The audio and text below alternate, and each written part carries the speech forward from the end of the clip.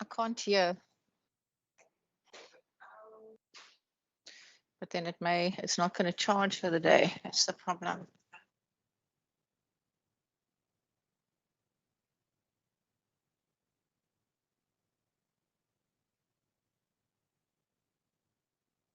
Members, we just want to quickly test the sound. Are you able to hear me?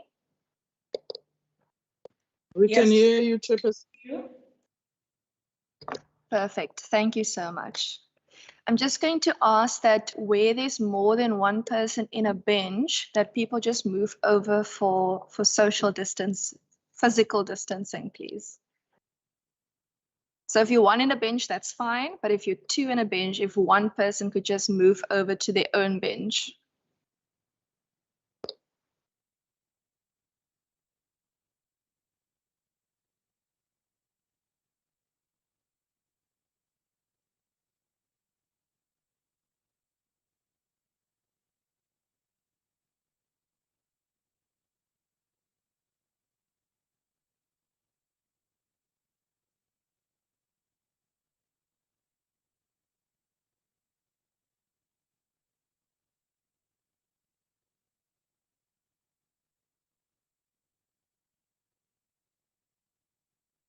Okay, perfect. Colleagues, I'm just quickly going to repeat the introduction, as I'm not too sure whether it was heard earlier with the sound problems. So my name is Deirdre Bartman. I'm chairperson for the Committee of Finance, Economic Opportunities and Tourism. Today is the annual report of the Department of Economic Opportunities and Tourism, as well as its respective entities, which is Saldanha, Z, Atlantis, SEZ. Sorry, I'm just going to turn off the sound here. But just quickly in that, I want to thank everyone. Good morning. Good morning. Why do you just mute everyone, please? Colleagues, I just ask that everyone is either muted or keep their videos off if they are currently not on the floor. Thank you so much. With that, the normal annual report process will be as follows. The members will introduce themselves. The minister will make some introductory remarks, and then the respective department and or entities will just also do some introductory remarks. And we will jump straight into questions and answers. Part A, Part B, and Part D is before the committee. Part C and Part E will be before SCOPA this afternoon. And if you could please just indicate your page number so that the officials know which page you're referring to when you ask the respective question. And if there are any members of the public who are online or in the chamber, please do let us know once the time comes, as you will be then also allowed to ask questions. But with that, members, if you could please introduce yourselves. Thank you.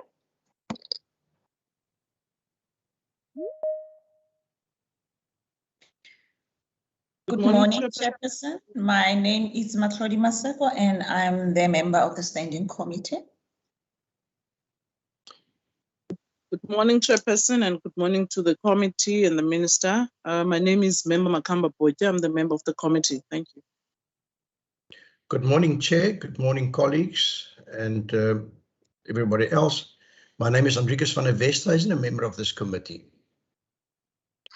Good morning, Chair, and good morning, members. Good morning, everybody. My name is Khalil Parankis. Good morning, Chair. Good morning to the department, Minister. My name is Ayanda Barnes. I'm standing in for Member Nkondlo today. Thank you. Thank you so much. Are there any other members online? Okay. With that, Minister Mania, you're up. Thank you, Chair. I'd like to make some brief opening remarks. Do you want our delegation to introduce themselves, or are you comfortable to be? Right. Okay, Chairperson, it gives me great pleasure, of course, to present the annual report of the Department of Economic Development and Tourism, together, of course, with our public entities, as you've mentioned, Westgrow, the Saldanha Bay IDZ, and the Atlantis SEZ. I think if we look back on the year under review, we faced, and this is possibly an understatement, significant and unprecedented and possibly even unimagined challenges in the form, of course, of the COVID-19 pandemic, which we all know hit our economy very hard in the Western Cape. And of course, the department were required to pivot and to respond. And our response, of course, is set out in detail in the annual report. But I'd like to draw members' attention to some of the highlights. We, of course, navigated the very sort of restrictions and the regulations that were associated with those restrictions. And we had some significant wins, opening up sectors of the economy, like e-commerce, and opening up, for example, the George Airport. We provided funding to struggling businesses with our COVID-19 relief fund, 38 million rand to 249 beneficiaries, supporting about 2,000 jobs. We also assisted businesses access funding. And certainly assisted businesses who had struggled to access funding through the UIF TERS relief system, supporting about 180 firms and 8,500 employees with a payout of about 43 million rand. We assisted businesses with workplace safety and much more. But of course, our achievements were not confined to our COVID response. They went well beyond that. Our public entities brought in about 4.7 billion rands worth of investment. Our red tape reduction unit and ease of doing business unit worked hard on decongesting and keeping the Port of Cape Town open. On skills development, we had about 4,000 beneficiaries of our various skills development programs, which were ramped up partly as a response to the crisis. And then, of course, we have our municipal energy resilience initiatives in order to sort of power up municipalities to procure electricity from independent power producers. And I think, Chairperson, what it proved is that the department and indeed the public entities are at their best in a crisis. And I'd really like to compliment everybody in the department on their response, particularly to the COVID-19 crisis during the year under review. I'd also like to point out, Chairperson, that I think our new chairperson of the Saldanha Bay IDZ, Thembisile Salman, will be joining us for the first time. We also welcome Renelle Stander, our new CEO of Westgrow. And then most importantly, I'd like to remind members that after what will be 12 years of service, we will say goodbye to Solly Fourie, our head of department and accounting officer, who will be retiring at the end of this financial year. Chairperson, you can see that we have a large delegation who are prepared to respond to members' questions. Of course, the delegation is headed up by the accounting officer, Mr. Solly Fourie, who I would ask just briefly to introduce the CEOs of the various entities, and then through you, Chairperson, we can begin the session.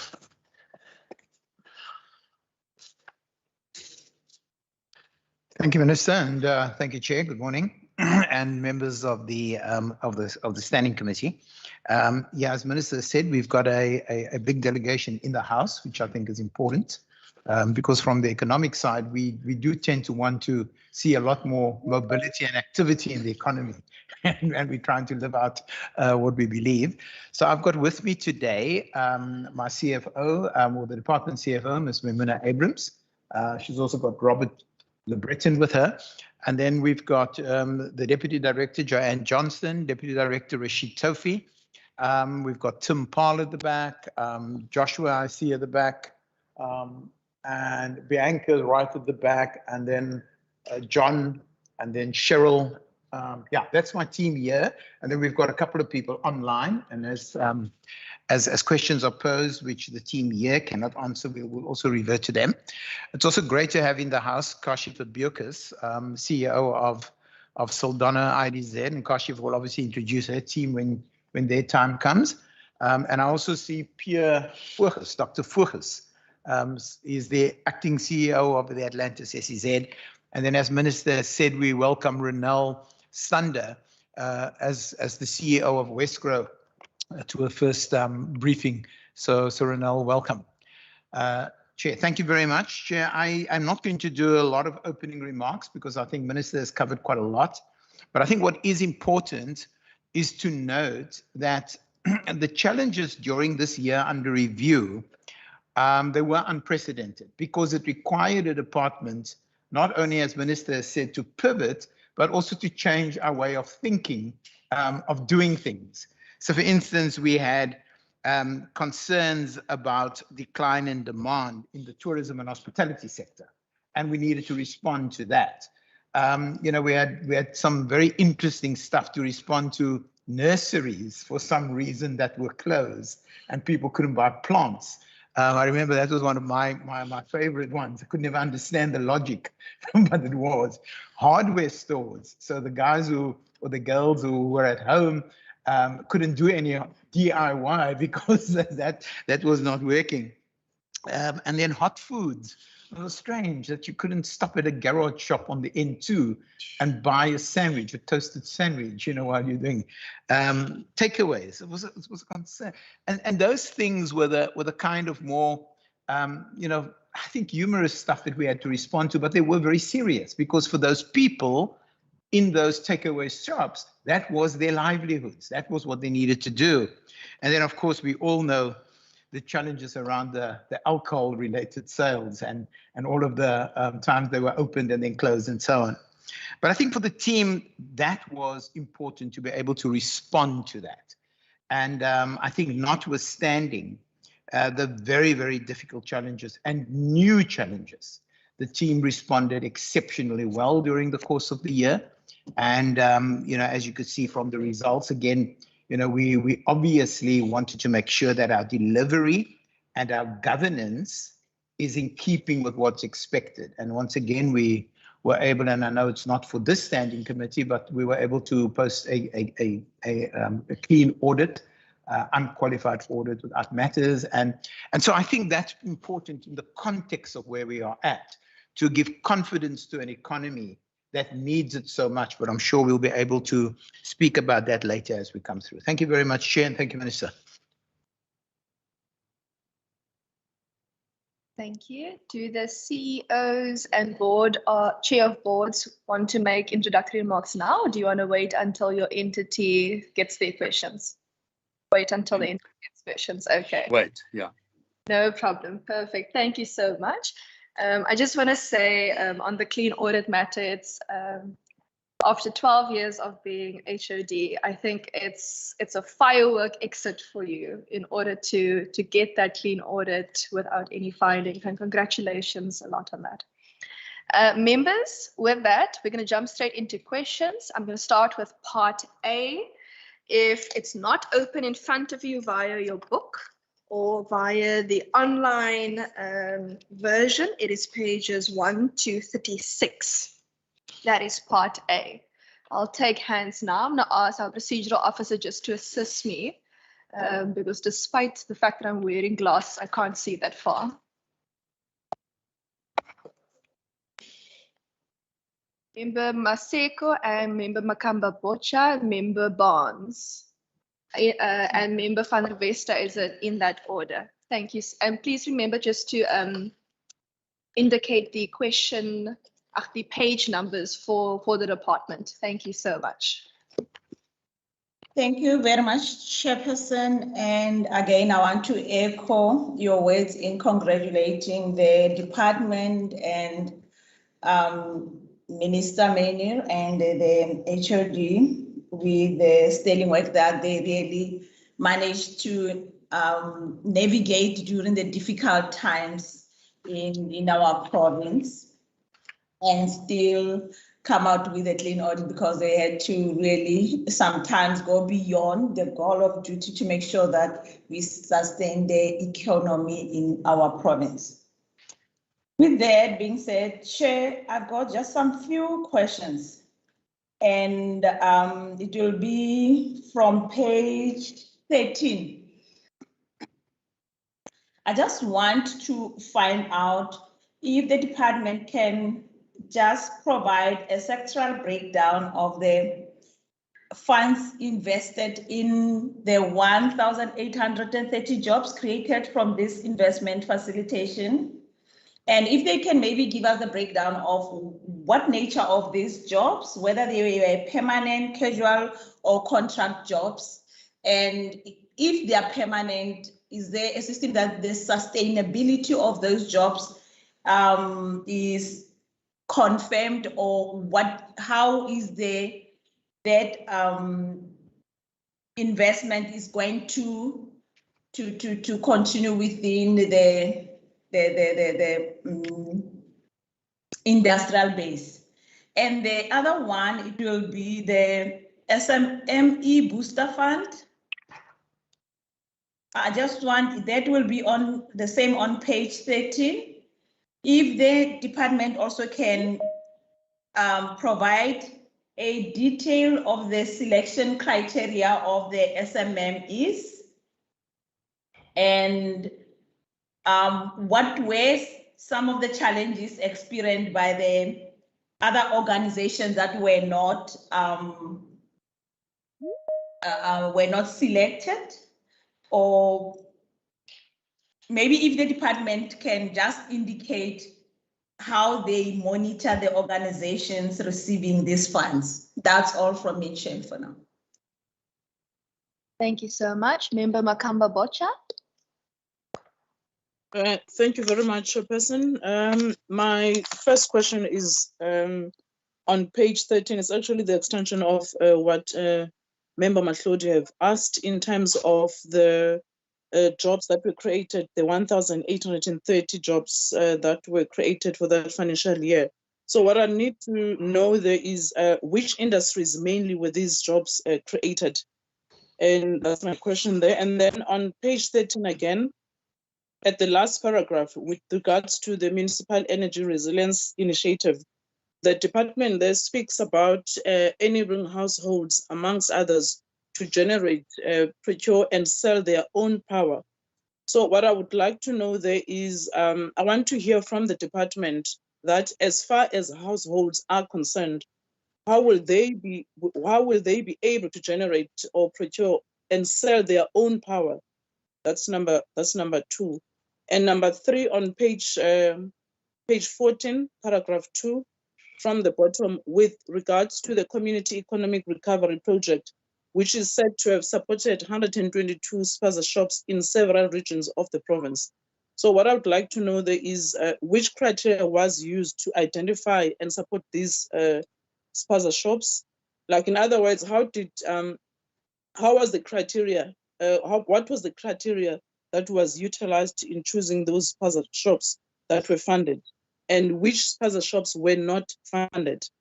And still on there, I want to also know what was the total number of the spaza shops that, in those regions at the time, and how many were not funded. And then on page 31, Chair, under the title Western Cape Recovery Plan, safety it's mentioned as one of the department's focus area. So what I want to know what is the contribution of this department to this issue of safety in this province? And I'm also interested to hear about the contribution of the department alone and not other departments, or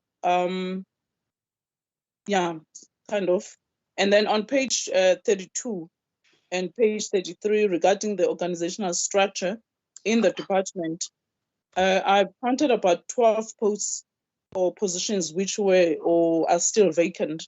So I want to know why so many posts were vacant and how does this affect the service delivery in the province. Like we've been hearing this over time. Every year when we speak about this kind of meeting, that you guys could not find suitable candidates in the whole country. And then we also hear that certain people were headhunted for positions, but when you look at the majority of them, then you find that they are all white people. And lastly, if your department is serious about tackling the issue of red tape reduction, how was it achieved that with the vacant post of the Director of Red Tape Reduction? That's my question, Chairperson. Thank you. Thank you so much. Member Makamba Boch, I'm just going to ask, what was the page number of the safety question? I know you did mention it. Page 31. Oh, 31. Okay, thank you. Member Barnes. Thank you, Chair. Member Makamba Boyka actually covers me. I only had one question under the organizational structure, but however, let me just extend it a bit. It's from page 32 to page 33 under vacancies. As Member Makamba Boyka said, this was a concern already last year, or 12 out of 21, nearly 60% of the directorate positions on the organogram are vacant. Skills programs and projects were vacant from last year. The 2 vacant posts in digital economy was vacant last year as well. Why is this the case? Why is there a high rate turnover in the department? Does this not spell paralysis in key intervention areas, especially green economy, red tape reduction, manufacturing, oil and gas, maritime, skills programs and projects, etc.? I just wanted to extend that question. It's the only question that I had. Thank you very much, Chair. Thank you. What I love about this committee is once members start asking questions, they've covered half of the questions you wanted to ask. Member van der Westhuizen. Yeah, thank you, Chair. Chair, my first question is on, and I'm sorry to say, but my page numbers on the electronic version and the one in paper differs somewhat, but I think on paper it would be page 15. There's a table, which unfortunately hasn't got a table number, of overview of the financial results of the department, bottom of page 15 there. My first question is there seems to be a number of income, quite significant financial transactions in assets and liabilities that have not been budgeted for. Perhaps if you could just give us some information on that. But then my other question is, I see there are quite a number of, can I call it, unused lines. I presume that this table may be a prescribed one that also applies to other provinces. But perhaps if we could just get an explanation of why there are so many unused lines in that table, where, you know, is it because the motor vehicle licenses income are reflected in the Department of Transport and Public Works? Perhaps you can just help me in that regard. Then, Chair, on page, I've got it here as page 18, but I believe that is the electronic one. There it says, for example, that, you know, the share call line was not active because of COVID. Now, Chair, my impression is that, you know, there's almost no telephone system today that hasn't got the ability for phone calls to be forwarded. And I'm just wondering, you know, was there really no possibility to forward phone calls to mobile devices? And, you know, if you issue 10 people with mobile devices and the first 9 devices are switched off, then obviously each device could forward, you know, an incoming call to the next one, to the next one, to the next available one. And I'm really concerned that COVID-19 is being blamed for so many service delivery failures or service delivery problems that we've had during the past year. And then, yes, I also would like to add my question to the fact that on page 32, I think that's the hard copy, with 8 positions filled, 6 senior management positions vacant. Page 33, 12 positions filled, 6 positions vacant. It's in stark contrast. We will later see in section D that the overall vacancy rate is being given as 4.7%, I believe. Now, you know, to have a 33% senior positions vacant, and in one case more than 40% of senior positions being vacant, it's in high contrast to the general position that is being sketched. Perhaps if we could just get that in that explanation. Thank you so much, Chair. Thank you so much. I'm just going to ask Member Makamba Bocha, Member Barnes, are those new hands or is it from the previous round? No, Chair. No, that's all. Okay, no problem. Okay, I'm just going to add my questions then quickly here. I just wanted to find out on page 13, it speaks obviously to the Western Cape Recovery Plan, and later on in the same chapter, it speaks to the jobs plan. But I just wanted to find out, is the Western Cape Recovery Plan, are you referring to the previous budgets that were tabled at Parliament last year? Or are you referring to the jobs plan? Or which is it? It's a separate document?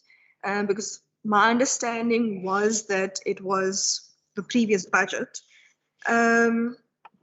In terms of, let me just see, page 14, it speaks there in paragraph 1, 2, 3. The program in partnership with Cape Town College, National Skills Fund, and the City of Cape Town and BPO, and the BPO Academy, which was launched, and the bespoke industry certifications. What I did want to find out is what happened to the FinTech degree, because I know that this department also assisted tertiary education with getting a FinTech degree. So my one concern is that the BPO Academy achievement and the degree and information is going to be in this report, but then in the next annual reports, we're not really going to see what that impact or the outcomes have been with the implementation of such a degree. Then on page 17, paragraph 3, there it then speaks to the Department of Economic Development and Tourism's 5-year strategy. So now you have the jobs plan, you have the 5-year strategy, you have the recovery plan, you had 3 adjustment budgets previously, you have your annual report and your annual performance plan, and you have so it's becoming quite a number of documents. And I do know that this department produces a myriad of research as well. And then on that same page, you have then your table, which speaks to your long-term goal, primary priorities, enabling, and foundation. But if you look at page 17, and then when you look at, page 27 at the policy mandates of the Department of Economic Development and Tourism, the items or focus areas identified on page 27 is a bit of a combination of the primary priorities and foundational matters, whereas page 17 has completely different things on it, some coinciding. And previously on,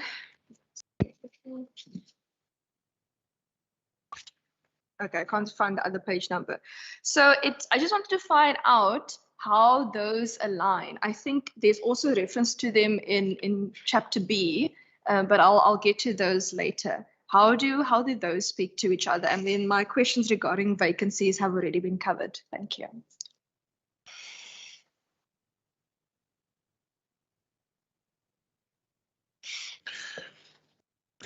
Can we proceed? Thank you, Chairperson. I'm going to hand over to the AO and team to respond to the questions. Thank you. Thank you very much, Chair. I'm going to run through the questions as they were posed. Member Maseko, related on page 13 to the breakdown of the jobs, the 1,830 jobs. that relates almost exclusively to the jobs linked to the attraction of the investments. And that in the summary pages that we've given in the front, that obviously captures work that has also been done in the entities, but we don't put that in our programs because we didn't budget for that. But when I report on part A, I report on the holistic picture. So the jobs there related will be discussed in the Westgrow report in more detail as to how those jobs are created. But I can tell you now that those jobs are all linked to investments, and then those investments are regarded as long-term investments, and then hopefully they are sustainable over the long term. And they're not necessarily contract jobs. So I just wanted to clarify that. On the SMME Booster Fund, we speak about the SMME Booster Fund at length in the detail later on. I think it's on page, I did have the page earlier on, but we'll come to that again. But again, the criteria there is very, very clear. I mean, it was published in the tenders, what the conditions are. It is largely intermediary organizations that support small, medium enterprises, a very thorough engagement. And then when we come to the detail later on, we'll actually understand exactly where that is. But maybe Joshua, if you can maybe just add to what that criteria is, and maybe you can just go for it now. Thanks, sorry. So thank you, Chair. So in terms of the selection criteria, we looked at 4 groups of categories of organizations that we support. So we looked at corporates that does ESD, we looked at business development support programs, infrastructure programs, and we also looked at SMMEs that are in distress. So some of the qualifying criteria that we looked at is in terms of business must be a recognized legal entity. They must have existing programs that they are executing. They must have a particular track record in terms of the businesses and SMMEs that they are supporting. They must obviously be solvent entities, and also that the proposed initiatives are actually aligned to the 4 categories of support that is being required and being supported. Thank you, Joshua. The challenges experienced with firms or with businesses that did not qualify. Again, I mean, it's a very narrow criteria that we're looking for. And of course, compliance with those criteria that Joshua said there. That was important. And when firms didn't qualify for that, we couldn't actually admit them to the program. But that detail, again, was communicated to firms so that they're aware of that. I think Member Kambucha's question on the jobs that page 13, the 1,830 jobs that we've addressed. On the MER question, the municipal energy resilience question, I'm probably going to ask Jo if she could maybe just respond to that one. Thanks. So with respect to own households, there's quite a lot of work that the department has done with respect to municipalities allowing for wheeling arrangements, so that basically each of the households can generate their own electricity through PV panels, for example. And there's quite a bit of support that the department had provided through to municipalities like the city of Cape Town and across the province that allows not only for households to generate their own electricity for their own requirements, but if they have excess, then they can also feed into the municipality and sort of sell it on to the municipality. So yeah, thanks. Okay. The next question was on page 31 about the Western Cape Recovery Plan and how this department contributes to the safety pillar of the Western Cape Recovery Plan. I mean, obviously, this department's major focus is on jobs, and I'll explain the myriad of plans and areas, Chair, in your question later. But we are very directly involved with safety, and I'm going to ask Rashid if you maybe just talk about the tourism aspect, which we did in this particular financial year. And then, of course, generally, as we support the creation of opportunities for jobs, that in itself helps young people to be occupied and not exposed to the temptations of becoming involved in criminal activity. So a job, I mean, there's a quote that I always use, and I got it from somebody in the States. It says that nothing stops a bullet like a job. And I think it's important for us in the context of where we are at to recognize the contributions of jobs in the three pillars that we have in the Western Cape Recovery Plan. I mean, jobs obviously directly to jobs, but also in wellness and also in safety. You know, the ability of us having opportunities for job creation does contribute. But I think specifically on the tourism safety side, it was Rashid to respond on that. Thanks, HOD. Honourable Chair. Yeah, just before we get to the safety, interestingly, we now have a permanent seat following the COVID crisis on the SAPS Prof Joc, and I think one shouldn't underestimate how crucial a role we play there. Minister, I don't know if you remember daily meetings with those people during COVID for several months, and it actually continues every week, 7:30 a.m. there's a meeting, and there's a lot of reliance on us being the connection to various things, issues in the port. So our connection to SAPS and National Police, JP Smith and his team is quite crucial. So we play a role in being the economic partner in the policing of the Western Cape. And that can be anything from, the latest one was, can you help us with the fact that truck drivers going into the port don't have the correct permits? And I'm able to call John's team and get an answer, you know. And even things like the workplace safety things that we do, we are the eyes and ears that alert the police effectively to a non-compliance in a workplace. So someone will say a retailer is not sanitizing or people are not putting on masks in restaurants, and literally within the day a SAPS vehicle will pull up and enforce that. So we play that strong connection.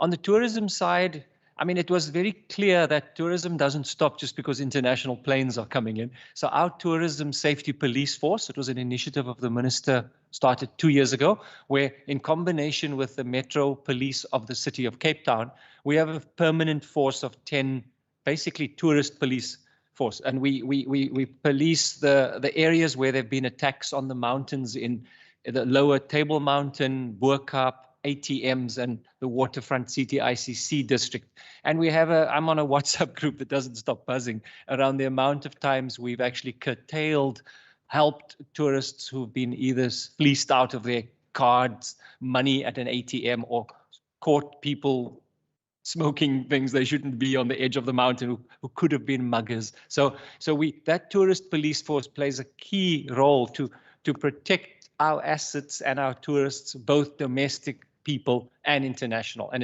it was really encouraging to see them continue to be active even without international tourists. Thanks, HOD.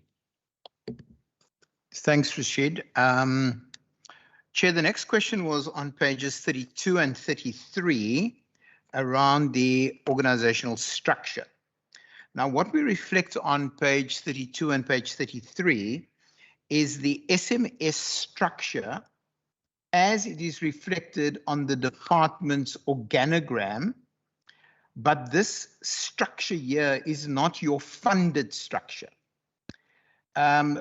Members would remember that over the last couple of years, we have implemented in the Western Cape government, and particularly in our department as well, we've implemented a upper limit ceiling on compensation of employees.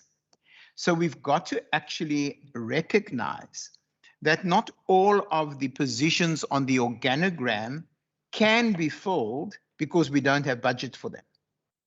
Now, the question then is, does this affect service delivery? And what we need to understand is that every year when we do our budgets for the next year, the ensuing year, we have to prioritize against the budgets. And unfortunately, some things we can do, we can't do, and other things we will do because they are priorities. And then the staffing allocation is aimed at ensuring that we have sufficient staff to deliver on those projects and programs that we prioritize and that we are, from legislative aspects, expected to do. So when you see the vacancies, I think it's important to note that this department had a turnover rate of 16% in the 2021 year, compared to 21.7% in the 2019-20 year. A lot of those vacancies are in the more junior positions, and they are related to people that left the department, but also moved on to other areas of well, not promotion, but new opportunities within other areas of government, Western Cape government. And then also this department makes use of contract employees to a great degree. And oftentimes when the contract ends, we may not, from budget purposes, need to renew those contracts or place new people in those contracts. So it's a flexible kind of staffing arrangement. But I'm confident that the vacancy rate in the department of 4.7% is probably one of your lower vacancy rates within government. It compares very favorably, I think, to last year of 5.1%. And that vacancy rate is compared to the vacancies relative to your funded structure, not your organogram, it's your funded structure. If you don't have a budget for higher compensation of employees, you are going to have to make do and readjust and reassign and deprioritize certain areas and prioritize certain other areas and move staff around to ensure that you come out on that. I can assure the committee that there is no service delivery gaps, that we are addressing everything that we need to address. On the organogram, we have now filled the Director of Business Regulation post. There was a question on red tape being one of our key drivers, but the position is vacant. The position was vacant as at the end of March 2021. The incumbent left in January, the end of January 2021. So the position was vacant for, well, 2 months. And that position has also now been filled and been appointed, because those are critical and key positions for us.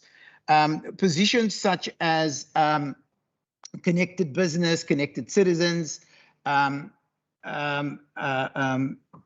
economic Cape Catalyst, those aren't critical priorities, and we therefore didn't need to make sure that we fill them because they're not in our priority list. And given the fact that our budgets are limited to our upper limit of compensation of employees, it's very difficult to fill those positions if somebody doesn't leave and you've got budget available.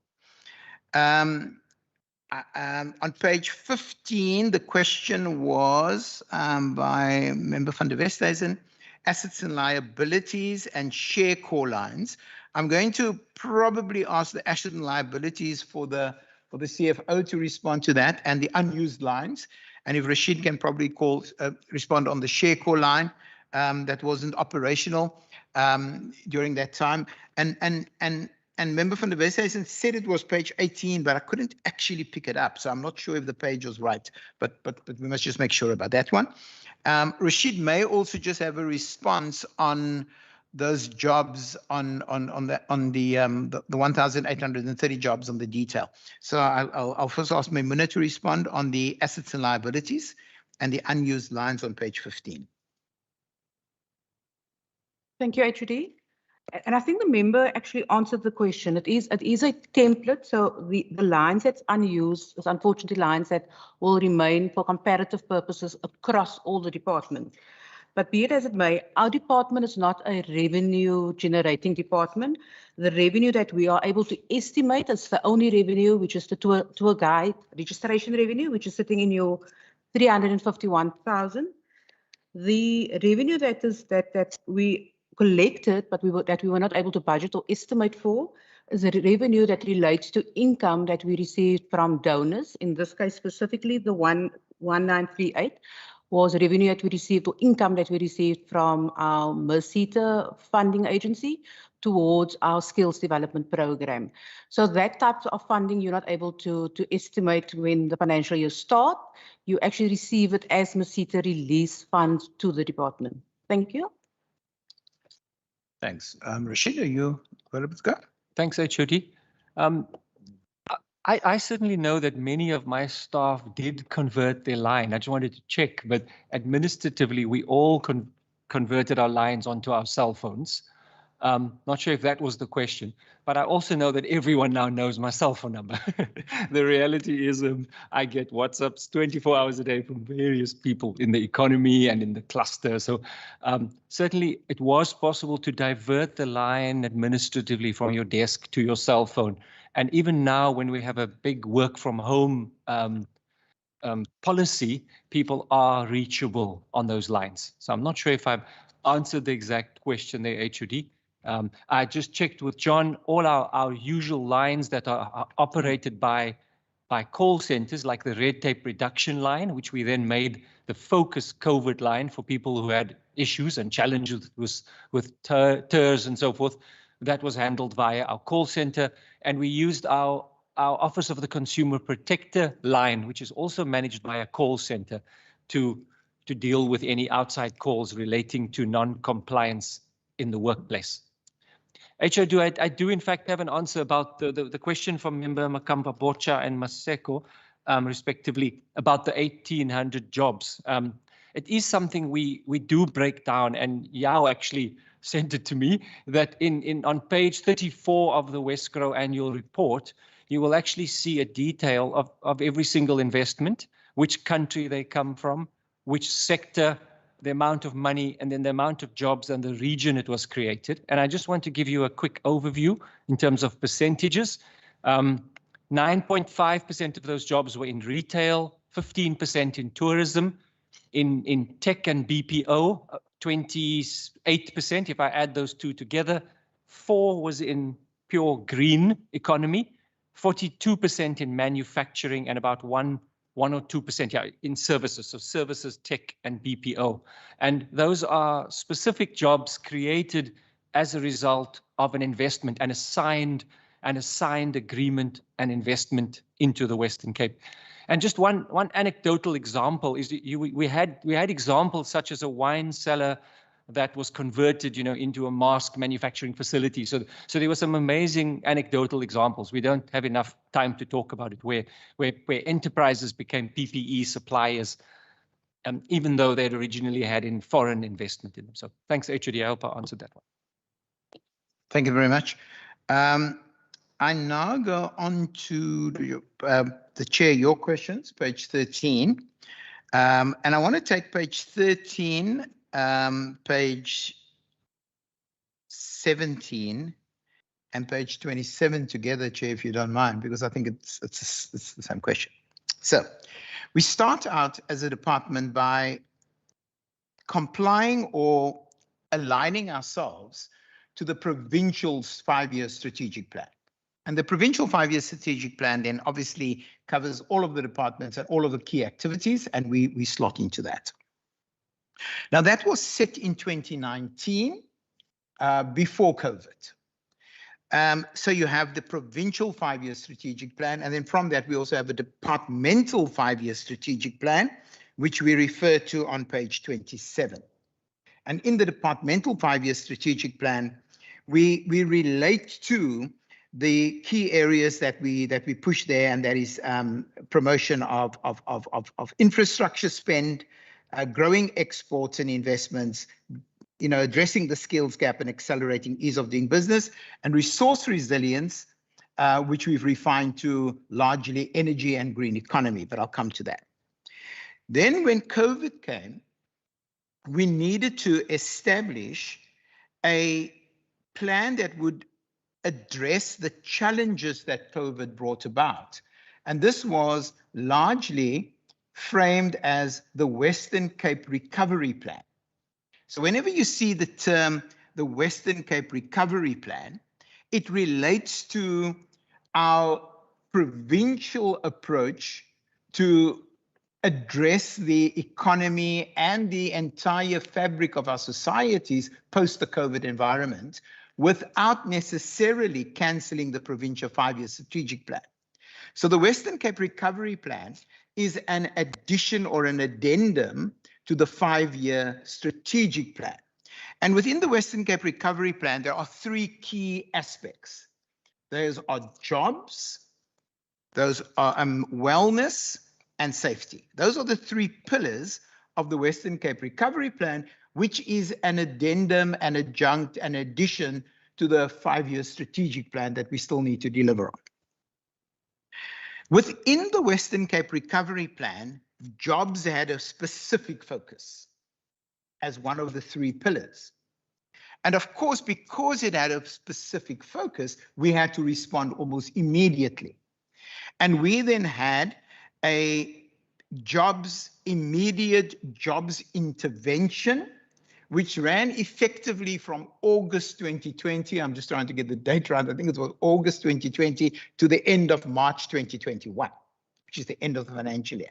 And this meant pivoting a lot of what we did and a lot of our budgets to address the challenges that we required to bring about immediate job opportunities within the economy. So something like the COVID Relief Fund, which you'll see under Program 2, was one of those aspects. Being able to, and Minister Mania in his opening comments made the red tape intervention with the George Airport. There was also a significant intervention we did with a shipbuilding vessel that needed to do ship repairs, but had challenges coming into the harbor because of COVID regulations. And we intervened there to make sure the jobs are going. So the Western Cape Recovery Plan is then supported through our immediate jobs plan. And as we work through the financial year that we are in, you'll notice that we haven't deviated from ease of doing business, energy resilience, investment and export growth, supporting the skills development area, which we've done as by way of course, and the boosting of of infrastructure, which is in our catalytic economic environment. So there isn't a new plan. It is an enhancement of our current plans to meet the demands of COVID. And we are constantly looking at, in a shrinking fiscal environment, how do we prioritize in order to have strong focus of delivery and make the most impact with the amount of money we've got? And that is why we've introduced this term of primary priorities. So again, our 5-year strategic plan hasn't been amended to a large degree, but we've added to it the jobs plan, which is a part of the Western Cape Recovery Plan.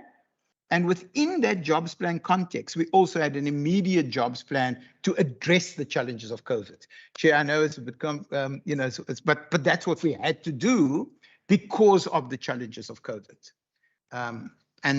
Chair, that is the answers to your. Oh, sorry, there was one on the fintech degree. I don't know if Tim could maybe answer that.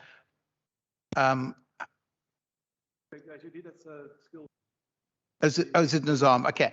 Nizam is online. So Nizam, are you available to answer?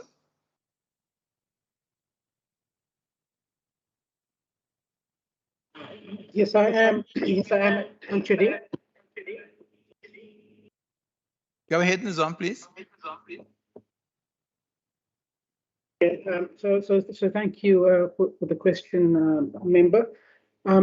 Yes, so we have been working with the universities in responding to the demands, particularly from a 4IR perspective. And we work with all the universities in developing new programs. And one of those programs that we have focused on is those fintech accreditations. And like the member says, one of the members earlier, I think it might have been the chairperson, that the efficacy of these certifications is really dependent on the uptake of those degrees, and we certainly will monitor them and monitor the uptake of those degrees. And if the uptake is not as vigorous as we expect it to be, we will then, with industry and academia, shape those degrees to better align to the requirements of sectors. Thank you, HOD. Thank you, Nizam. Chair, I don't know if that's the first round of questions and responses. Thank you, Chair. I just two supplementaries. I think the question on the investments was clarified by Rashid. It's 17 investments, obviously totaling 4.3 billion rand, 1,830 jobs, and of course, all the details are set out on page 34 of Westgro's annual report, and we might want to dig into that during their session. I also want to pick up on the question of safety. I mean, the department started to play an increasing role in safety, particularly in relation, as Rashid said, to tourism safety. And although it falls outside the year under review, that has paid dividends. I mean, the department played a major role during the recent incidents of taxi violence, building on our platform, where we coordinated operations daily at a political level, where Rashid coordinated operations, or was part of the coordination of operations through the prof joints on a daily basis, where we set up a platform for the security cluster to brief business, and where we set up a platform for business to brief us on their areas of concern so that we could respond. And we think that went a long way to at least maintain confidence in the business sector here in the Western Cape. Thank you. Thank you so much. Colleagues, I'm going to open up for follow-up questions or additional on part A. I see one hand, Member Makamba Bocha. Okay, if that's all, then I will ask mine after Member Makamba Bocha. Thank you. Thank you very much, Chairperson. My follow-up question is basically on the issue of the Municipal Energy Resilience Initiative. I think I'm a bit blown there because the department did not explain like in detail in terms of how are they intending to enable the households to sell their own power. So can the department tell us in layman's terms what do they mean? What is it exactly that is going to happen there? And then my second question is on the issue of the vacant positions. I hear the department has responded that the vacant positions are not necessarily from management positions, and that they are coming from operational level. So I want to find out in terms of the high turnover. Doesn't the department think the high turnover in that department is as a result of staff being moved around to make sure service delivery is not impacted negatively? And maybe these people are overloaded with work simply because they find themselves doing work that is out of their scope, which is causing fatigue and which has a direct impact on their productivity. I'm interested, Chair, to know of if the department does embark on exit interviews to have a determination of why people are moving. And then with the response from the department, it sounds like the department does not really prioritize the well-being of its employees. Thank you, Chair. Thank you so much. I'm just going to add on to some of those questions. In terms of Member Makamba Bocha's MER question, I'm just going to ask that I think as officials, it's easy to speak about the psychology of why apple is red instead of instead of the details, you know. So maybe if you can just go into you know, when a municipality has to get the feed-in tariffs and what NERS has to do and what a municipality has to do, and if a household puts the solar up, and what is that process? I think that is more like, how does the household sell energy and, you know, generate energy? I think that's more of a operational and not the high level stuff. Yes, go into the detail asseblief. Then my first follow-up question is related to the vacancies of director connected business and connected citizens.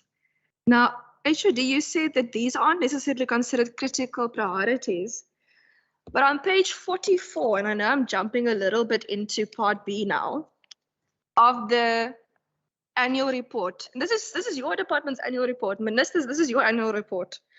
Paragraph 1, 2, 3, 4, 5. Paragraph 5 speaks about the World Economic Forum, noting that 60% of adults lacking basic digital knowledge and skills.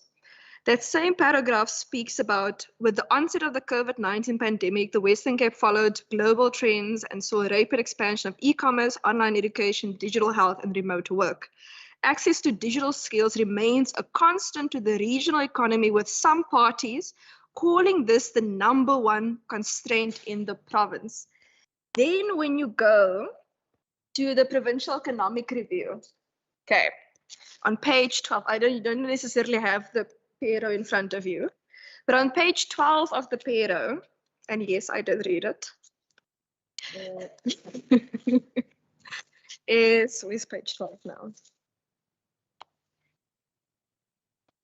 Okay, page 12 in the second last paragraph of Pero says, the COVID-19 pandemic has come to revalue just how precious our families and personal relationships are, with as many as 1 in 4 people working from home globally, up from more than 1 in 12 before the pandemic. So my informal calculations, that's approximately of an 80% change. Then when you go to page, where's this one?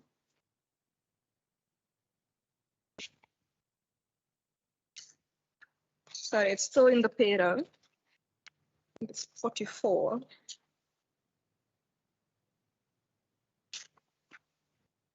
This also happens when you have too many sticky notes. I think it's page 44, the Pero. No? Yes, no. Ah, sorry, page 73 and 74. Okay. It speaks there about establishing Cape Town as a tech hub, and that research shows that Cape Town Stellenbosch region already employs more than double the amount of people in the tech sector than both Nairobi and Lagos combined. And then obviously in part B of your annual report, you spent 16 million, if I remember correctly, on the digital economy program. Yes, page 99, 16 million rand. Now, 16 million rand is a drop in the ocean, really. Like, quite frankly, in my mind, I'm like, what can you do with 16 million rand in a governmental department? So I'm not quite sure that it is correct for us to consider those 2 director positions as not critical. Members, and this is an easy example, with load shedding these days, members are coming into the office sometimes simply to be on an online committee meeting because there's load shedding in their respective areas. If you are in a rural metro area and you have no access to internet or to school free Wi-Fi or ICANN center or what is the previous one's called? There's another center from the Premier's department that they do, Cape Access Center.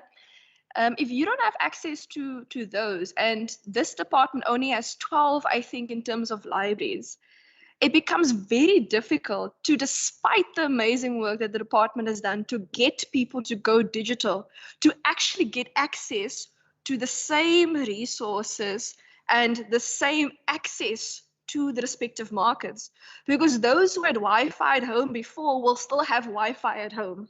They might upgrade their Wi-Fi, they may be able to afford more Wi-Fi, but those who previously relied on going to governmental buildings and the mobility you spoke about previously, those who relied upon going to school and the hospital and the supermarket and the mall and the nursery where you get free Wi-Fi or whatever, those people don't necessarily have the same access.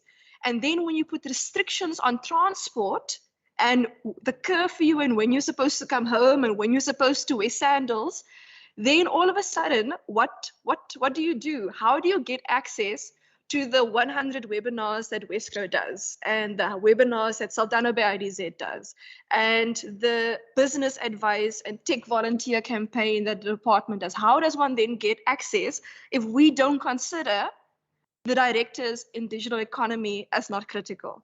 Thank you. Oh, and the fintech follow-up question. It's not more questions, more just a request. If we can just get a report, please, on the impact and implementation of the fintech degree, because we can't implement programs and then not know a year to 5 years later on what is happening. And that relates similarly to the Cape BPO Academy. I don't want it to be one of those things where we see it in this year's annual report, and then in 3 years' time, we're like, okay, we actually don't know what those kids are doing. We actually don't know where those graduates are. We don't know, are they even working in the fintech industry? Are they even using the degrees for what they are currently doing? What is the impact? Has there been some initiative? Has there been a new unicorn in the business and economy and so on? We need to know what the follow-up is and not just have the program stop there. Thanks.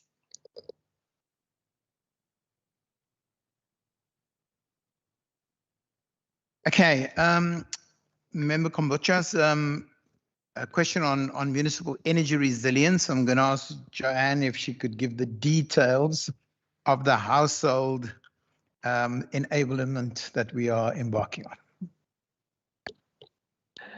Okay, sorry, I am Helen, who is the Chief Director for Green Economy is online, but I'm going to attempt to actually answer it. So it is quite operational, and there's a lot of systems and regulations that essentially impact on households deciding whether they go and put up their own PV panels.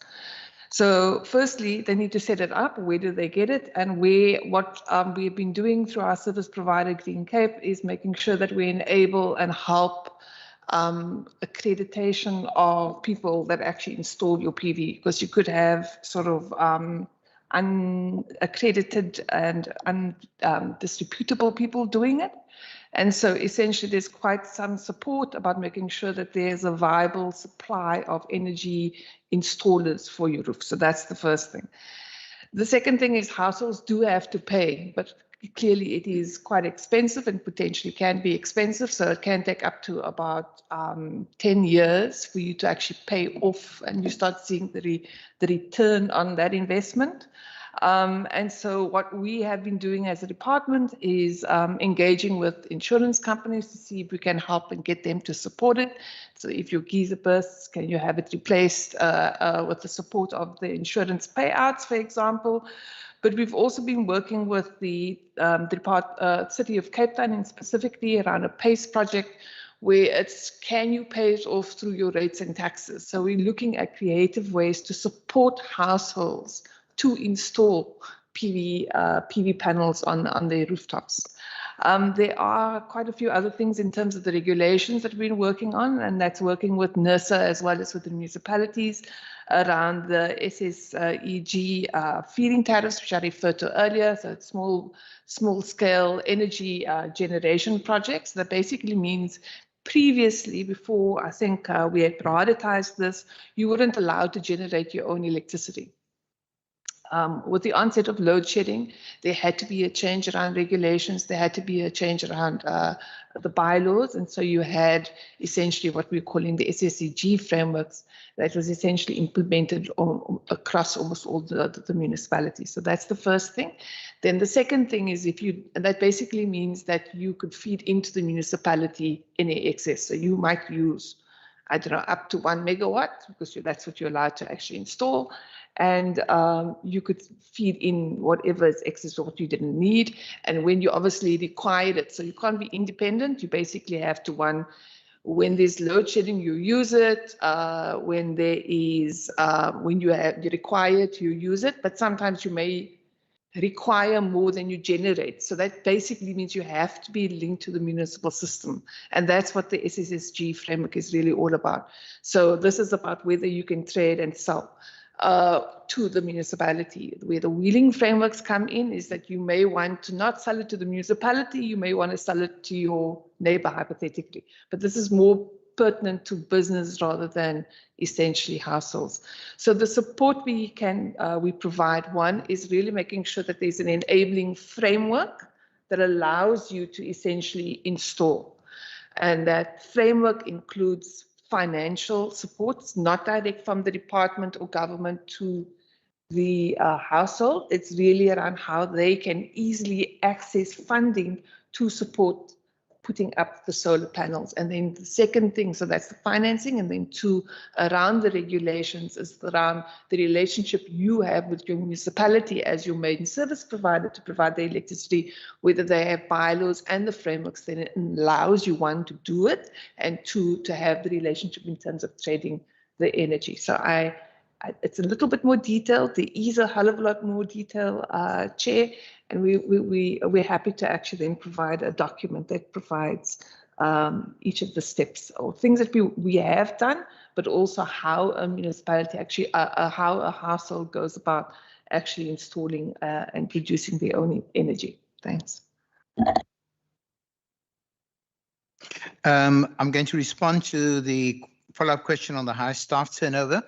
I think when you drill down into those numbers, as we're going to do in Part D, you'd recognize that a lot of those vacancies are from, I say a lot, a majority of those vacancies are from officials in finance, who then moves to other, and they are in exceptionally high demand. So you'll see that happening.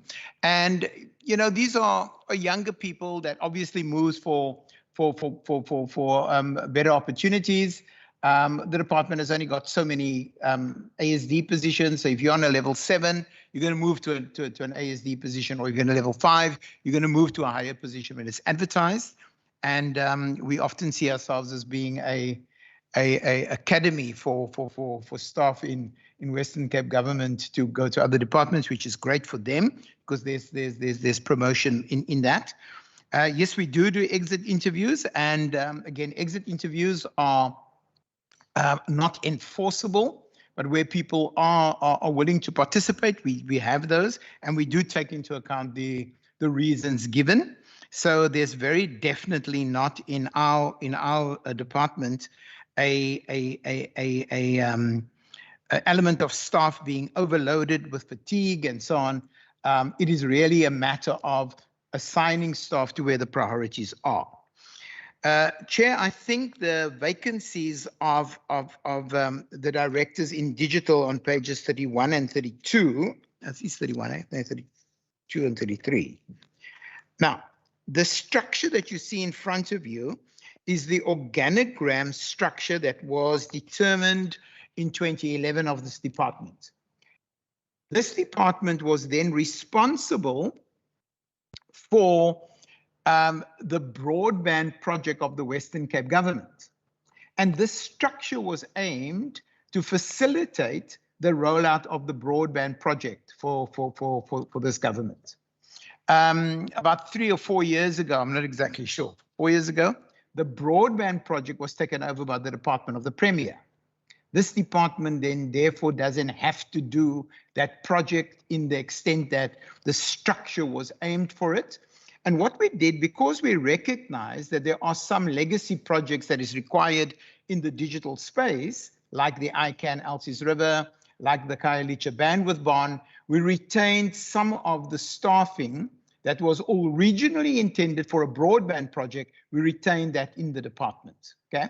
But we didn't need the full staffing. We don't need the full staff because this department's role is not to provide digital capabilities for the province.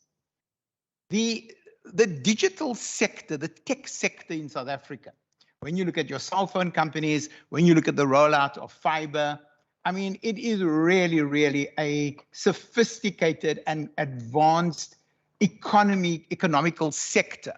So they don't necessarily need government to pump money into a development of the sector. Where we are playing a major role in this area is equipping young people with skills in the BPO and the technology sector so that they are employable. Remember, this department's primary focus is to create opportunities for growth and jobs. So we want to equip young people. So you'll notice on page 116 of our document, 4,153 beneficiaries were supported through our skills intervention. The majority of those were placed in the phenomenally growing BPO sector in this area, and we are supporting that from a digital perspective with digital skills for both front office, which is primarily your call centers, middle office, which is a lot of value add work, and now increasingly more we are beginning to see back office work being landed in Cape Town, and we have to equip our young people with the skills to meet that demand. So, Chair, as a follow-up, the thrust of this department's role in digital is not the development or the rollout of digital projects and programs. It's to support young people with digital skills and then being able, which is the most important thing, for them to have an experiential learning, either through an internship or through a learnership. And we, in our experience with our skills program, up to 70% of those young people are generally employed by the firms where they are placed. But they have been equipped with digital skills. And that is where we're playing in the digital space. Why I'm saying it is not for us. The structure that we had there was a structure that was done in 2011 when we were responsible for broadband rollout. But that is now with the Department of the Premier and the CEI component of the Department of the Premier. I've taken your point, Chair, on the impact assessment of the fintech degree work that we did, and that that was quite. And we'll have a look at the KBPO Academy as well to see how that works. Thank you very much. Thank you so much. Sorry. Chairperson, I just want to pick up on your point. I think your focus on the digital economy and the tech sector, I think, is absolutely correct, and that was brought home to me in a recent investor meeting, where the investment decision to a large extent rested on questions about the supply of digital skills, competition for digital skills, and of course the relative price of digital skills in Cape Town and the Western Cape. And so, I mean, there's no doubt that the digital skills play to which the department has referred, I think, is vital and probably needs to be more ambitious. And I'd certainly be delighted if you would share your view that 16 million rand is a drop in the ocean, which I completely agree with the Minister of Finance and with PT. I think I'll take it up with the Minister of Finance at the annual report session. Colleagues, I'm going to ask that we move on to Part B. I do think many of our questions also specifically relate to Part B as well. So with your indulgence, if I could please see the hands for questions for Part B.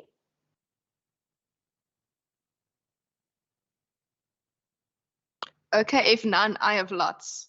Okay, Member van der Westhuizen, Member Makamba Bocha. Okay, Member Barnes. Okay, in that order, thank you so much. Thank you, Chair. Chair, let me just jump to that section here on my notes. Chair, I've got a number of questions on Part B. Yeah, can I just say, sorry if I quoted the wrong page number, but I see here on page 60 again, there's reference to the share call number that was apparently not available.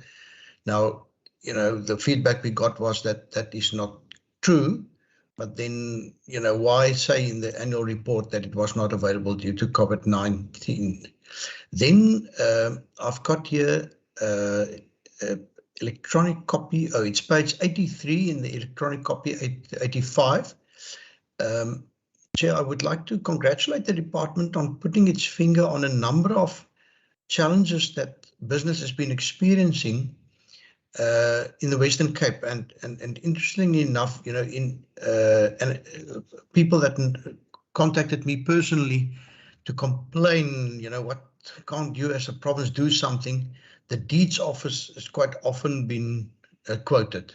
Now it seems to me, and the report is also saying that things have improved, but it seems to me as if not only are they still from time to time experiencing serious delays, but people have also complained about having to stand outside in queues, for hours on the pavement because only a limited number are being admitted.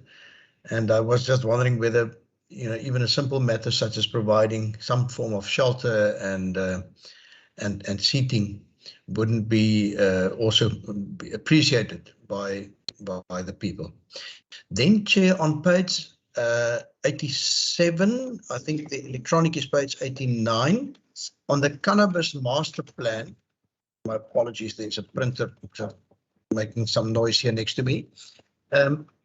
Has a study been done on the social risks and the potential impact of cannabis? I believe there's a huge economic potential benefit, but we also know that for various reasons, cannabis is quite a controversial product, and I just believe we've got a lot of experience about the liquor industry and its benefits versus risks in the Western Cape, and whether it has been studied. I think there's a huge need for that. Then also, Chair, we've just heard on page 114 about the training needs. It's been called the digital skills needs, but I've always wondered why there are no public TVET colleges offering training in, for example, the one I always quote is cell phone repairs, and we then find people from other countries that do these or open these cell phone enterprises. But also, Chair, in terms of satellite installations, audiovisual installations, many people, it seems to be, are now linking up their audiovisual equipment to other sound equipment, be it via HDMI cabling, be it via even optical cabling, etc. And there just seems to be a huge potential for training, and therefore then also job creation in that field, because it seems to me as if people don't need a lot of expensive equipment to be able to render such services. That's all from that section for me. Thank you, Chair. Thank you so much. Member Makamba Bocha. Thank you, Chairperson. My first question is on the last paragraph of page 45, where the department says it has enabled 10 small and micro enterprise on Long Street to access new market opportunities in the CBD. So I would like to know if the department has future plans to increase this number from 10 to more. And secondly, how do small businesses apply for such assistance? Where do they go? How do they access these opportunities? And lastly, not only in the Long Street, but in the rest of the CBD and extending to townships as well. And then on page 70, under the title, Improved Ease of Doing Business, my question there is, how does the small businesses benefited from the red tape reduction initiative for the year under review? Sure. Thank you very much. Member Barnes. Thank you, Chair. My first question is under red tape reduction business helpline services, which is on page 52. Actual achievement 54% satisfaction rate. What I know, Chair, is that this is one of the directorates that does not have a head. We read the respondents were not satisfied with responses with regards to permitting and finance, which the department deems outside of its control. Why is red tape reduction and this directorate existent if the department regards some issues permitting, which is red finance, as outside of its control? My second question, Chair, is on page 72 under sub-program 1.2, financial management, the outputs. We noticed that quite several indicators are no longer present in the roads as we have had in previous years. For example, percentage of bids processed within 60 days, no bids processed within 60 days, total number of bids. Also indicators, for example, on departmental communications, which we have seen in previous years has just been completely new. This now applies to other programs and sub-programs as well. Surely the department will be doing well if it shifts the goalposts every year. I'm just checking, Chair. On page 76, under sub-program 1.3, corporate services, the outcome functional of monitoring and evaluation system provides strategic support to the department. Corporate service is more than merely an MNE, and it would seem to the department's corporate services sub-program has become solely an MME sub-program. Communication and knowledge management is not being reported on, or has this been relocated, or is this correct? I'm just trying to check on that one as well, Chair. My last question will be now on page 82, under sub-program red tape reduction 2.4, improved ease of doing business, audited actual performance 2018-2019, 15 planned actual target 2020 for 2021, and actual achievement of 2020-2021 is 6. Notwithstanding COVID-19, one becomes concerned when targets are lowered every year. In 2018-2019, 2 years ago, the performance was 15. Now it's less than half. The department will do well when the targets are this low. Why was the target set for 6 and not maybe 10 or 12? Also checking, Chair. I thank you. Thank you so much. I see Member Maseko's hand. Thank you very much, Chair. Chair, I just want to find out, I think I would just to add a question on Member Barnes on page 82, I think it's 82, on the number of ease of doing business interventions supported. From me, it's just to find out the department indicated that the sub-program had to reposition itself and mostly focus on COVID-19 business sector needs. So now, notwithstanding this repositioning, can the department just elaborate on why the planned target is the number of interventions rather than the number of enterprises supported with this ease of doing business interventions? If the department can just explain how ease of doing business interventions are measured and monitored. Thank you, Chair. That's all from me. Thank you so much. Okay, let me quickly add mine. Okay, page 39. So this comes back again to the alignment of the plans in the plans in the plans, okay? Because in paragraph 3, it speaks about the province positioning itself as a digital, green tech and financial hub, which can support BPO, manufacturing and development.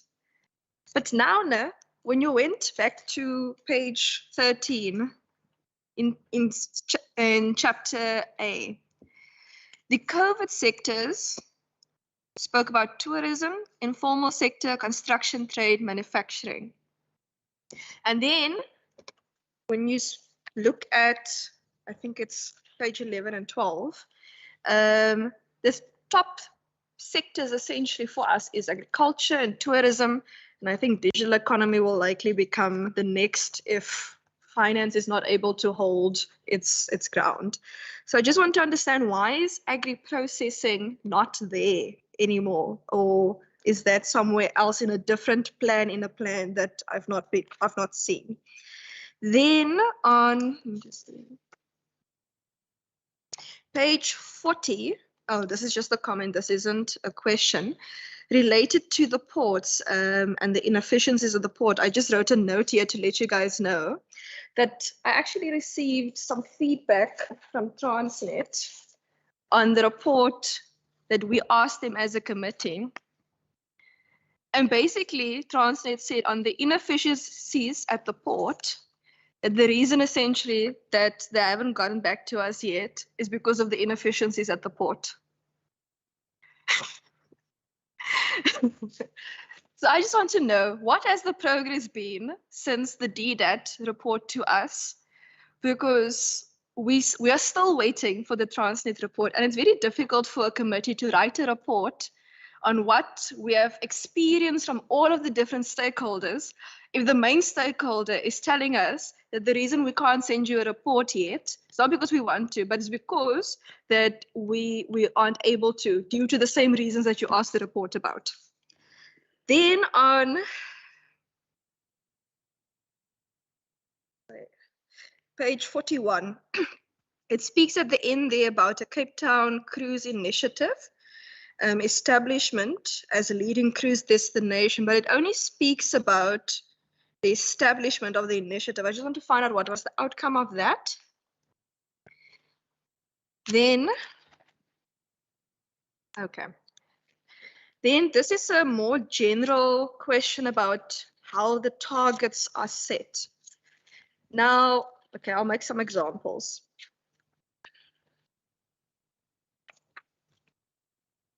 Let's start as an example on page 78. So on page 78, under subprogram 2.1, enterprise development, it says there the outcome is the improved ease of doing business. Then you have your output indicator, etc. And that one, for example, says number of businesses assisted. And that speaks to 200 and 220. But when you count up the amount of businesses supported and employees and jobs created and sustained in the explanation of that subprogram, it's much more. I count in the one paragraph 71, 397, 91, 249, 12, 251, and 20. I mean, that's easily 1,000 jobs. But here the number is 200, 220. So I just wanted to understand how that target then gets created. But it also speaks to, for example, in subprogram 2.2 on page 18, also improved ease of doing business is the outcome. But the output indicator is business intervention supported, which is 6. But when you count the jobs sustained and created and matters resolved in the explanations, it's more than 6. It will be 200 or 500 or 1,000. Sorry, I just want to make 1 or 2 more explanations. 2.4, red tape reduction, also 6. But my informal calculations gets me to almost 2,000. So there's a number of these across the different sub-programs. So I just want to understand, how does the indicator get set? Because if the ultimate goal of the department is to assist or support an environment that creates or sustains jobs, then the output indicator should be that you're measuring yourself on the good work that you've said in the extra paragraphs that you've achieved. Because if you say 6 businesses interventions, each business could easily have maybe 100 employees or creating 50 jobs each, which will bring you to much more than 6. Or if you supported one business with 500 people, we wouldn't necessarily know unless you put it into the detail that you supported 500 people. So I just don't understand, how do you create the output indicators? Because I don't feel like the output indicator and the outcome you would like to achieve speak to one another. Because I literally have to read the detail in order to connect the dots to get back to the outcome, which then again speaks to page 17, where you said these are the foundational blocks that must speak to the secondary priorities, must speak to the first priorities, must speak to the creation of jobs, which was the first block. That's the plan in the plan in the plan. So it's, I just need a bit of clarity on how those get set, please. And page 43. Okay, so page 43 obviously speaks again to the digital economy that I brought up earlier. And then when you go to digital economy on page, where's my yellow notes? Page 100. Yes, page 99 and 100 for the 16 million rand. So when you look at, for example, the ICANN centers, and I want to know, how do you, as a department, then integrate your work with the Department of the Premier's work and with the Department of Education's work? And I'm speaking a little bit with my budget cap on as well, because I want to know what does David get 5 rand for? And then why does Ellen get 10 rand? And then why does Debbie get 12 rand for the different things in the digital economy? How does that get decided? Who does what? Because, for example, if infrastructure is dealt with Premier, and if DDAT focuses on skills development for youth, and education obviously is curriculums and education, stuff like that, ideally, when I walk into an ICANN center or a Cape Access center, the minimum things one would like to see, obviously, is basic IT skills, a little bit of advanced IT skills for those who've completed basic things like Word, PowerPoint, Excel, online things. For businesses, ideally, you would like to see assistance with business plans, applications, financial literacy. And then when you take that next step, essentially you would want to see programs related to coding, programs related to robotics, programs related to ABET for people who didn't necessarily finish high school, but where education and Premier and DDAT can work together to get those 60% of people who are not digitally literate as adults back into the system, when 1 in 4, and this is a COVID pero, and COVID is not even over yet. I'm sure that in next pero it might even be 1 in 3 people working from home and not 1 in 4. And also, how do you then, for example, Member van der Westhuizen spoke about the mechanics of creating the devices relating to digital economy. In Laingsburg, my constituency, NASA is coming.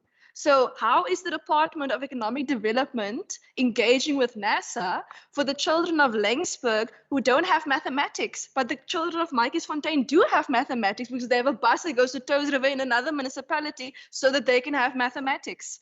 So it's how do you then integrate the different programs in order to advance the digital economy? Thank you.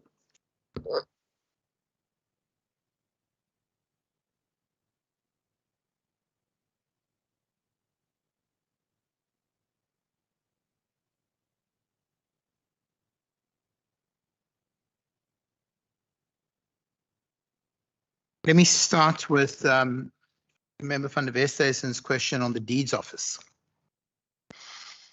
Now, I think we as a department get involved in areas that impacts the economy, but they're not in our control. And the deeds office is one of that. The deeds office in the Western Cape reports to the National Department of Land Reform. And it is nationally, the operational person is the National Commissioner. Now, the big challenge in the deeds office was the public service regulation, which stipulated that government employees through the various levels of lockdown had to abide by the various levels of social distancing. So for instance, the deeds office, even through a lockdown 3, where economic activity was allowed and conveyancers were wanting to register their deeds and were wanting to get things moving because they needed to do transfers, there was only a third of the people working. So consequently, backlogs built up. I then called a meeting with the national commissioner, wanting to understand how we're going to resolve this crisis. And I must admit that during the year, the work that our ease of doing business team under John and Michelle Ellis, the director, the now director there, have done with the deeds office has been hard interface work to make sure we get new systems working and people that can then take work home, and we had to question all of that. But Chair, it is one of those unfortunate things where we don't have full control over. It is another sphere of government. And our role there is an influencing role or a changing role. And that, I think, is something that the department has done extremely well during this process. I'm going to ask Rashid to respond on the social risks of cannabis. And I'm also going to ask that we address, I think, Nizam to address the question on the digital skills at the public TVET colleges. I'll ask Joshua to respond to all of the questions with regards to Member Kombucha's on the Long Street kiosk and the small business that can benefit from that. And then I'll revert back after that to the questions on page 52 onwards. So Rashid, can you answer the question on the social risks of cannabis? Page 87. Thank you, Sally. Thanks, HOD. I'm wondering if Ilse, our Chief Director, wants to add, but I just wanted to say to Member van der Westhuizen that it's actually a DTIC cannabis master plan, and we serve on a provincial subcommittee. So we see that as having great potential. But Ilse, would you like to add on that? Ilse's in the online space. Sure. Thank you very much, Honourable van der Westhuizen. Just to note that the Cannabis Master Plan is part of the process where the Department of DTIC is busy rolling out different master plans in specific industries, as noted in the annual report. With regards to the Cannabis Master Plan, they haven't specified that they have done any socio-economic or social impact assessments. The focus of the master plan has very much been in terms of the industrialization of cannabis and hemp in particular, and how the cultivation activities across the country will be taking place. It's mostly being led from DTIC and Department of Land Reform and Rural Development. And the phase 1 rollout will be focused on hemp activities, which supports cosmetic, clothing and textile and other manufacturing activities mostly. And in terms of the medicinal applications, currently SAPRA grants permits for medicinal purposes, even though there is a strong focus with regards to the use of cannabis in terms of other methods. It hasn't been rolled out in terms of an impact analysis, because it will require that specific pieces of legislation are going to be needed to be amended. But overall, in terms of the master plan, it's looking at creating about 28 billion rands worth of economic impact per year for the country, and between 10 and 25,000 job opportunities. So it's still very much at the initial stages, and the impact assessment has not been done. And we serve on the committee to provide input from the Western Cape's perspective. Thank you very much.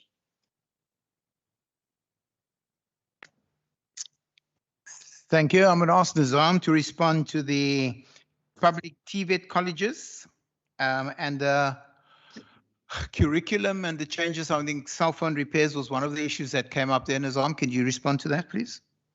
Yes, we will, HOD. So thank you for the question. I think that the first is that we do recognize there's the issue with curriculum, and the focus on the department now, in addition to developing skills programs and ensuring immediate job creation for our youth that are unemployed, is also to agitate, was also to bring about curriculum change, both at the TVET colleges, and then work with our basic education to adjust the curricula there. With regard to basic education, where our priority, where one of our priorities is that even though our basic education is very keen on changing the curriculum, that curriculum is set by national government. I'll give you one quick example, member. We have a demand for Java skills in the province and the country. For some reason, we have a basic education software development language of Delphi that no one uses. And it is our basic education that is agitating with ourselves to change that, and it has become really challenging in bringing about that curriculum change. With respect to the universities and the TVET colleges, it's more amenable, and you'll start seeing new degrees and diplomas being rolled out in this coming financial year. That's the first. With respect to training, the department tried many different models in supporting the skills needs of the economy. One of the models were that we would train in anticipation of the future growth or the growth that industry says there is. And when we did that, we often found that it's those who shout the loudest, they will typically train for those sectors, industries, or companies, but there's really a low take-up of those individuals. We changed our model, and the model currently now is that when companies says there's a skills demand, you have to take those individuals, provide experiential learning for that individual while we provide the training while these individuals are on experiential learning. It's a model that's very successful. We have about 70% permanency rate or future employment rate after that 1 year of experiential learning and training. And the reason I'm taking a bit long to respond here is that on lots of these other skills, like the tech skills, we go to the industry pretty much on a quarterly basis, and we tell the industry, we will give you 200, 300, 400 individuals in the tech space. Will you take them up? We never get a response for that, for those tech jobs, which is concerning because on the one hand, we hear the skills demand. On the other hand, Tim, which is the chief director for digital, sits on some of those platforms, and we just get no take up from those firms, even though we hear of all this demand. The last comment well, second last one is that we do have a dedicated fund, 30 million rand within the financial year in question, that speaks to not only BPO, but BPO and technology sectors. It's just that the BPO sectors have been growing significantly and taking on these individuals, while some of the tech sectors have not taken on those individuals. My last comment on this, HOD, with respect to those demand, we are seeing lots of demand, particularly in the BPO tech space. So when you call iNet, which is one of the largest ICT technology companies in Australia, and your modem is broken, those calls are all terminated here in the Western Cape. If you call anywhere around the world and you want to speak to someone in English or German, and calling the Amazon universe, those calls are terminated here, and lots of those are tech jobs that are supported here. And those are the type of, we have in response to the jobs for which companies want to create now, and those are the jobs that we support in terms of skills development. Thank you, HOD. Thanks, Nzam. Chair, page 45 and page 70, member Kambabucha's questions on Long Street and small business. Josh, can you respond to us, please? Yeah, thanks, HOD, and thanks, member. So in terms of the Long Street kiosk, there's only 10 of those spaces available within Long Street, so we're limited in that in terms of from a number point of view. And then just in terms of the criteria, so we've got certain criteria that we use in the selection of businesses. So you've got to be, for example, operating for a minimum of 24 months. You've got to have a valid tax clearance certificate. We also must ensure that the business owner operates within that facility. You must have a South African citizen ID, and there's a number of few other criteria, but that's the criteria that we use in the selection of these businesses. We also, Chairperson, partner with both the Small Enterprise Development Agency and the National Youth Development Agency to assist us also in the identification of some of businesses also, and they also form part in terms of the selection of some of those businesses when we do look at the selection criteria and the shortlisting of those businesses for those kiosks. Thank you very much. I think the questions now goes to page 52, Member Bond's question on performance. I'm going to ask John to do that. And then on the question of financial management, page 76, I'm going to do, the CFO will do that one. Thanks.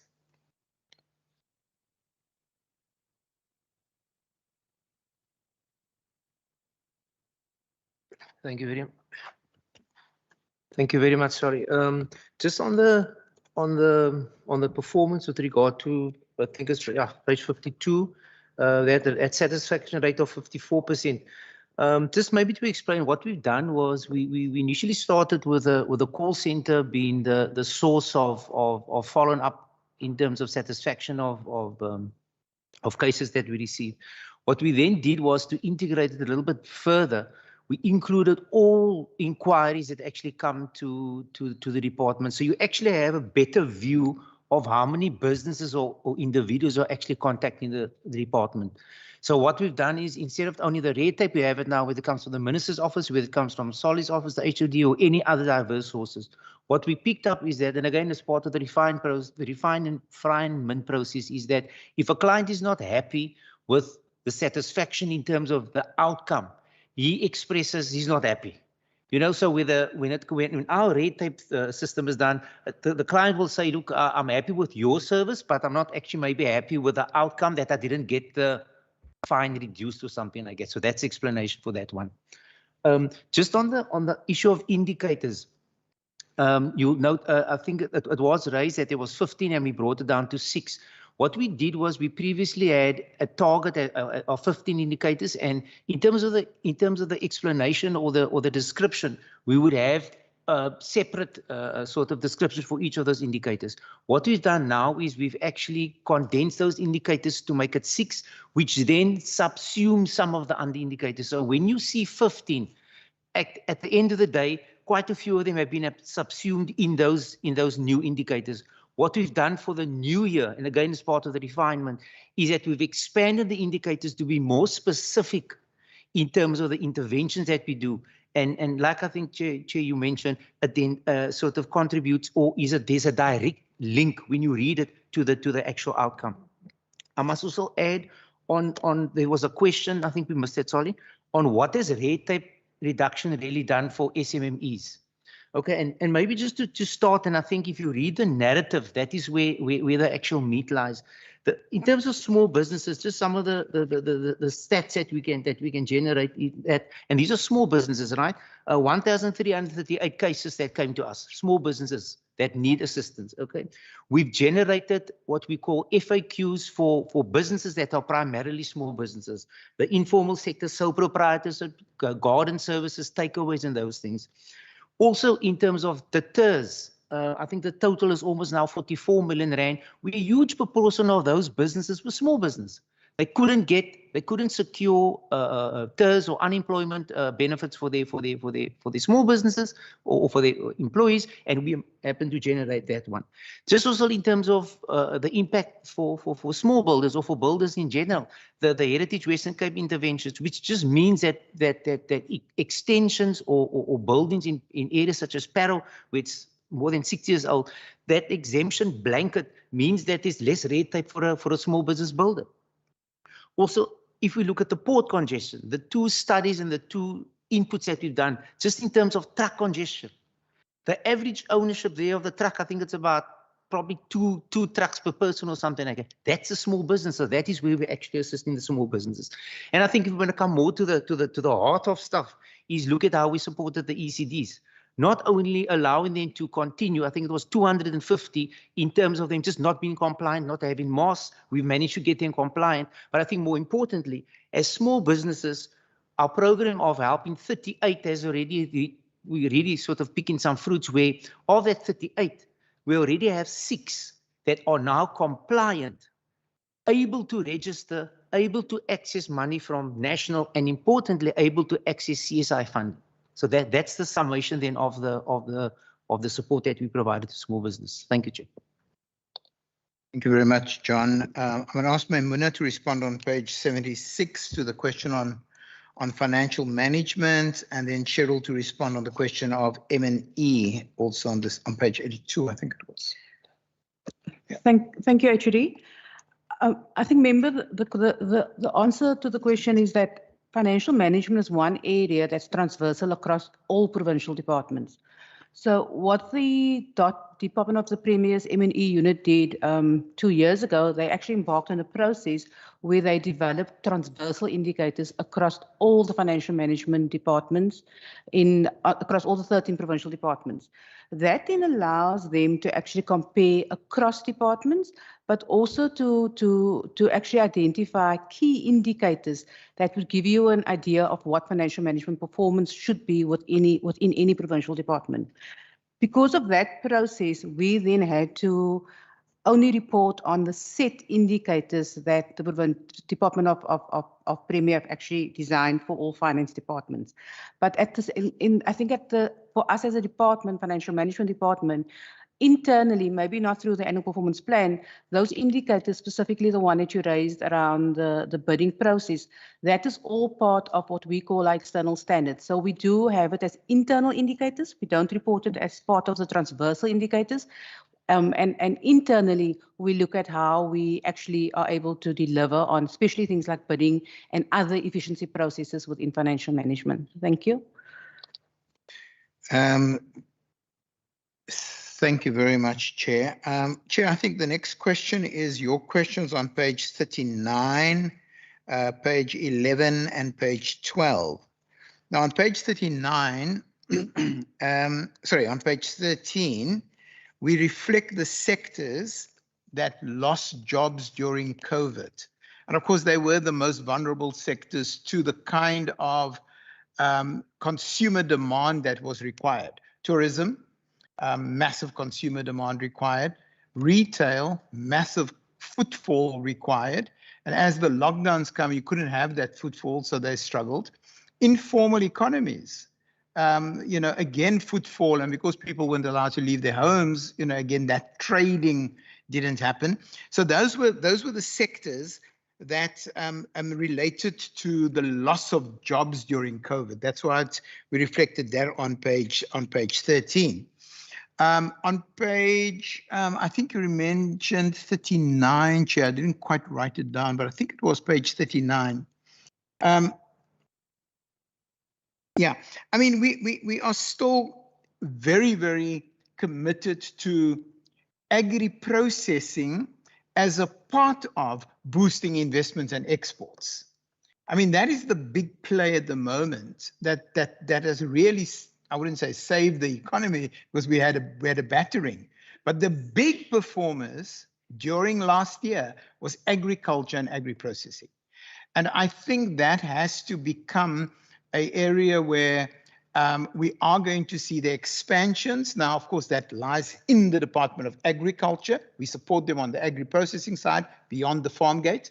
But our big challenge is, as the agriculture sector plans for massive expansions, we saw it with the citrus exports, we saw it with the table grapes exports. Now we're beginning to see it. We're probably going to see expansion in exports with the deciduous fruit, which comes in February and March.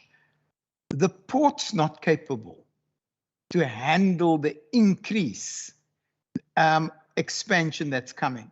And that is why this port efficiency project we're doing is so important. So you've mentioned a feedback you got from Transnet. And whilst we are seeing progress on ad hoc things, we're still not seeing systemic change.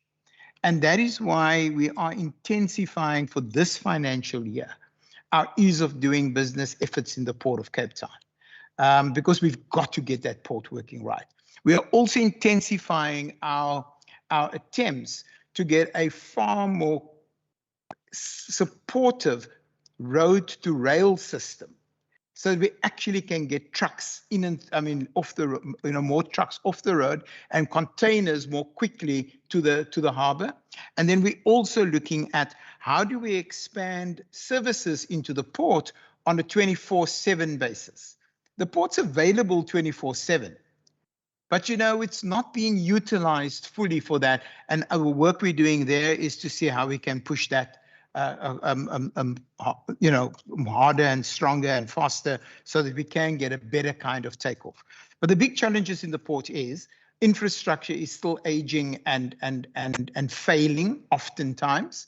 And then the recovery is too slow once you've got backlogs. But Chair, it is something that the team's working on quite hard, and I'm hoping to see that we're going to see some progress there.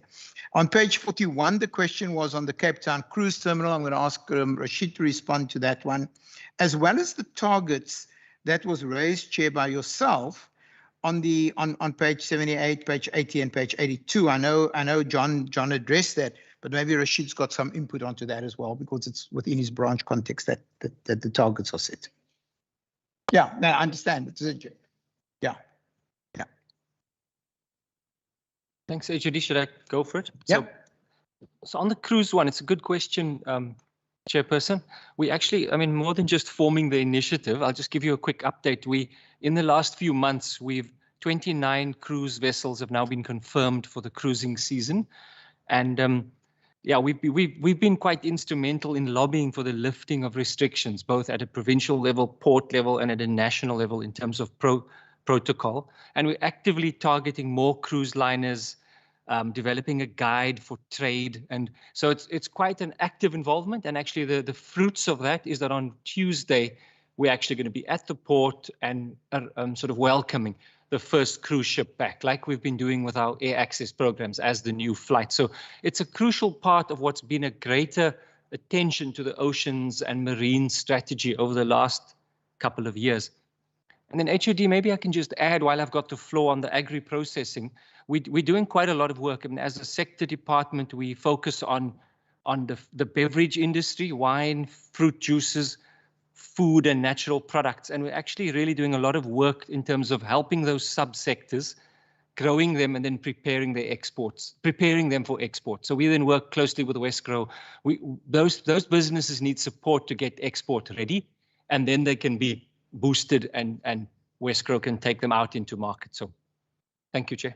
And the other question was about the businesses supported.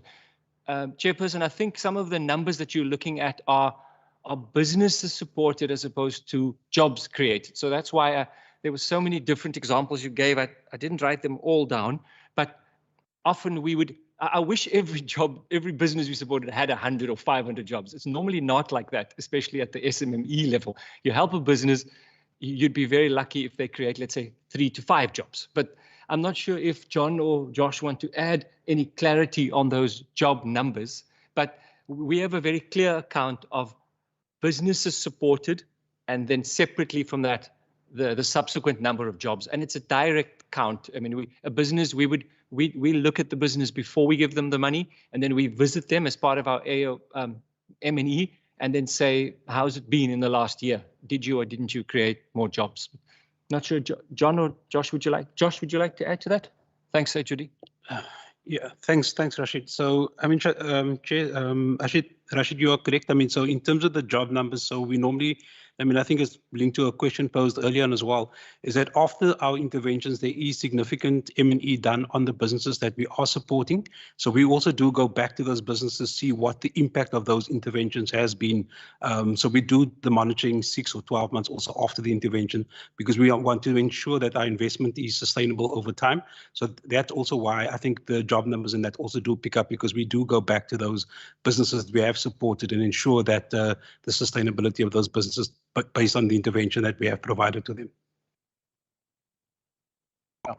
Chair, I think one of the other things that we do as a department is that you do an intervention, and then that intervention has got multiple effects on the economy. So for instance, our Ease of Doing Business team has been very successful in getting locally produced oysters back onto the export list to China.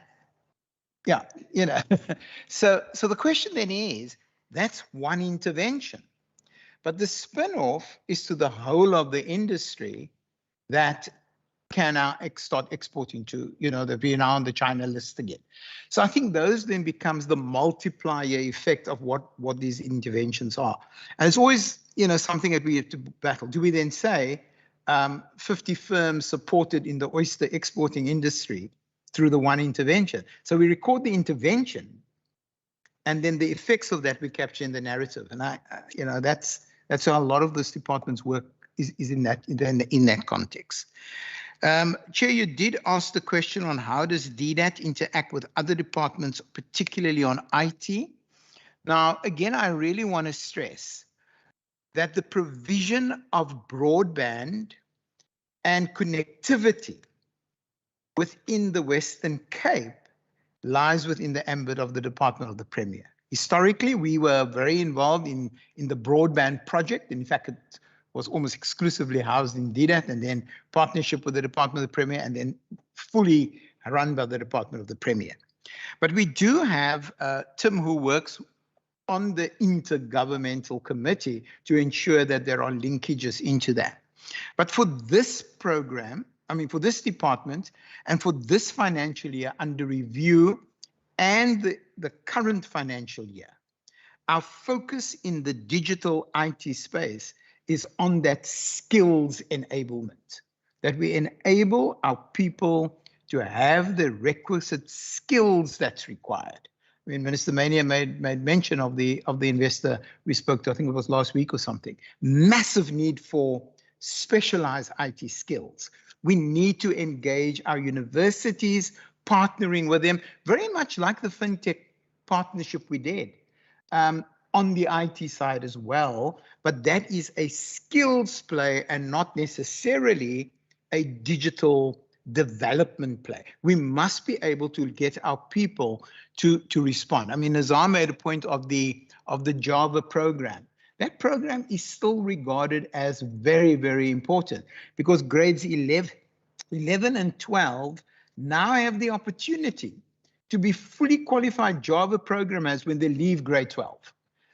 You know, we haven't done that program for this year, but just the year before this one, that was a key program for us. So again, I think that is an area where this integrated approach to IT, DDAT plays the role in that space. Thanks, Chair. Minister. Thank you. Chair, again, you point to the agri-processing sector, which of course is vital to the economy in the Western Cape. And I'm glad that on the development side, which is the department is responsible for, we've got a really renewed focus on trade barriers to exports. And one of our earlier successes, of course, is in relation to the export of oysters. But there's an enormous amount of work still to be done in that domain. I do hope when we deal with the Westgrow annual report that we give some attention, I think, to their not inconsiderable achievement under export promotion, where the vast majority of the 67 companies that they cite, which are worth about 4.6 billion rand, are in fact in relation to the agri-processing sector.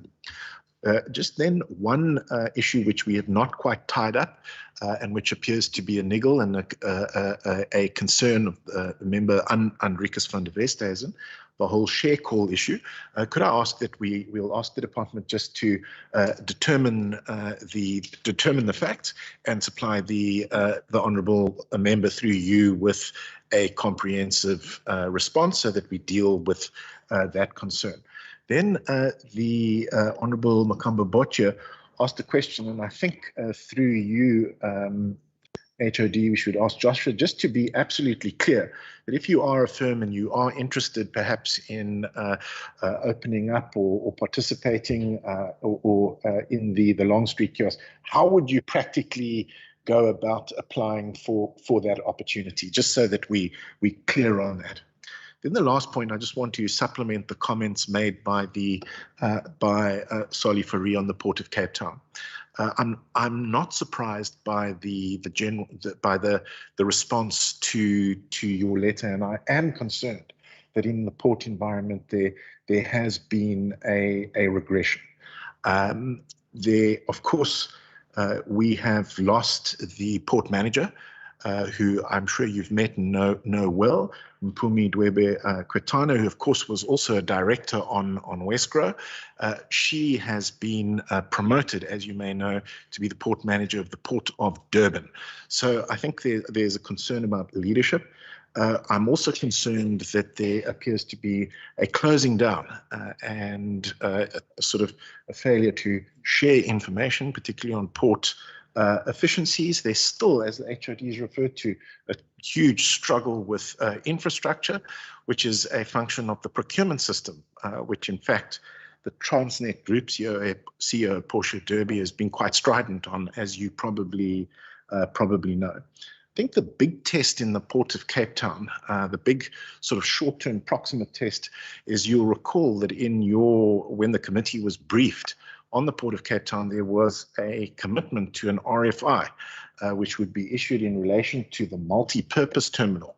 And the deadline, if I call correctly, and I'm happy to be corrected by the department, was in fact the 30th of November 2021. So a big test for me, does that RFI go out or doesn't it? Because of course that RFI would provide for more private participation in the multi-purpose terminal, which I think would have the effect of improving port operations. So I think that is the big short-term test in relation to the Port of Cape Town. Thank you. In terms of the port, well, they have 5 days left for the RFI, I guess, to go out, and that does not include weekends. The committee has resolved to call the World Bank. The World Bank was the stakeholder who wrote the report, so it's only right that we call the person who wrote the report on the ports to come tell us why they have listed the Cape Town port so low in terms of the world. And perhaps then Transnet, and the committee unanimously agreed to it as a resolution.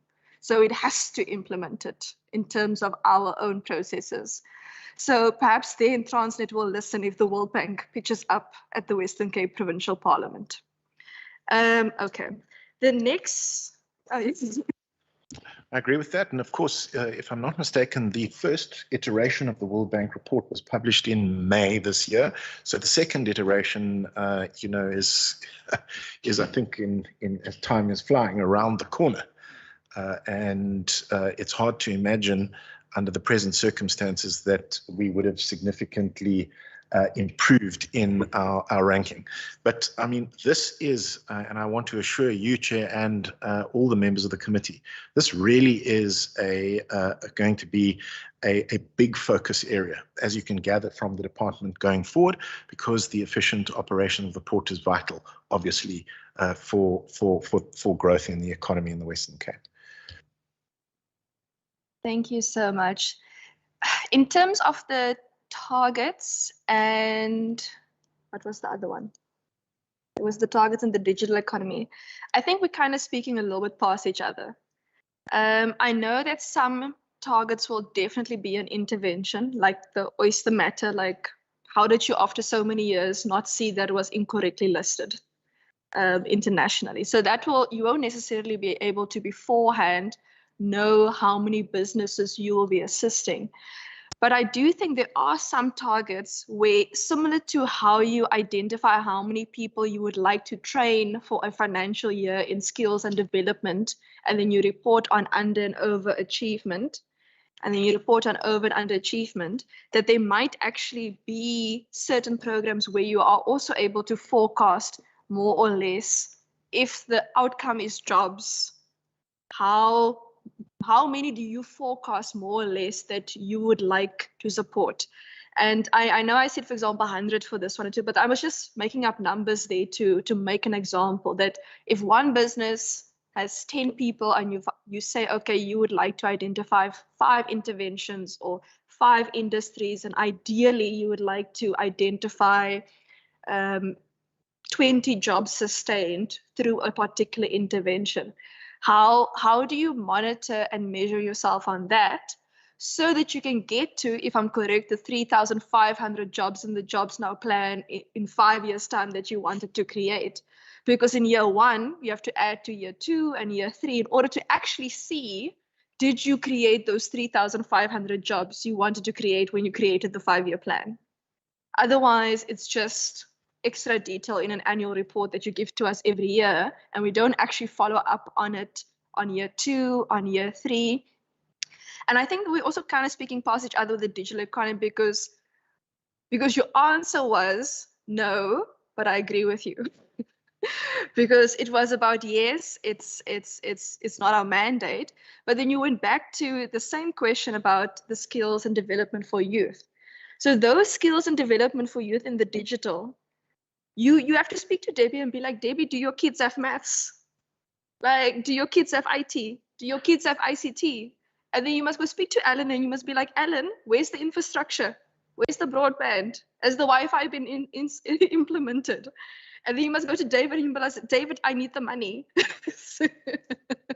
And we need more skills and development programs in order to get them into the jobs that the economy needs them to get into. So that's where the integration of the different departments come into, so that everyone is not doing the same thing and duplicating programs, but also that what we are doing as a government, and when I say government, I don't just mean this department, I mean the whole Western Cape government, actually falls into place, that by the moment that health says a baby has been born, the Department of Economic Development and Tourism already has a plan in place for when that child becomes 18 and when they enter into the jobs market or the education market for universities and TVET and so on, because you can't wait until they become 18 in order to plan for what will happen.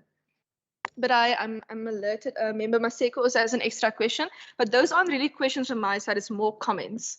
Member Maseko and then Member Makamba Bocha. Thanks. Thank you very much, Chair. Chair, I think I wanted the clarity relation on what you indicated, that maybe we are talking above each other, but maybe if I can ask the HOD. So my understanding is that and I'll call this the investment into the intervention that you implement in to the businesses is like the investment. So there need to be the jobs anticipated, which will be the outcome. So I want to find out if I have to do an oversight for a financial year based on the jobs creation that you are pushing to have.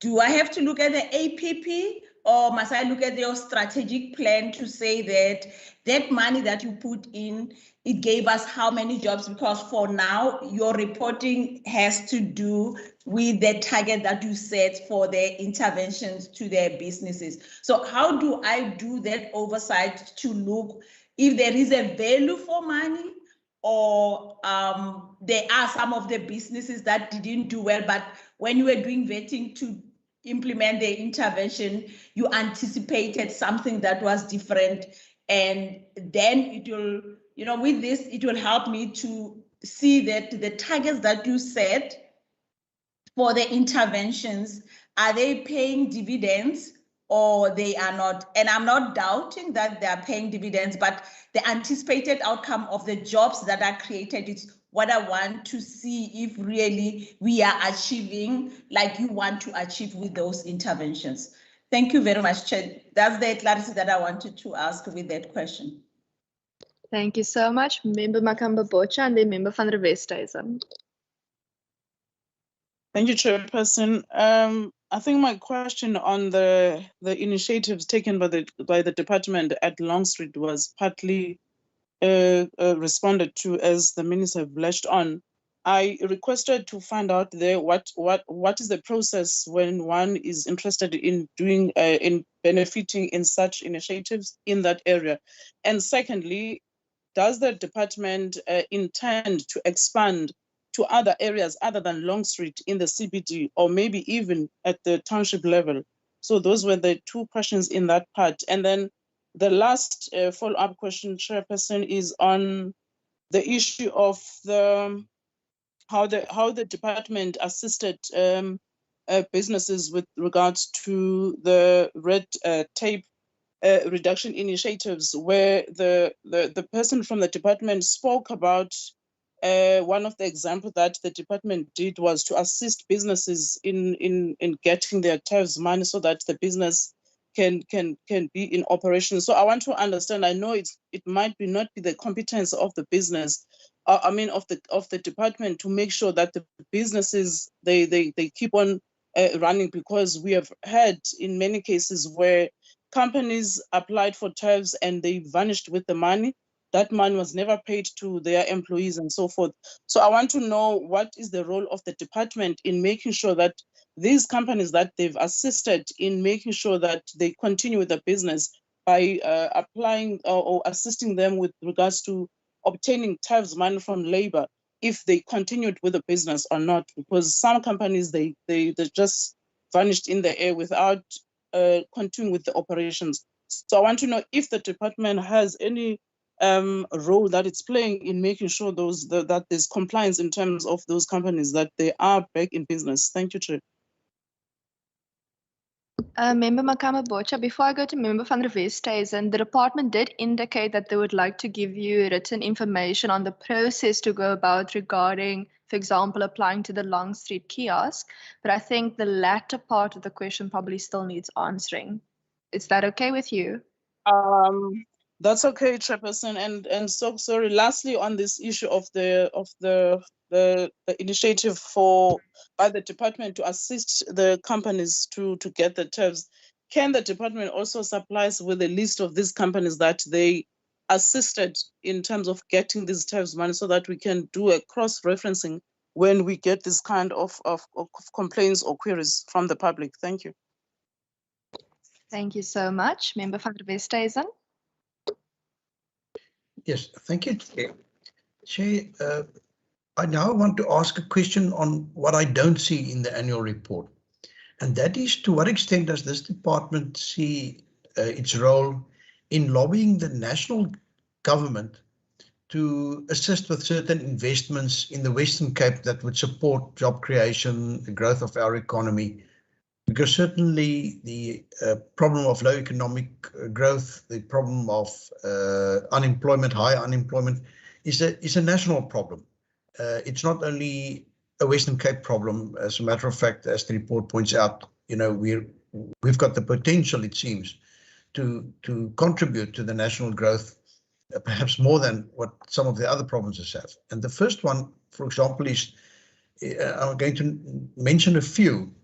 It's been well documented, the delays with the construction of the Clanwilliam Dam, the delays with the feeder canal of the Brandvlei Dam. There's an additional dam that can unlock thousands of hectares, and that is the increase in the dam wall of the Buffeljaards Dam, which was constructed in the 1960s, and apparently at the date of construction, a second phase was already envisaged. So the basics is there, the foundations, literally and physically, they are there. Another one is, opening up of the second tunnel of the Huguenot tunnel. I believe is something that can alleviate future bottlenecks, etc. And putting pressure on SANRAL to start with that construction.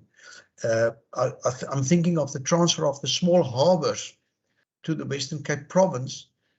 I know of some abalone farmers that have been struggling to renew their lease agreements with the National Department of Public Works, and therefore, they cannot at this point invest in further infrastructure, because you can only do that if you're secured of by means of a lease agreement.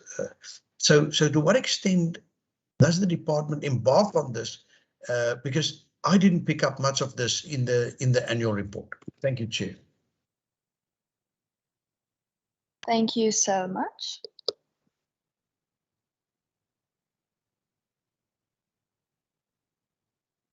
Thank you, Chair. I think Member Maseko's point about oversight.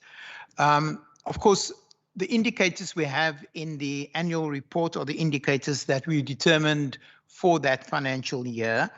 I have, together with the CFO, requested that we review all of our indicators, because I think the point is made that if this department's role is the creation of opportunities for jobs or job opportunities, then it's important for this committee to be able to know we've set out to do 1,000 jobs. What did we do? So that is something that's currently being looked at in the department, and we'll take on board the committee's points on that one.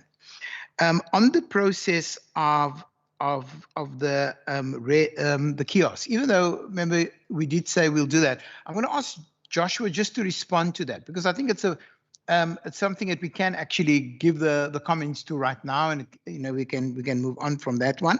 And then I want to ask John to talk about the TERS benefit and how we assisted firms with the TERS benefits.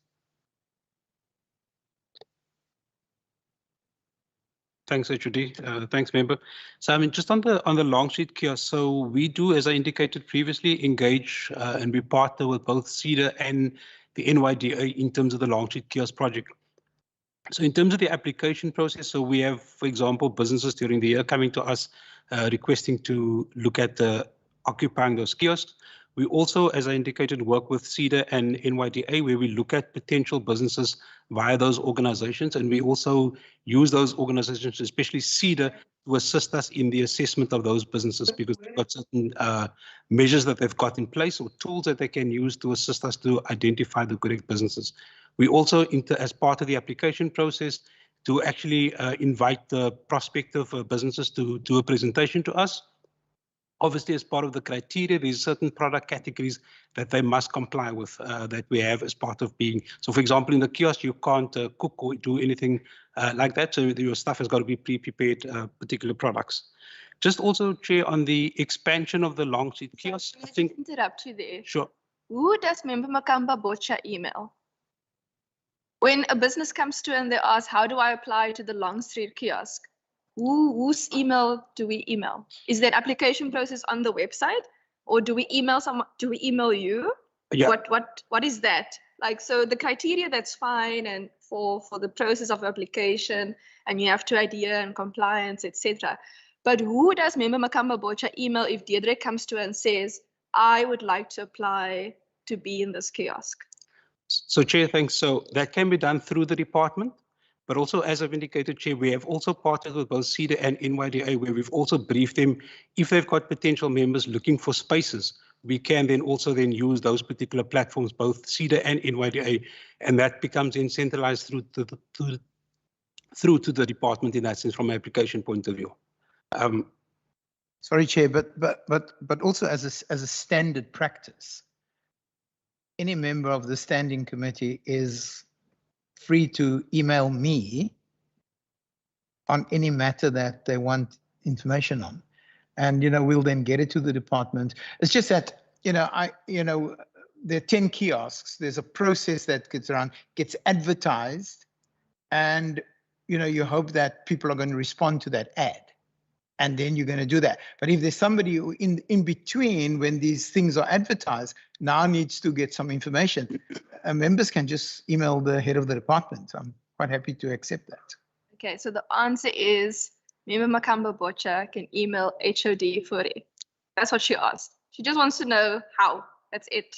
We understand the policy. We understand things have to go through an application process. We understand things have a criteria and there's compliance rule.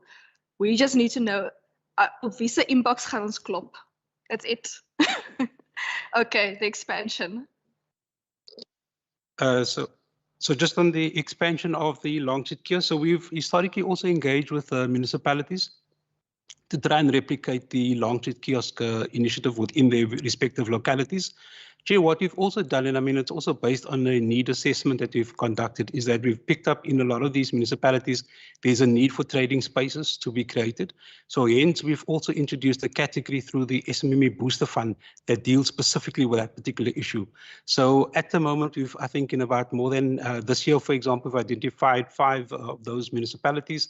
in the period under review, we've got also about 5 of those municipalities where we've funded the development of those particular infrastructure within various localities, such as Laingsburg, Witzenberg, and those different municipalities. So those are basically almost to an extent an offshoot in trying to duplicate what we have, something similar to the Long Street Kiosk initiative. So it's about creating those spaces in those communities where businesses can basically conduct their operations. Okay, Chair, to Member van der Westhuizen's question, to what extent does the department get involved in the national or see involving the national government to support with investments? Clan William Dam, Brandfirm Dam, Buffeljacht Dam, I know these are areas where our Department of Agriculture is really agitating Department of Water and Sanitation to get these done. So it's not an area that we play a direct role in. Through the economic cluster, obviously there's supportive work, but it's not, and it's something that I know agriculture will do. The second tunnel at the second road entrance of the Huguenot Tunnel, I mean, that really is something that's with Sanrail, the Department of Transport. If there is a challenge on that, Department of Transport and Public Works should be picking that one up. We have been working on small harbors. That has kind of hit a dead end, I would say, with the control of small harbors still in the Department of Fishing, Forestry and Fishing. That is not moving anywhere. The buildings at small harbors, that lies under the control of the National Department of Public Works, and quite frankly, not moving anywhere. So this is something that is on our radar, Member van der Westhuizen, but it's not capturing a major chunk of our work. In fact, I had a discussion about a week and a half, 2 weeks ago with people in Hout Bay who were talking about developments in Hout Bay Harbour. But as those come to us, we'll listen to them. We'll see how we can approach. But unless you can get the National Department of Forestry and Fishing to transfer that or to transfer that responsibility to municipalities, you know, we'll be talking forever and a day, Chair. It's not going to happen. Perfect. Minister? Thank you. I just want to pick up on 3 points. I think this is in response to Andrikus van der Westhuizen's question, where he poses a question about national lobbying as he describes it. Now, I think one of the few dividends of the pandemic is that in order to respond effectively to the pandemic, we built some very strong partnerships with national government departments, and we need to build on that going forward to resolve problems and to promote investment. Although our national lobbying effort doesn't reflect very clearly in our own annual report, I do think that when we get to Wesgro's annual report, we might want to pause and spend a little bit of time on the 22 regulatory matters that the One Stop Shop dealt with, and where they set it out in quite some detail. But of course, where we are investing an enormous amount of time in if, as it were, lobbying, is of course in the Port of Cape Town, and then also increasingly in the other sort of arm of Transnet in the rail environment, where I think we will probably allocate a lot more resources this in the future. When it comes to, so that's on national lobbying, and of course on the specific issues, the Clan William Dam, the Brandflay Dam, which have been ongoing for many years. I mean, that does fall within the Department of Agriculture. But of course, if we are able to assist as a department, I mean, obviously we stand ready to do so.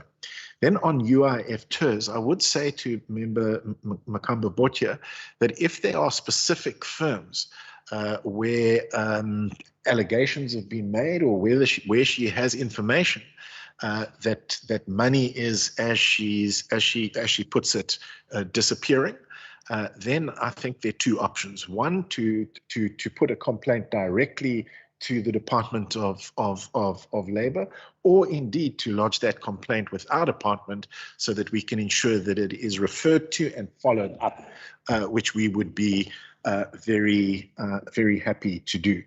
On the last point on small harbours, I mean, this is an issue which, if I'm not mistaken, I mean, Solly, you will have been incumbent for 12 years. I think this problem has probably been with you for 12 years. And we've done work, but there's insufficient progress, and it's probably something that we have to put some renewed effort into in the period going forward. But Chair, this is possibly a matter that, you know, depending on how the committee feels, this might be a very good issue for the committee to pay some attention to, because I think there is really significant opportunities, economic opportunities in these small harbours, which are often, you know, essentially dead assets. So I think that would be, I think, very, very useful. Thank you. Thank you so much. Members, is it okay if we move to part D? And then my suggestion is that after part D, that we take a short break and then continue. Okay, if there are no... Member Makamba Bocha, is that your voice right here? I just said all in order, Chairperson. No problem. Okay, can we have the hands for part B, please? Going once, going twice. Member van der Westhuizen, Member Makamba Bocha, in that order. Thank you. Thank you, Chair. I'll be brief.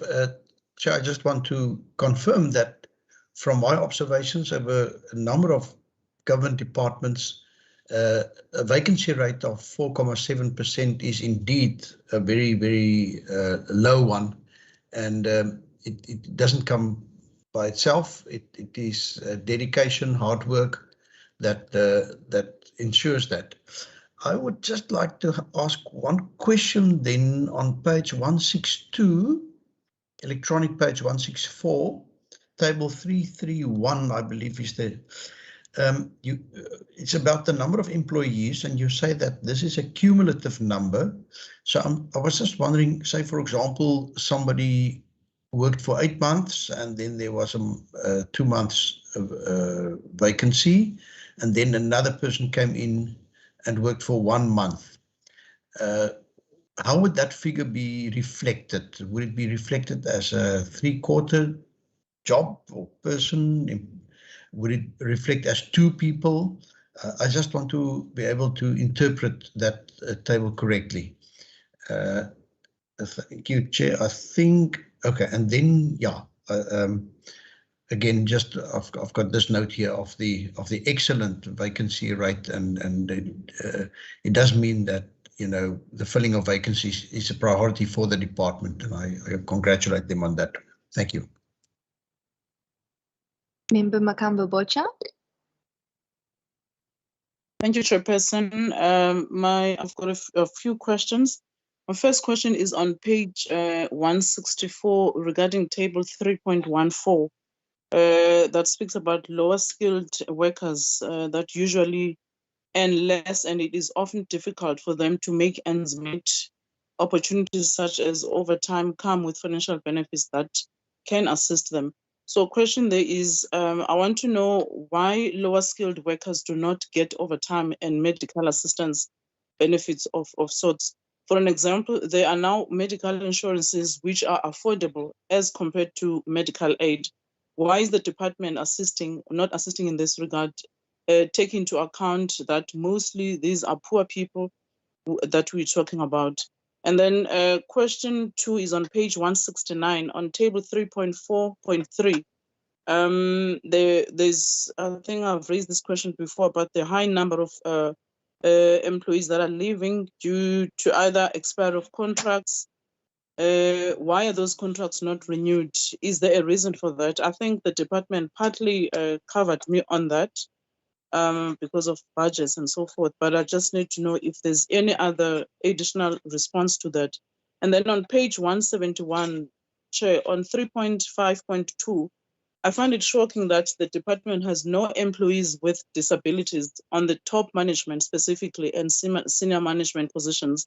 So why is this so, and what does this mean? Does it mean the department that only caters lower level employees with disabilities in that department? This does not reflect a good image of the department at all. And then on page 172, table 3.5.3, I see that there's only one person recruited by the department into a senior management level, and this person happens to be a white male. Now, when we go through all these tables regarding human resource posts, there is a low number of Africans in top management and senior management level of employment. So can the department please provide us with a breakdown of demographics of race? Because I want to know why there is a low number of Africans in top management and senior management position in overall. And then on page, on the same page, Chair, on point 3.5.7, is there a reason why African people are not developed skillfully in under the categories of top management, senior management, semi-skilled and unskilled? And then my sixth question is on page 182, on page, table 3.10.3. The employees in the categories of highly skilled production and highly skilled supervisions have taken a high number of leave days between them compared to any other category of employees in that table. So what is the reason for this, and how does it affect service delivery in the end? And then my last question, Chair, is on page 191 to page 194 regarding the utilization of consultants. Out of all the consultants utilized, how many are more than 50% and 100% owned companies? That's all, Chairperson. Thank you very much. Member Makamba Bocha, I'm just going to quickly ask the top management question. Is that page 3.5, table 3.5 on 175? Page 172, Chairperson. Okay, 172. Thanks. Okay, and then my question, which I'll just add on, in the Health Department's COPA session, one of the things that came up because this is essentially a COVID report. Like next year's annual report will be a little bit of COVID and hopefully not as much COVID reporting, but this is essentially a COVID annual report. And one of the things they actually identify amongst their staff is that despite their staff being doctors and nurses and dealing with these things on a daily basis, even they had to bring in trauma counseling and spaces where staff can actually speak about the impact that COVID has had upon them. Because it is not normal to be working 24 hours a day, 7 days a week, 365 days a year, and being on a MS Teams or Zoom call 6 o'clock every single morning and 9 o'clock every night, and still having to have a family and take kids to work and cook and extra. It's not normal. So what has the experience been in this department, work-wise, in terms of the workload? Because also if people are not taking their leave, it eventually will spill over into service delivery. It will eventually spill over into productivity. People can't work all day. The current work environment wasn't created, for example, for a single person to be working 7 days a week. That is not what happened. World War II, everyone expected someone to stay at home and to look after the family and someone else to go to work. And, it's not 2021. It's not the same as what it was 30, 40 years ago. And then you add on drought and you add on load shedding and you add on economic recession and you add on floods and fires and you add on a global pandemic such as COVID-19. And eventually the pap gaan op die vloer val. So what is the department doing in order to assist those staff members that aren't necessarily able to get to everything, and not because they are not brilliant, but simply because of the impact that this pandemic has had on them? Thanks.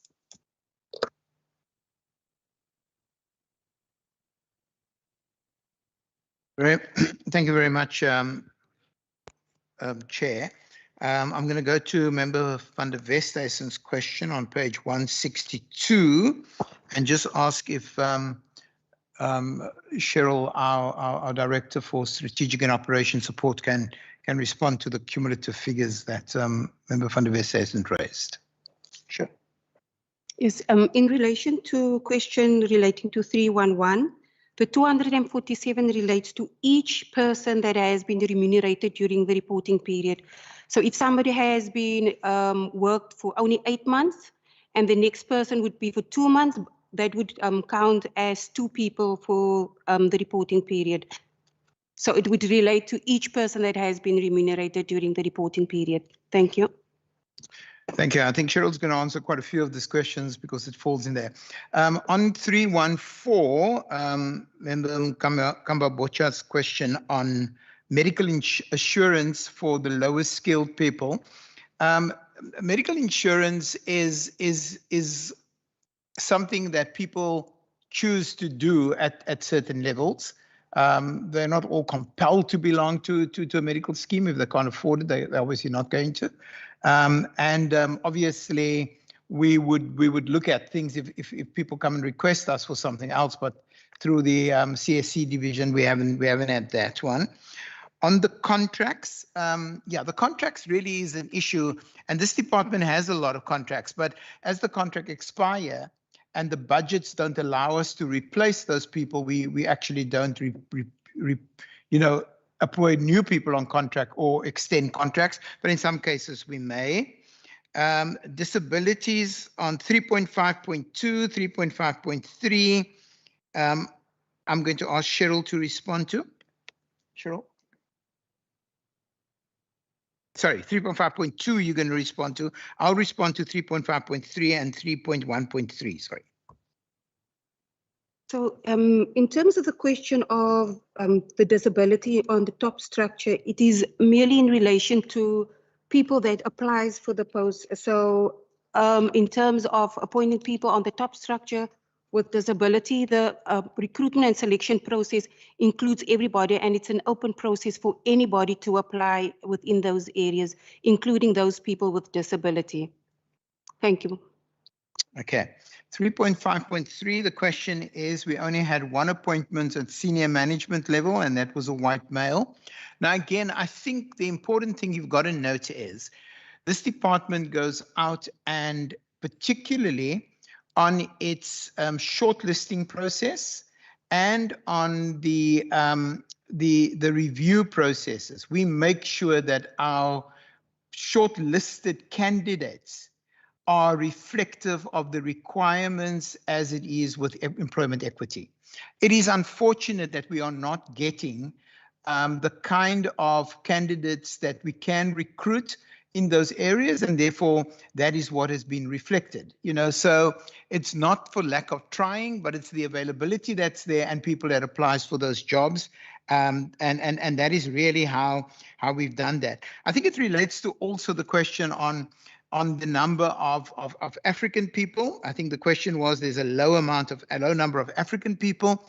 And again, the idea is that we do go out and look for the needs of our employment equity gaps to see how we can fill that as best we can. And when those vacancies come up, we do everything we need to do. But if the candidates aren't available, the candidates aren't available. And we need to then full positions on the availability that we have, even though we go out and look for those people to qualify in those spaces for our employment equity requirements. We've also changed this, recently, that the employment equity manager now gets involved with the shortlisting phase to make sure that we actually have a list of candidates that's applicable for us to be able to look at for the proper people, for the suitable person to fill the position. On 3.103, number of leave days. Why is it that I think it was 3.113? If you can just give me a chance to get there. 3.103. Why is it that the levels 9 to 12 have much higher days of leave taken? Well, first, it could be a function. I mean, it is a function probably of the number of people within that grouping, but also those people are more likely to be your senior people who have been in government for more than 10 years, and they have 30 days leave relative to the 22 days that other staff have. But that's a national Department of Public Administration ruling, and people will fall into that. So, so that is probably why that figure is higher. On page 191, on the consultants, I don't know, Mona, can you, Robert, can you just answer that one? I wasn't quite sure if the question was around the employment equity requirement, was that? Sorry, Chair. Member Makamba Bocha answered the question regarding how many was between 50 and 100% of the EE requirements. That is correct, Chair. I wanted to know, like, more than 50 or 100 Black-owned companies. How many do they have in the department, or if there's such information available? I think, member, maybe I can provide that information. We've got quite a list of them, so maybe I can provide that information as in the report format. Aibo, we can just count. Page 191, there's 1, 2, 3, 4, 5, 6 companies. And out of that, there's 3 that's in the level 1 or level 2. Page 192, there is also 6 and there's 4 level 1s out of those. Page 193, 1, 2, 3, 4, there's 5 and there's level 1 or level 2 on 193. That's 4 out of the 5. And 194, there's none out of the 2. So that you just add those up. So unless you're going to give us just the statistic of those level 1 and level 2 as a percentage, which you can probably figure out in the next 10 minutes or so, it's a quick calculation. And then we don't need to also ask it in a report in the resolutions, because then we have it now already. Thank you for that, Chair. I was going to ask the member on the far right-hand side of that, Chair, as you pointed out, we've got the BEE levels that is reflected there. Okay. On the issue of trauma counselling and the impacts which COVID have on staff, obviously we have a employee assistance program. Cheryl, I don't know if you want to maybe talk about any particular numbers that we have, but you know, most of our staff had the ability to work from home. Unlike health, it wasn't that critical pressure, you know, where we had to have people coming into the hospitals that were affected and we had to treat them. But of course, COVID did bring about different challenges, as I said in my opening remarks, that did have some extra pressure. But Cheryl, I don't know if we've got. So maybe just in relation to on page 183 was some of the interventions that the department have conducted in terms of how to assist staff dealing with the pressures of the COVID-19. But there's quite a list there on page 183 under the Employee Health and Wellness section. Thank you, Chair.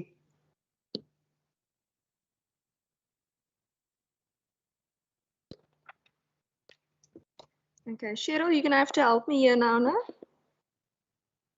I'm counting 8 level 1 and 3 level 2 out of the 19, which brings me to 11, which is level 1 and level 2 out of the 19. Oh, sorry. And 11 was now divided by 19 times 100 is 58%. Am I right? Is ek verkeerd? Do you need assistance from the CFO? Ek weet nou nie. No, can you just maybe refer me to the number? Are we still on the Oh. Sorry, Chair, but if you do the number 1s and the number 2s, then it is, well, I got 57, you got 58. Yeah, okay, so 58, yeah.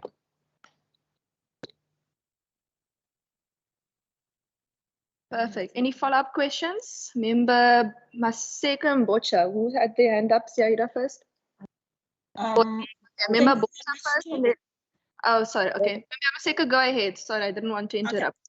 Thank you very much, Chair. I just want to find out on the issue of the medical insurance from the department, and I know that the Department of Premier is running the health program from all the departments. So question number one, it will be your employment contract. Do you give the option of the employees whether they would want to have the medical insurance or not? And then two, it will be, do you offer the subsidy for that if that is the case?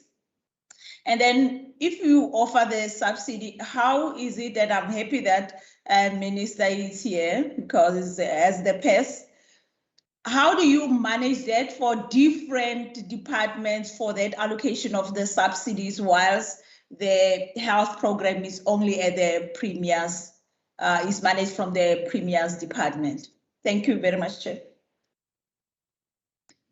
Thank you, Member Makamba Bocha. Chair, for now, I'm sorted for now.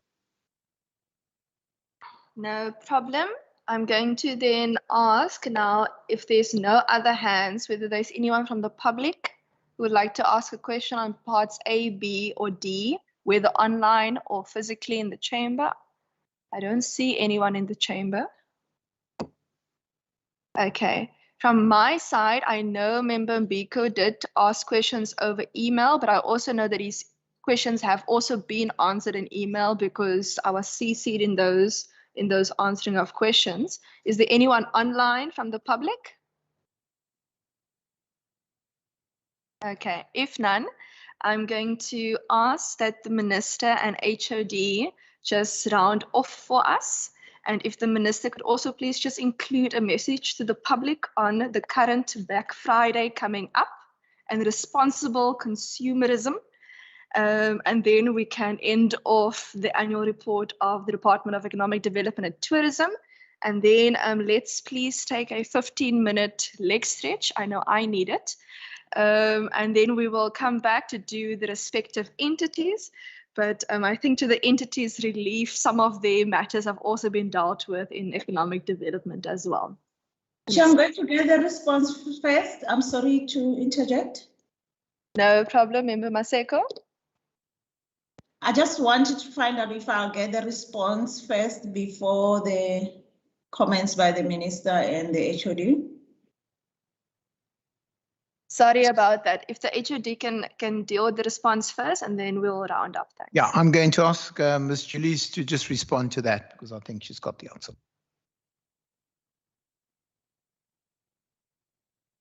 In relation to the medical assistance, yes, when staff gets appointed, the part of the service benefit includes your medical assistance for them in order to apply for it. So it's not all automatic like the HOD has indicated. They must apply for the medical assistance and it is open to them. There is an allowance that is linked to medical assistance for all levels, except for those that falls under packages, which is your SMS and from levels 11 to 12. Thank you so much. Member Maseko, Sorry, Chair. Do you have a follow-up? Yes, I just want to find out. I know the medical assistance and the medical insurance, I don't know if it's one and the same thing. So the question that I was asking is there the option of the medical insurance to the employees? And is there subsidy attached to it? And if there is a subsidy, where does it managed for the employees? Because the health program is in the Premier's department. And how do they go about in debt allocation to the employees when they receive their employment contracts? Member Maseko, when you say medical insurance, do you mean, for example, we have PARMED and the police have PALMED and stuff like that? Yes, ma'am, because it's different from the medical assistance. Okay. Thank you very much.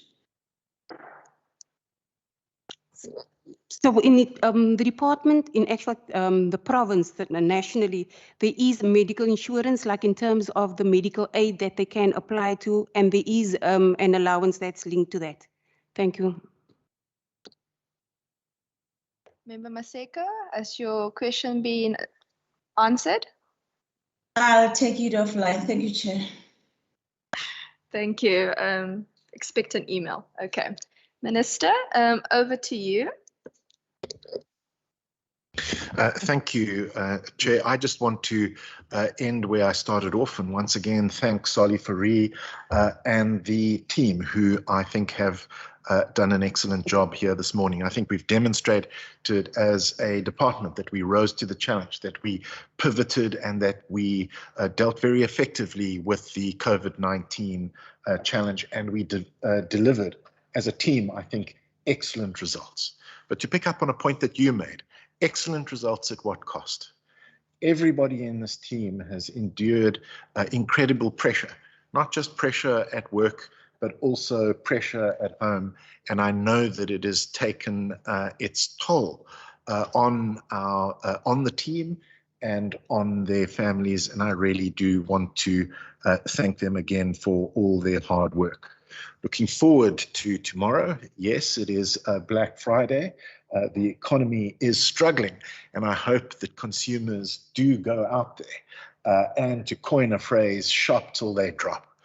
But I do want to emphasize that consumers need to be responsible, be careful of debt, and also we are still in a pandemic. So please comply with those golden rules and make sure that you, when you're out there, that you wear a mask. But I hope that everybody gets out there and, as I say, to coin a phrase, shops till you drop, and supports particularly the retail sector during Black Friday in the Western Cape. Thank you. Chair, thank you very much. And to all the members and yourself, Chair, thanks for the oversight role. I think it's important for us to know what the issues are that we need as a department to be appraising yourself of and providing you so that it can ease up your, make it easier for you to do your oversight. And I really want to thank you and the team for the questions that was asked this morning. I want to thank Minister Mania for his leadership in this economic cluster area. It is difficult. It is a struggle to get an economy to bounce back the way we want it to do. But Minister Mania has been very, very accommodating of business and of the challenges, and his leadership has been very, very welcome. Thank you very much, Minister. Thank you so much. And again, congratulations on the clean audit. And when you go on retirement, please drink an extra cocktail for us on the beach. For those who do not need to remain with us for the entities, you are welcome to leave, as we have completed the economic development part of the report. If you are necessary for the entities, please do remain, but we are going to take a short break, and then we will start with Saldanha Bay IDZ. Thank you.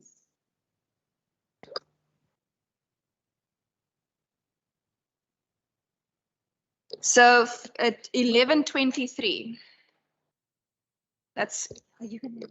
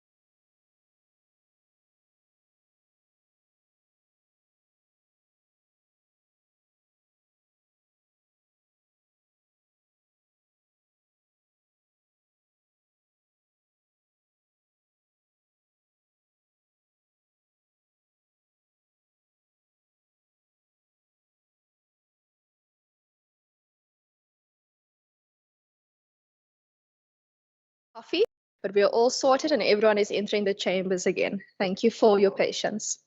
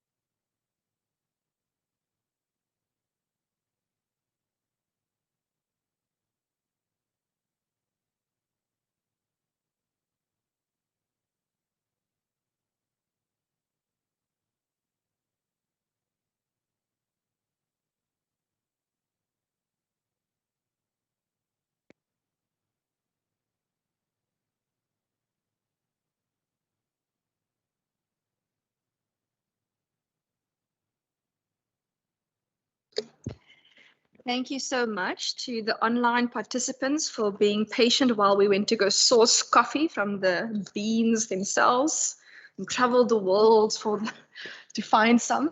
We're going to jump straight into the Saldanha Bay IDZ presentation. I'll allow for the chair of the board as well as for the CEO to make some introductory remarks should they wish. And then we're going to jump straight into part A.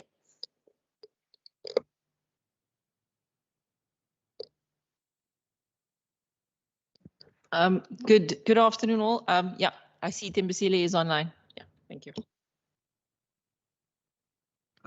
Good morning, everyone. To the chair and the members of the committee, just a few remarks from me. I also just want to greet the representatives from the department as well as the companies that report to the ministry. First, I just want to thank our CEO, Kasifa, and her management team for having achieved the targets that we set for them for the year under review. And I also want to thank the board and management as well for having ensured that we achieved a clean audit. I think, much has been made of the tough economic environment, but I think despite that, as various government entities, we are expected to play a counter-cyclical role by putting money into the economy. And I think from our side, we're really grateful to the DTI as well as the department in supporting us in that regard. And lastly, I just want to thank the management in the IDZ, and also want to say that despite the tough times that the economy has gone through, the recovery of the economy will rely very much on infrastructure spend. And I just wanna speak for the zone at large that we look forward to playing our role in the coming year, in participating in trying to ensure that the economy gets back to where it should be. So I'm going to close from my side. Thank you. I think I will hold comments until closing comments. I think my chair has opened well for us. Thank you. Thank you so much. I always am so excited whenever Saldanha Bay is with us. Colleagues online, part A, any questions? If you are unclear regarding the pages for part A, it's pages 1 to 32. Going once. Member Maseko. Going twice. Okay, Member Maseko, you may go ahead. Thank you, Chairperson, and again to the Saldanha IDZ. I just want to say congratulations. Like I said to the department, you for the work that they've been doing under the difficult circumstances. Chair, we used to have just a comment before I ask a question. I still remember the last time we used to have a member that always, I think HOD will remember, will complain about the thickness of the pages and say that the cost attached to the pages is worrisome if we are really saying we do cut the budget on some of the things that we need. So I will advise this page is really thick. Let's cut and use the thinner page. I see the department did a good job with the thinner page, and I know they spent less in doing that. So Saldanha IDZ also just follow the suit, it cut costs, and Minister Mainir will appreciate to have an extra R1 in his budget. The question from me, Chair, is on page 13, on the Chief Executive Officer's overview, she indicated the capacity constraints and the challenges facing the company. So I just want to ask, with the COVID-19 and the demand of innovative thinking, as the CEO, what are the plans that they did put in place to really react, but also continuing to make sure that they don't move from their targets that they set in their plan for up to 2023, because 2023 is here, and we are looking forward to see that you will be up and running accordingly. And also, if maybe she can indicate if there's any contribution to the skills development, because she indicated also, I don't know which page is it, about the 5% for the vessels repairing. And it's one of the things that really is a hassle for the business in Saldanha IDZ. Are you doing something in order to counteract, to make sure that Saldanha IDZ will be running? You will also get to grab that business, or there's nothing that you can do for now when coming to that? There's no any allocation to do something about that. Thank you, Chair, just from the overview. Thank you so much. Member Barnes.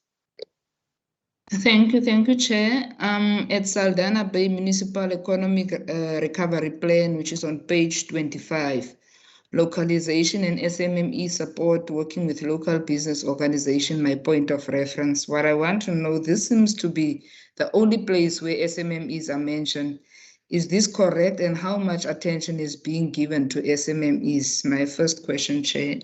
My second one will be on page 48, ease of doing business, that's the heading. 3 bullet points on page 48. Bullet point 1 mentions engagement with 21 significant investors.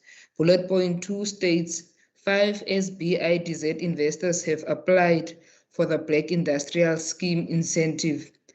Are we to understand that the 5 is part of the 21 and that the rest of the 21 are not Black? and therefore the majority of interventions made benefit white companies. I need to be clarified on that one, Chair. My last question, Chair, is on equity targets on page 75. Top management, 3 white males. This is the most one that I don't understand. Is the SBIDZ a white male project, or can I just be clarified on that one? Thank you, Chair. Thank you, Member Barnes. I'm just going to ask that we keep the questions in Part B for when we get to Part B, but you won't need to repeat them. I'm just going to ask the officials to keep them for when we get to Part B. Is that okay? All good, Chair. No problem. Thank you so much. Member van der Westhuizen? Yes, thank you, Chair. I would like to link on to my colleague, Honorable Maseku's question regarding the 5% referred to in the chairman's report, saying that, you know, we should target the maintenance of vessels as a huge potential field for industrial or economic activity.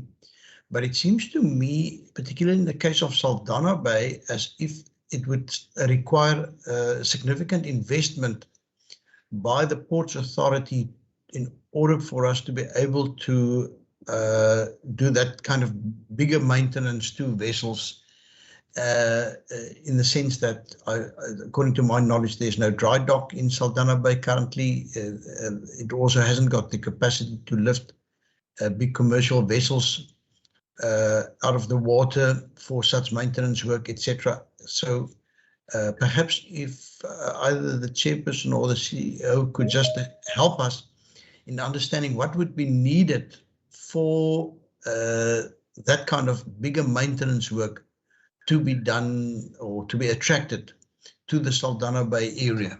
Thank you very much. Thank you so much. My question is just on page 14 in, I guess, the first paragraph. It speaks to investment being deferred from new offshore oil wells into gas, offshore wind, and onshore renewable energy alternatives. I think this is not the first time, but the first real increased importance that offshore wind is receiving in your report. And I just wanted to find out what is the details of that. And yeah, my other questions is in different chapters. Thanks. Okay, thank you, Chair and members, honourable members. Starting off from the first question on Member Maseko on page 13, and the capacity constraints that I refer to leading to, you know, the challenges facing the company. And Ilse says, sorry. Apologies, excuse me. I'm just going to ask that for those online, if you're not on the floor, if you could just keep your mics and your videos off if you are not currently asking a question. Thank you. Okay. Okay, I will continue. Yeah, I think the question is about, you know, the innovative thinking that the year under review has demanded of us, and looking at linking to Chair your question of the deferred investments away and the low business confidence. For the year under review, what we have done and bringing really a proactive stance to unlocking investment that is long overdue in Saldanha and the Western Cape, and particularly in the maritime industry, is that we have completed the pre-feasibility study for the port infrastructure project to bring port infrastructure, new dedicated port infrastructure to the Port of Saldanha. If the colleagues will remember that there were 3 projects that were promised and determined and conceptualized in Operation Pakisa, the oceans economy. Only one of those projects had been delivered. And at our AGM last week, you know, the board chair and I stressed that this has hurt our initial stages of the IDZ and deferred investments. And so the board has taken the decision that with our mandate to establish the zone, We have an infrastructure mandate as well, and to unlock the investment and potential in our investment pipeline, we need to be more proactive. We can't sit back and wait for the national SOCs to participate. The other innovative thinking that we have applied over the year, and actually I would want to say reactive to market forces and market demand, is really understanding the depth of value that our Freeport designation actually confers to us. It's something that we've worked long and hard for over the years, and we finally achieved it in mid-2019. And from the interest from investors, small and large, local and foreign, from what we're seeing is that the fact that you have a free port in South Africa, which is an SEZ in a port, which has this unique customs regime, and now you have the African Continental Free Trade Agreement coming into action, is really about positioning the IDZ and unlocking other sectors and other markets that we could serve. And I think so also for the year under review, and the work still continues, we have commissioned a market demand analysis to really understand what that pragmatic potential is for the IDZ. In terms of the skills development plans, Patrick Lakabane, who is here today, the Executive for Development Programs, can outline our plans and our innovative thinking, but I just want to steal his thunder a bit by saying it's past the year under the review, but some would have seen an announcement just made a few weeks ago where we signed an MOU with the chemical sector to establish a smart skills center in one of the facilities that we run, which is our training center, which is located in the main road of Saldanha. And they've partnered with us because we have the synergy of industrialization, obviously also in the same sector, but understanding that we need to ready youth for the digital age. And yeah, it's an amazing, and the new CEO there, Yershin, he is an active, proactive young person. He wants to launch as soon as possible. And so the MOU paves the way for us developing that partnership further. So Patrick can answer on the question of the skills development plans, as well as then clarify on page 25, the SMMEs mentioned in the recovery plan. That is not the only area, and our development programs exactly has an enterprise and contractor development program. I think then on page 48, under the ease of doing business bullet points, I'll ask my colleague Benedicta, who is the executive for ease of doing business, to elaborate there and just make clear those bullet points there. And then I will come back to the question on, sorry, yeah, that's part B. And then on page 10, the question on the 5% services and member fund investors in question on what will it take to attract that market. I will elaborate more on that. And then lastly, also linked to page 14. So Patrick first. Thank you, Chair. Chair, in terms of our skills development strategy, since 2014, we're just advancing, where we started off with this year and also during COVID. What happened was that in terms of the funding side, because funding was always one area that has the potential, to let us fail in this area. But I can say that even during this period, Chair, besides the announcement that the CEO just made about the funding that we received in the MOU we signed with Chieta, we also signed an MOU with TITA, with the transport sector, for further funding in the maritime sector, the oil and gas sector, and also we're also venturing into bursaries and also getting more interns in the zone so that we can give more opportunities to the youth, that's just graduating. So we are very excited also about that MOU we signed.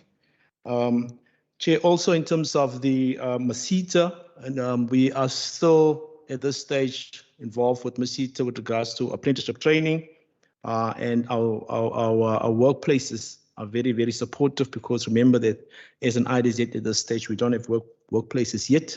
where we can actually expose these learners to practical training.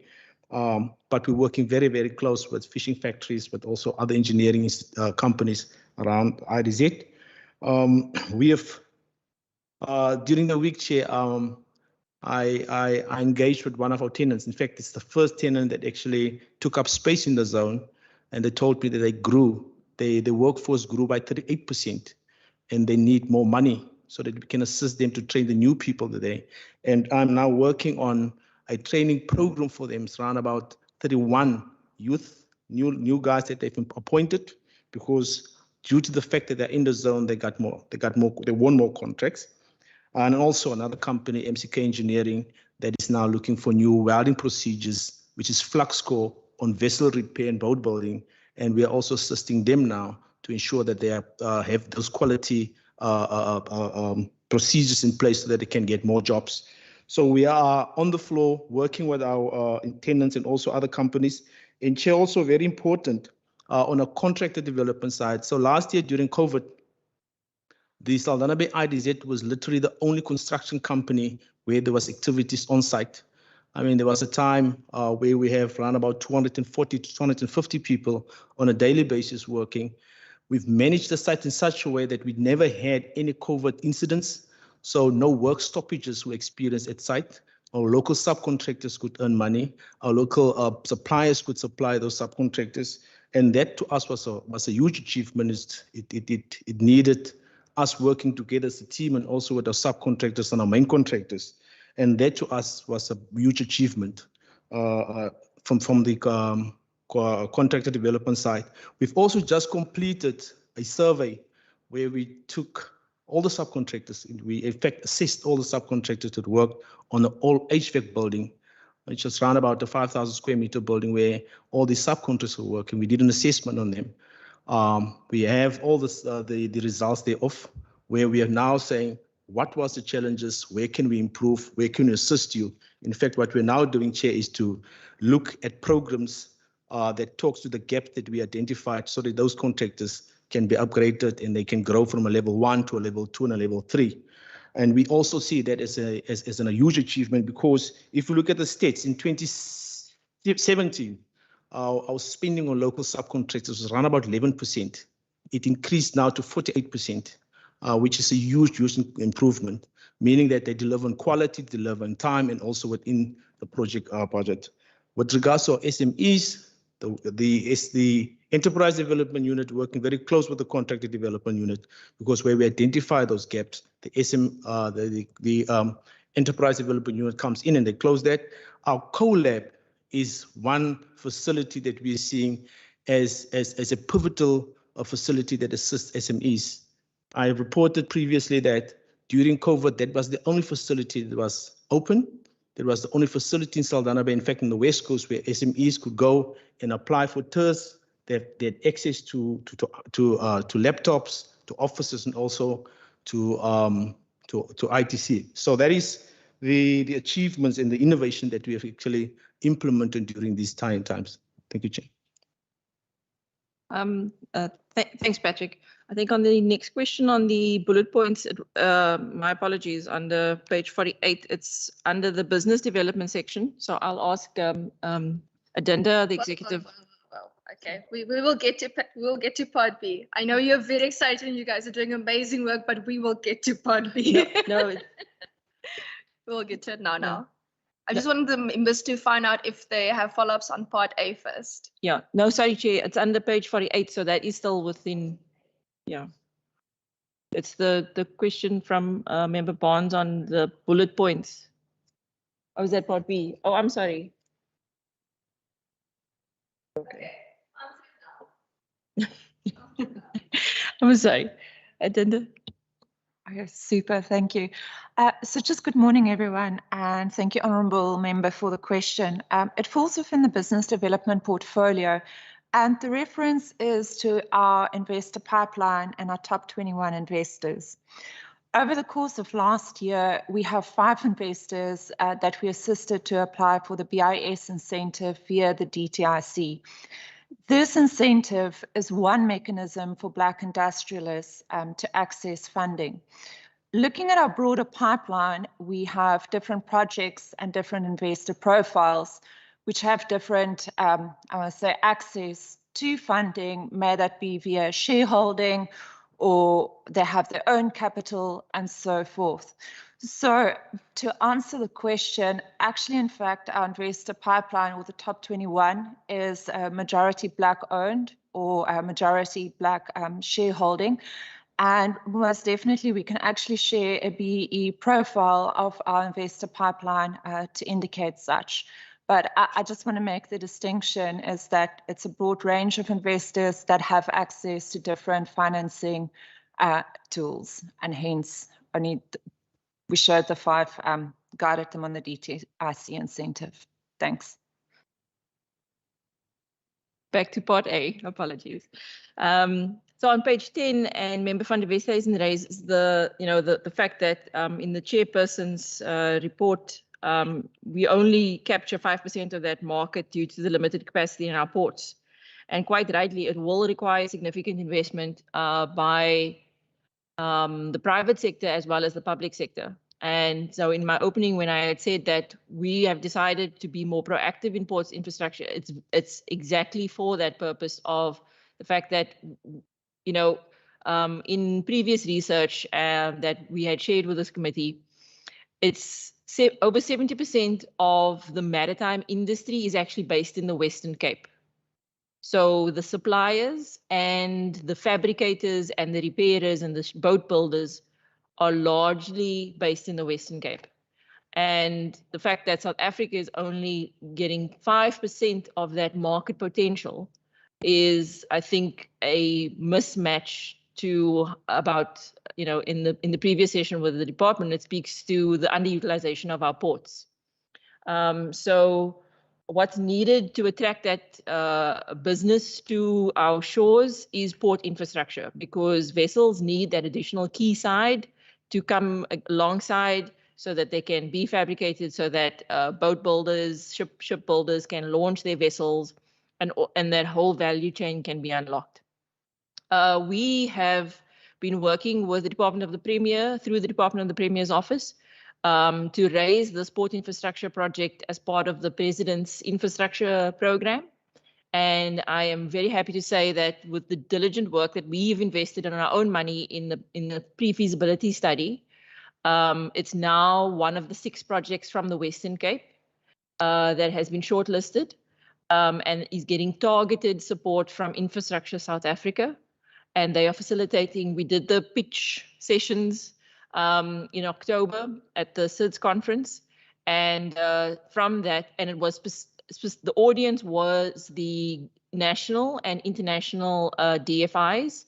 And so far, we've had very positive engagements with the World Bank, with the New Development Bank, with DBSA, with the Infrastructure Fund, all facilitated with the support of Infrastructure South Africa. And the outcome of this is that we are seeking the funding to close the gap to do the bankable feasibility study, because we don't have the budget for that, and to bring those projects to financial close.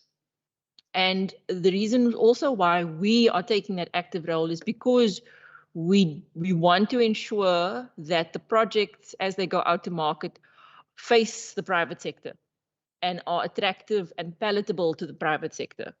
Obviously, putting in the necessary caveats and the necessary conditions as a South African national infrastructure project would deem from BEE and localization and participation.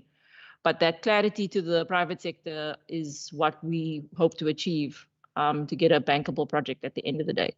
And I think lastly, on your question on the offshore wind, I must say this is a new area for me and for us. And I think piggybacking off the work that entities like Green Cape are doing, but also I think also in Europe with the deferment away from oil and more into renewable energy and gas, I will say.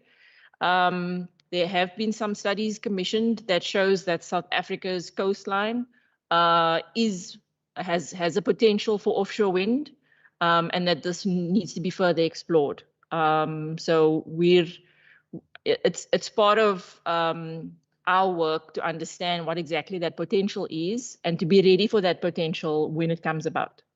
Thanks, Chair. Thank you so much. You know now why I love when Saldanha Bay IDZ is with us. These engineers, they don't wait for things to happen. Like they go out and they go do it themselves, which is probably also why I probably disagree with Member Maseko that you must make your book thinner, because this book, this is your advert to investors. The work that you're doing, this is what you, when you go to investors and you brag about the incentives.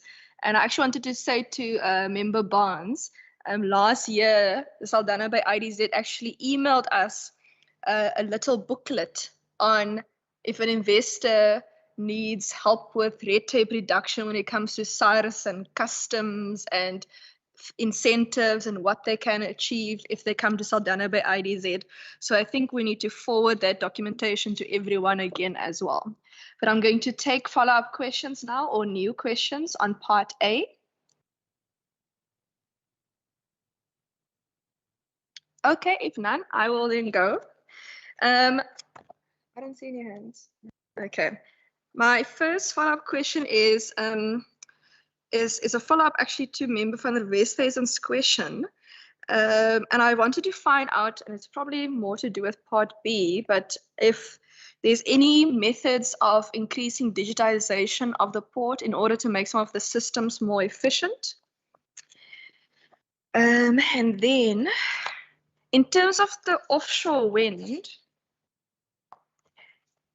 I was at the Belgian Embassy's event a little while ago, and the Consul General of Cape Town actually announced at the event that Belgium is going to almost, I think, double their offshore wind capacity now. And that they're going to start investing more, and that they're aiming to become, if I remember correctly, and the minister must assist me here or go and help me go do research on this, that they're going to become the 3rd largest in terms of offshore wind projects in the world, something like that. But I stand to be corrected. So that might be something to look into. And this kind of comes a little bit into part B, because you spoke in part B about increasing the possibility for hydrocarbon. And at the same event, the Belgian Consul General announced that Belgium wants to invest more in hydrocarbon. But he didn't say that they're going to do it themselves. He was speaking about buying it from others. So perhaps if the minister wants to go and, you know, wear some nice heels and go help us out there, that would be much appreciated. Any other follow-up questions on part A? Okay, mine's not really follow-up questions, it's more comments, but okay. If you have anything to add, otherwise I can go to part B. Yeah, I think yesterday there was a webinar on green hydrogen, and it's the 5th in a series that Chris Yelland is hosting. And the purpose of the webinar yesterday was to release research that the EU delegation in South Africa had commissioned from the CSIR. And it's the 2nd report that they're issuing. The first report looked at South Africa's potential overall for what they call power fuels, so green hydrogen and green ammonia. And the report yesterday specifically actually narrowed in on Saldanha, the ports of Saldanha and the ports of Coega, and looking at the potential regional offtake. And it actually included the port of Cape Town in the analysis, but they had Saldanha as the export-import port, and with ability to serve the port of Cape Town and that whole market, but also Prasa, and also at airports company in bunker fuels, you know, because some I think it's green ammonia that can actually be beneficial for aeroplanes, for aviation. But anyway, so the EU is definitely investing in the greening of the economy and the green transition, and they're specifically focused on South Africa, and they've even narrowed it down to areas where they would like to play. And I think the opportunity is then wide open for the Western Cape to take a position on green hydrogen and power fuels. And I know that that work is within the energy resilience department within the unit within the department. But also at the same time, we're also getting a lot of market interest in that area, and that we are facilitating those investments. So that synergy with the EU, even in still in hydrocarbons, is also still there, because it needs to be an energy transition, a just energy transition. So there's a role to play for hydrocarbons as well as green renewable energy. Thanks. Perfect. Minister?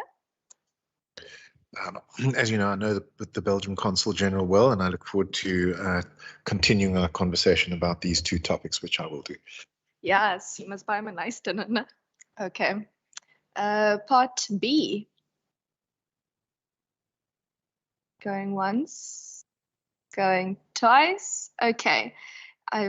There's none on part B, then I'll ask my question. I just wanted to find out what is going on with the Transnet and Eskom LNG pipeline and infrastructure? Because Eskom's board was supposed to make a decision.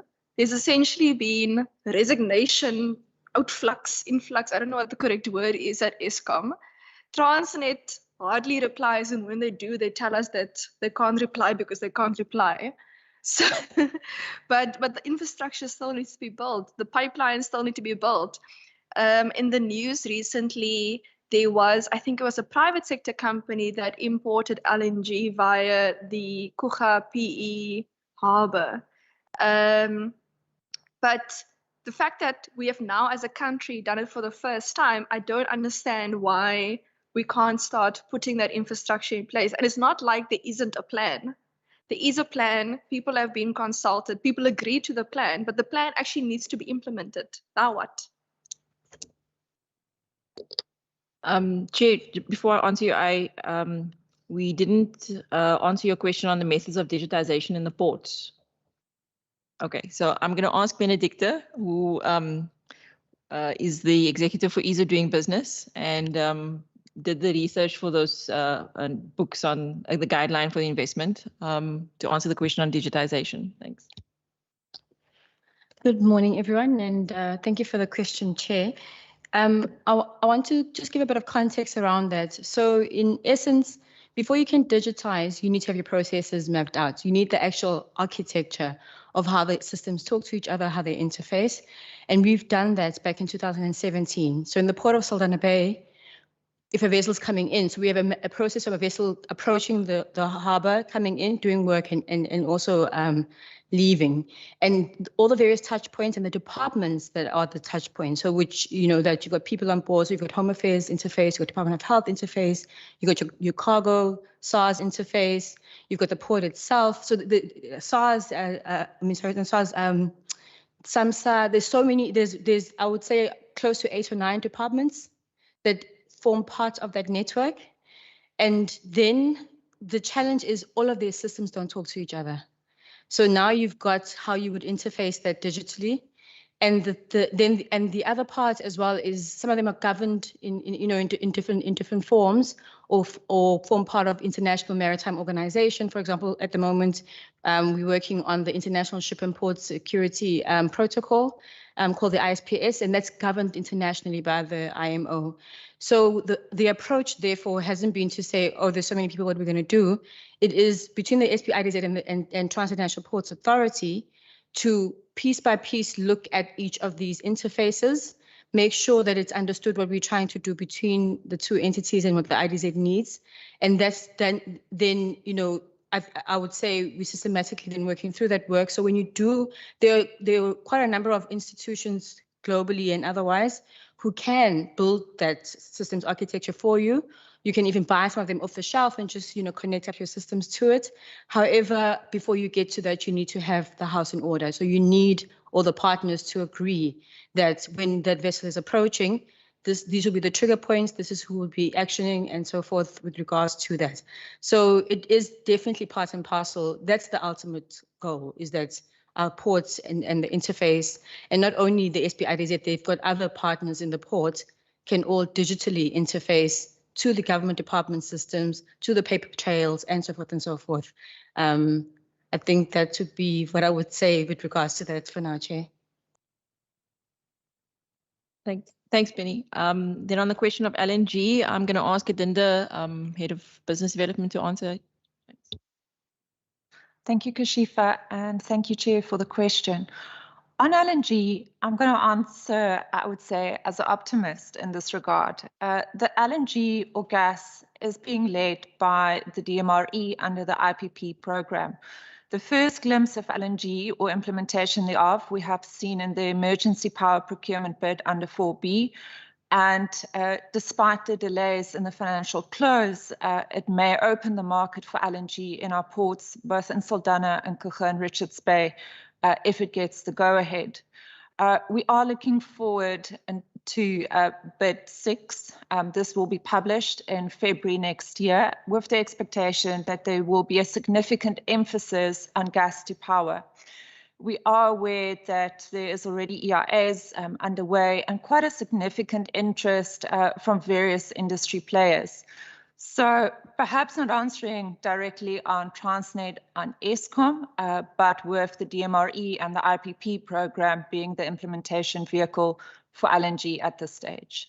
I hope that answers. Thanks. Thanks. My one concern about the LNG is it's nice to say we want to import something, but you need to have the infrastructure in place for when it arrives. And we've had years. And when I say we, I don't mean like Western Cape government. I mean everyone. It's been years that the infrastructure could have been in place by now. It's 2021, guys. Like the year's over. It's done. On the digitization, how long would it take? You said you would need to first take time to get one's house in order, and that's all the stakeholders together. How long, more or less, does it take to get one's house in order?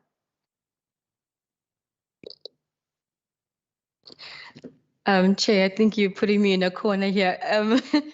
It really varies because the respective departments themselves need to be. So, for example, Customs gone on a just the customs function of SARS has done remarkable work over the past 2 years to digitize.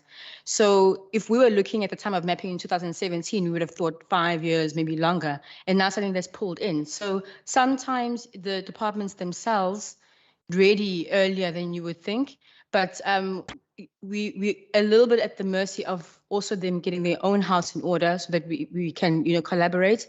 But we certainly do engage and show from our side what the urgency with regards to this kind of collaboration will do. So in some ways we try to steer them to move a bit faster with regards to those processes. Yeah, I think if I can add, our tactic, our strategy and our approach has been learned through experience, that we deal with things in a very specific manner, so a specific issue. Yes, one would like to look at the system and do systemic change and structural change, but that has so many moving parts in it and so many mandates that you have to navigate. So what the work that Benedicta and her team does is focus on, now that they have the system mapped, and then they take it one piece at a time to unlock that chain, and working with that stakeholder, be it SARS, SEPS, TNPA, Home Affairs, in that. Yeah, I think if we would go quicker if we had more resources and a more umbrella mandate and role in the port space. I think that because we know the system. Yeah, thanks. Okay, we'll give the Minister of Finance some more homework. Are there any follow-up questions on Part B or new questions on Part B? Going once? Do you say anything? Going twice? Okay, then I'm going to then go over to Part D. Part D is pages 60. Part D starts in the middle here somewhere. Part D is page 72 No, wait, wacht Deirdre. 72 until 75. Yes, 72 until 75. Going once. Going twice. Sold. Okay. Is there anyone from the public online or in the chamber who would like to ask a question?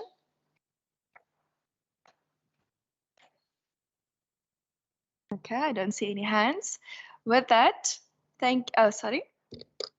Sorry, Chair. Member Barnes asked a question on the equity target on page 75. Apologies, I forgot. I thought that was part of part B still, but 75, yes, thank you. And if I may answer, I think the table that she referred to is on page 75, the top table, and the level of employment equity by employment level. Yeah, if you look at, I mean, yeah, there is 3 white males in top management, and there is 1, 2, 3, 4 females across the color band or race band, also in top management. And I think that it speaks to a very diverse leadership mix. This is certainly not a, you know, I would never say that this is a white man company. And also looking at the diversity in all levels of our salary band in our employment equity there. So this is something that we have always kept to heart in the previous leadership before me and in our board. We're well aware of the influential role and role models that such an entity like this also portrays and needs to effect. Thanks. Thank you so much. Are there any follow-up questions? I see there's a hand. Member van der Westhuizen. Chair, not a follow-up, but on section D, in terms of the human resources, I must say I find it interesting to see how top management heavy the organization is. You know, with 40% of the salary budget going to top management, it is an interesting composition of the structure of the enterprise. And I do hope as the business grow in future that we will see, can I call it almost a normalization of the organizational structure, with more people then being appointed outside of top management. Thank you. Tia? Yeah, our organizational mix is such that the top management is operational. We don't have any secretaries, personal assistants, and we're, yeah, I don't have a PA. No, nobody in the executive team has a PA. So what you see is actually 100% not just management, but actually experts and specialists and operational people doing the work. So that's why it is balanced that way to top management and professional qualified. Thanks. So when you email the CEO of the Saldanha Bay IDZ, she will email you back directly. Okay, any follow-up questions? Okay, if none, I will now give to the Minister and the board chair and the CEO if you want to wrap up anything. None? Going once, going twice. With that, thank you so much for being here with us. It's always a pleasure, my favorite engineer.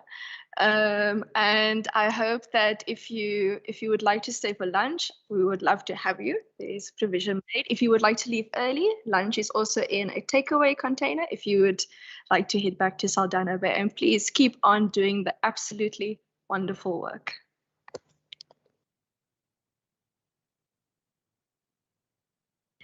Next up, our newest entity. I'm so excited. Dr. Furges, how are you doing? Okay. And the chair of the board, Joanne. Okay. Chair and CEO, you have any introductory remarks that you would like to make?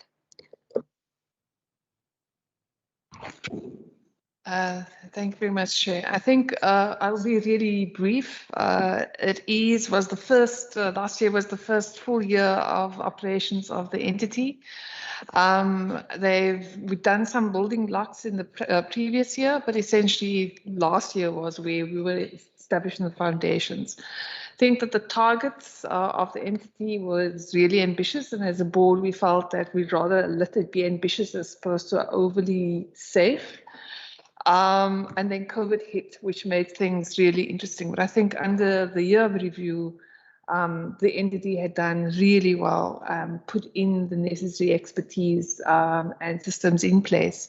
And I think Dr. Forges, as you can see from the annual report, had done a fine job together with the CFO with regards to a clean audit under rather trying circumstances, given the fact that we are not listed. Thanks. Thank you so much. Colleagues, I'm going to ask that Dr. Forges, you have anything that you would like to add? Just to say, Chair, thank you very much. I think building a state-owned enterprise in South Africa is never an easy task. And we've been around now for a year and a half. I think we've done remarkable work from a building block point of view. But as you read through the annual report, there's still one major hurdle to cross, and that's the listing with national government. I'll give you some background on that.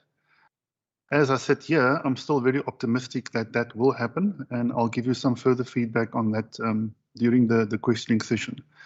With me today is our CFO, Waida Saib. She keeps me on the straight and narrow. And also Ellen Fishert, who's in charge of the community enterprise development and skills work, which is doing, as I may say, remarkably well. And also Sia Tetiana, who's in charge of our HR development, which is also receiving a lot of focus. I think I'll leave it there, Chair, for further questions to be put. Thank you so much. Members, as you may be aware that Atlantis, even though it's not new before our committee, it's the first annual report before us. I will thus now ask if anyone has any questions on Part A. Part A ends on page 24. Page 1 until page 24, if there's any questions. I see one hand from Member Maseko. Okay, Maseko, you may go ahead. Thank you very much. Chair, I don't have a lot of questions for the entity for Atlantis Special Economic Zone. Just one question to the acting chief executive officer is, you know, when Saldana IDZ started, the challenge was with the youth for skills development. It was the artisans. They couldn't get the artisans, or if they got the youth to try to skill them, you'll find that they test positive to drugs and that. So I want to find out from Atlantis, seeing that on page 8, you're saying that I think on the green side, on paragraph 1 to the third one, you are indicating that the good working relationships with the community are of paramount importance. Other than the endorsed Atlantis as EZ, and several skills and enterprise development programs were initiated and will be expanded over time. Skills development has been prioritized in the Western to ensure layoffs. So I want to find out from the youth side, did you get the challenges that Saldana when it started to having, and then do you put something in place to make sure that sort of you do have the social responsibility in trying to attract the youth within the organization as you skill them to be the ones that are going to help in growing this economic hub? Thank you, Chair. That's all from me. Thank you so much. If there's no other hands, I don't have any questions on Part B. Dr. Forges?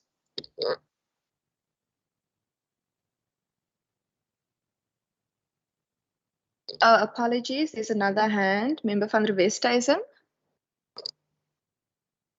Yeah, sorry, Chair. I thought my hand was raised earlier. My mistake. Chair, perhaps if Dr. Forges could just expand on the issue of Westgrow taking care of the financial transactions of Atlantis. My impression is that, until you believe that you've built up the necessary capacity and that you are big enough to have the necessary controls, etc., in place, that such an agreement can be quite a beneficial one for a young organization. Yet, reading through the annual report, it seems to me as if you see this as an inhibiting factor. Is it because, Wesgro is slow to respond to requests?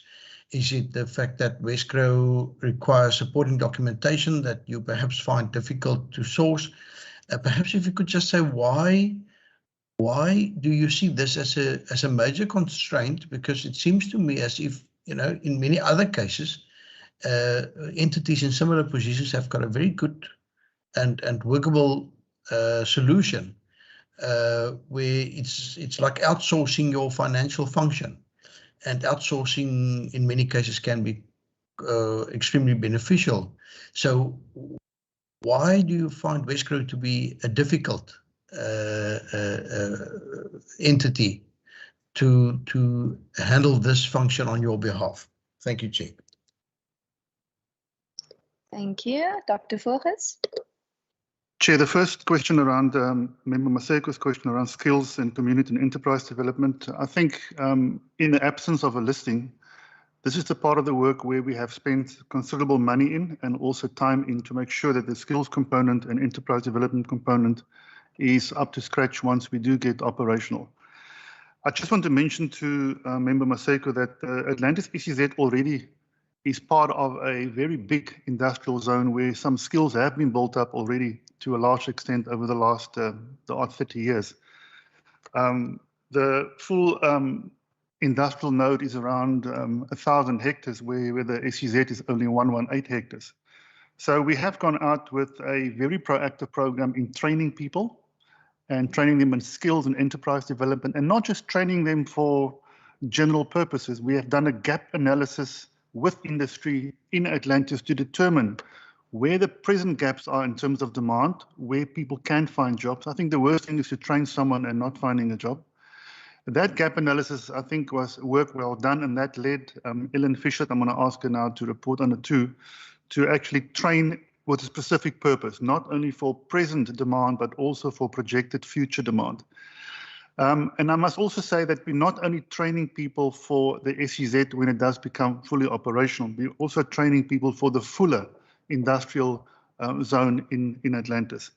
But I want to give Ellen a chance just to, we actually worked on this question a bit because we knew it was an important question to ask. Ellen to report back on how we fared in that respect to be ready once we are operational or fully operational, and if we would have a lack of skills in the area, which I can say to you without any doubt, due to the history of Atlantis, will not be the case. Ellen? Thank you, Chair, and thank you, Minister. So with regards, adding on to what Dr. Volkers has said, in the annual report, you'll note that we, in our narrative, we refer to 227 beneficiaries that we have trained. And exactly as Dr. Volkers mentions, those span over enterprise development initiatives, skills development initiatives, and community integration initiatives. This being the first year of reporting of the ASEZ, I'd like to first start with the skills development initiative. So based on research that had been done by Green Cape previously, but also together with a consulting company and with the existing Atlantis industrialists, we took stock of what the gaps were, and our training was informed, our training program for the financial year 2021 by that exactly. So you will note that there is a considerable amount invested in technical training. And then just to also add on to that, 60% of our trainees are female. We recruit from 4 different areas, so the Greater Atlantis area. And because we report to a community network as well and our board, we make sure that there is a diversity in terms of location, in terms of age, in terms of gender. as well as education levels as well. So you will see sometimes people that are 56 in our training, and also 19-year-old Black females, if we're going to be very blunt about that. So our focus was very much on the technical skills, knowing that Atlantis has existing skills from, when it's always been an economic zone. The previous dispensation, if I can put it that way, and combining that with the youth, because we know that as in the rest of South Africa, and Atlantis is certainly no different, that we have a huge percentage of unemployed and sometimes uneducated youth as well. So that intergenerational or the combination of putting the different generations in training and being intentional about that also assists some of the social cohesion problems, which would speak to community integration. The first year of operation, it's been our first year of operation, so we've really focused on establishing a baseline of what exists, what does the community need, what do they indicate that they need in terms of training, and what does industry say, existing industry say about the skills they need. And if we take a future perspective, because we're building for the future, what does the future say if we're talking about elements of hydrogen and renewable energy, solar, all of those things.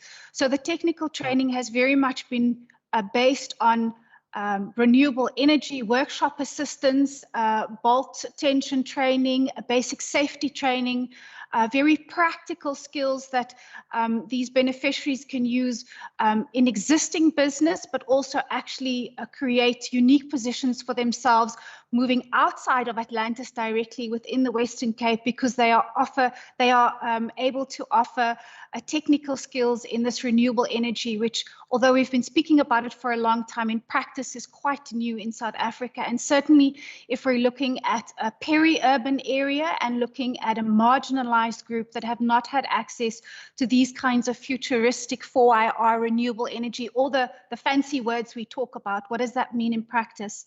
Then from an enterprise development perspective, we've offered 5 different initiatives.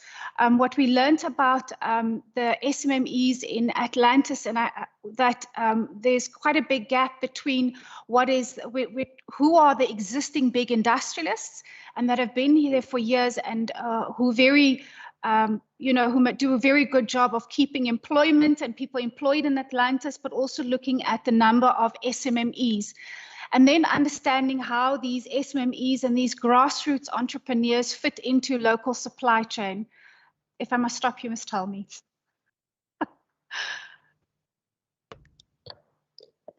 Thank you so much. And we always appreciate the extra information, because then it doesn't spill over into resolutions. Colleagues, I see there's one hand from Member Maseko. Are there any other follow-up questions? Okay, Member Maseko, you may go ahead.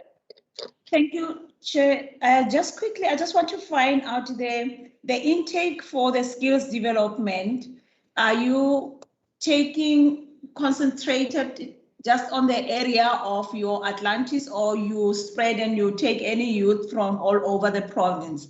And I'm asking this question that if that is the case, so what is the arrangement for the housing? Because where there is the economic development, that's why I can in that we have to say housing, you get the land invasions, and which is because you find people coming where there is economic development. So I just want to find out, do you lose the locals or do you spread outside? And if you spread outside, how do you accommodate them when they come to where the economic hub is? Thank you, Chair.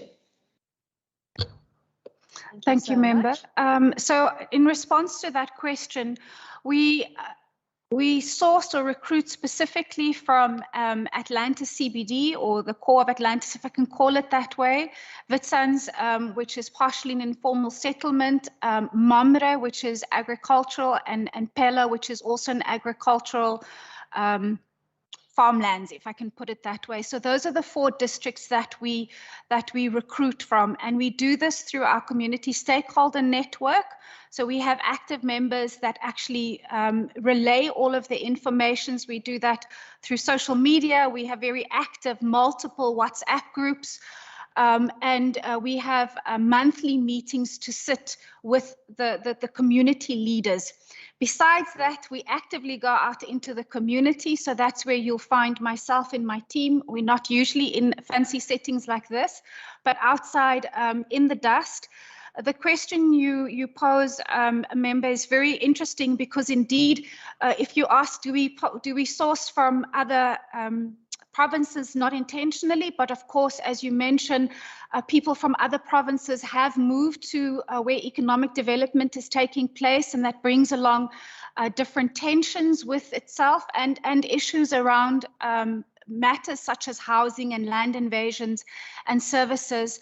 The majority of our time since I would say February of this year goes into supporting our partners. So that would be either from a DDAT perspective or the City of Cape Town, whether that be the Department of Housing, whether that's health, social development. We are constantly our community stakeholder network actually is I would say a central member in this conversation between the requirements of people and what government can provide and on what basis they can provide. So it's an ongoing discussion, and yeah, that's what I can say. Dr. Voorges? Just to add, Chair, I think it is important to say that this Atlantis concept has been around for a long time. And in a community that's rather bitter about the past, they don't believe anyone anymore. And it was difficult to change that mood since the middle of last year. And I can say to you, quite frankly, the mood is particularly negative. And if I can say jokingly, if a white CEO or acting CEO arrives, they also say about another one. And I can say to you, quite frankly, today, that negative mood with Green Cape running around, Westro running around, then a new SEZ company arriving, the people were rather confused. That mood has been changed completely, particularly with the training work taking place. We've got a graduation ceremony tomorrow morning, I think at 9:30, with the enterprise development, with the work that the community is doing through an elected community forum. I can say to you, quite frankly, not without problems and not without a huff and a puff, that negative mood has changed completely through the work that Ellen has done in the community over the past year. And just the financials. And then there is the question of Member van der Westhuizen. This is an important question, and if you allow me to spend some time on it. Westgrow was used as an incubator for the SEZ company. I think that was the same situation or similar to the IDZ a couple of years ago. We established the state-owned enterprise as a company, and we started operating as a company on the 1st of April last year. And then the problem started. In terms of, and I think you know this, I will sum it up very, very quickly. In terms of Section 25 of the SEZ Act, we must be a provincial business enterprise. Must. That's what it says. That must is now very much doubted by a national government and DTIC, and they're busy amending the Act to make it a non-requirement. And in terms of the PFMA, obviously, we had to be then a provincial business enterprise to open a bank account. I know it sounds very simple, but it's rather fundamental, so I need to explain it in very simple terms. We therefore, Chair, couldn't, and Member van der Westhuizen, open that bank account. So the best home we could find on a loan account basis is to operate under the Westgrow financial platform, because we know we will be listed at some point in time, and I'll brief you in a minute about that. So we had to use Westgrow then as an accounting conduit, to put it now in non-difficult terms. And that's difficult, Chair, because Westgrow's got their own challenges and their own problems. And when the AG is on top of them, it's difficult now to field the questions for documents from the SEZ company as well. And it's a difficult relationship, not from an investment promotion point of view, that we work on very, very well together, but particularly from a financial point of view. During the audit, getting information out of Westgrow was particularly tedious and particularly difficult, not because Westgrow was unwilling to do so, but they had their own pressures and their own problems to address in respect of AG questions. Chair, that situation is going to prevail until we are a listed company. So we're going to sit here next year, if we're not listed, and we will be soon, And a portion of this financial year will also be under the accounting system of Wesgro. So it's a very pertinent question. And I know maybe I should just maybe expand on the listing now where we are at with your permission, or should we cover it later? I think cover it now because it might Because it's come up so- as a it's question so anyway, intertwined. I think cover it now. But on a separate side note, Saldanha Bay IDZ, when they were here last year, they complained about a problem. And I told the IDZ, you have a whole minister, a yellow ene, and he's sitting here in front of you. So if you have problems with the national government, jy het 'n hele minister wat hier voor jou sit. En jy moet op sy inbox gaan klop. Chair, I can say to you with, again, with no element of skepticism, we've got an excellent relationship with the DTIC, absolutely excellent, and a very good relationship with National Treasury, but that will only be, the proof in the pudding will be when we get our listing. So we have submitted our 3D or our listing application during August of last year. The response was very, very negative, simply because they said we cannot make you a 3D because you're not a going concern. You have got no revenue streams. There's nothing about you that shows that you are actually a business enterprise, a point we kind of understood. And as you then know, we had to acquire the land, that 93 hectares from the city of Cape Town, to at least have that asset on our balance sheet to make it sweat for infrastructure and for investment. We didn't have the money to buy that land, so we went to the city of Cape Town, and after a long and tedious negotiation process, the city conceded that they wanted to be a shareholder in the company by means of their land contribution, which was unique, innovative, and very, very rare in South Africa. Apparently the only one I hear. So it was then a matter of trying to convince National Treasury that we are, to use the wording in the PFMA, we are substantially funded outside the Provincial Revenue Fund. They simply said you will not be a 3D if you have all your money coming from the Provincial Revenue Fund. We then motivated that the land contribution, that 56 million rand, is indeed monies coming from outside the Provincial Revenue Fund. National Treasury then went to test that through a legal opinion. They consented or conceded that we have a point, that they agree, and the legal opinion agreed. Then we let it go for about 2 to 3 months to let the news sink in to see where we get to.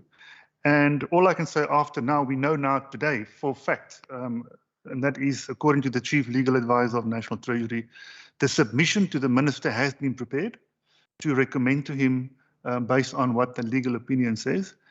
And I know it's gone through the hands of the legal people at National Treasury, and they informed us this week that that submission will now go to the Minister to be considered. Now, Chair, the Minister's got the prerogative to say no, or he's got the prerogative to say yes. So we're not there yet, but at least we got thus far. If it wasn't for that land contribution through the city of Cape Town, we had absolutely no chance of motivating a provincial business enterprise. And Member van der Westersen's question is valid because the scenario I've just sketched to you led to the situation with Wesgro, using Wesgro as a platform for our accounting to happen.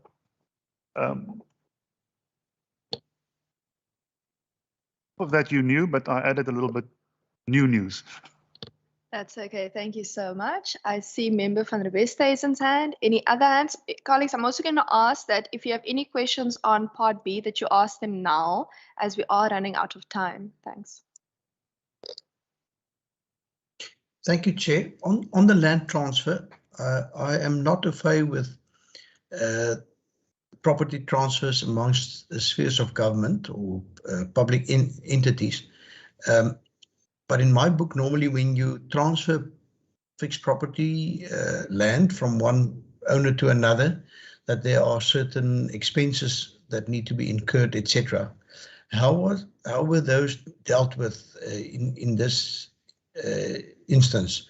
Or is the land that you now want to take onto your balance sheet, or has been taken onto your balance sheet, has that not physically been in the books been transferred into the deeds register, or via the deeds register to Atlantis?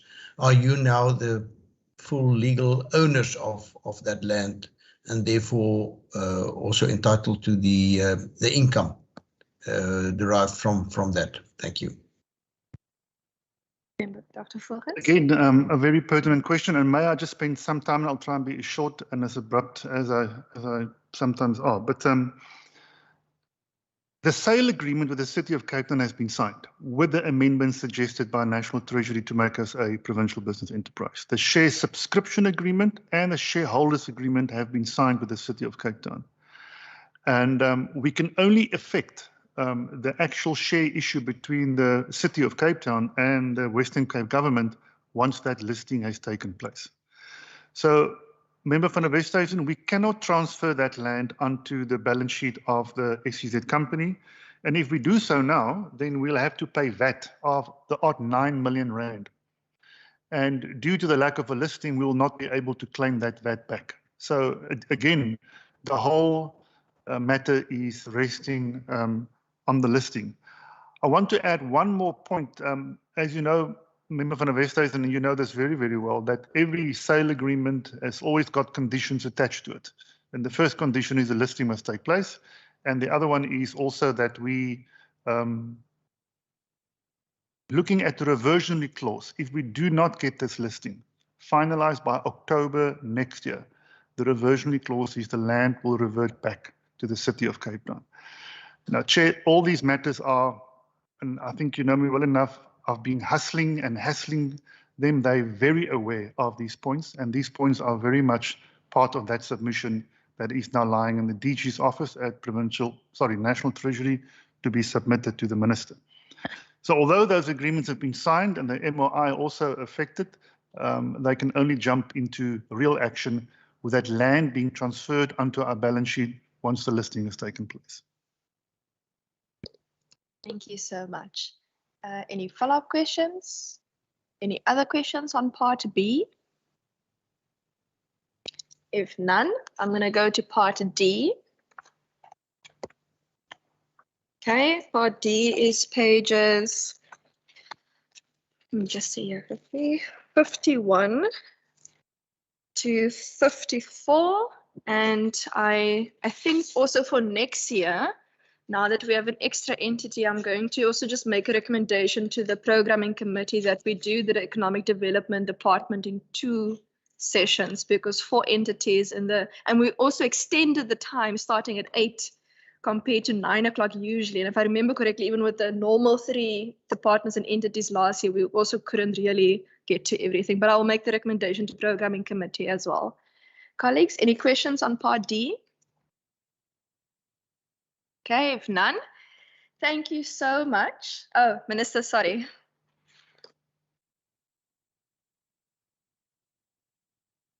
Are there anyone from the public online? I don't see anyone in the chamber. Okay, if none, Minister. I just want to deal with this registration process. I mean, the frustration I think is less with Westgrove than the fact that there are significant challenges in registering as a business enterprise. Now, I mean, as Piers pointed out, this matter now, the submission has been completed, and I'm sure that in the very near future, it will then be on the National Minister of Finance's desk. But I want to assure you and to assure members that I have raised this matter with the Minister personally, and he is aware of our frustrations. Also, I am in constant contact with the Atlantis SEZ on this matter. Strangely enough, I'm not sure why on Saturday mornings, but I am in regular contact, and of course I'm working together with the department and the entity to make sure that we get the Atlantis SEZ registered as a provincial business enterprise and we get going. Thank you. Perfect, thank you so much. If there's nothing else, I would like to say thank you, the board chair, to the CEO. It has been wonderful watching the journey. Hopefully we can get this sorted as quick as possible so that the reversal does not occur, but we will continue to put pressure on. Thank you so much. If the Atlantis SEZ, thank you so much. If the Atlantis SEZ would like to leave, you're more than welcome to. Please do remember that lunch has been prepared. should you wish to take it with, or should you wish to sit down. Either way, it has been provided. Thank you so much. And with that, and thank you so much everyone for all the patience, we've come to the final entity, which is Wesco. Okay. So the CEO and chair of the board, if you're online, I just wanted to say that I did receive an apology from Wesco for not being in the chamber today. They do have some health reasons for this, given that there was a COVID case and they didn't want to put the risk of us at risk, and I say thank you for that. But with that, the chair and the CEO, if you have any introductory remarks, thank you. Thank you, Chair. I will be brief in the interests of time. First, I should acknowledge Ronel Stander, our new CEO, a citizen of Cape Town, born and bred, who has returned to take up this exciting challenge and has been in the job just 1 month. So welcome on behalf of all of you to Ronel. This has been, as everyone has observed, an extremely challenging year, but Wesco has done extremely well in pivoting very rapidly indeed to operating in an entirely digital space and bringing together a range of collaborative endeavors, not least the COVID Common Content Center. It's fulfilled all its mandates, met all of its targets, except for fairly obvious reasons in the arena of tourism and film. It's had a total impact on the economy during the year of just under 10 billion rand and has contributed to the creation of 2,600 direct jobs. I always make the emphasis on direct because we are aware that the impact through the multiplier effect, even in areas such as tech, is many multiples greater than that as we go up and down the value chain through all the intermediary companies, the suppliers, and providers of services. So I'm going to leave the rest to Ronel and her team, and we're available for any questions. Thank you, Chair.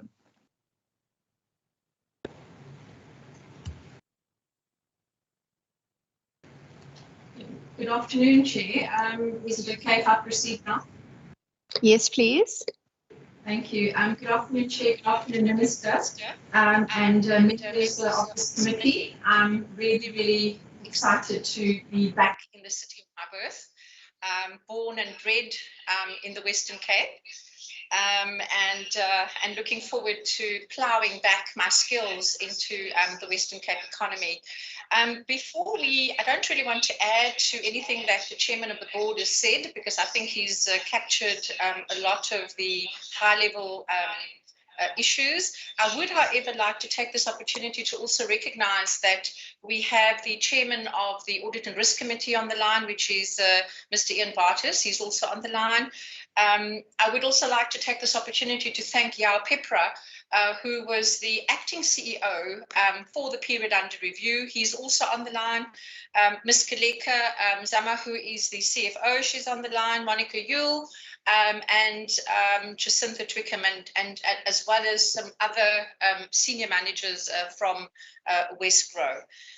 Chair, I'm going to hand it back to you, and we will take any questions. Of course, we take the report as read.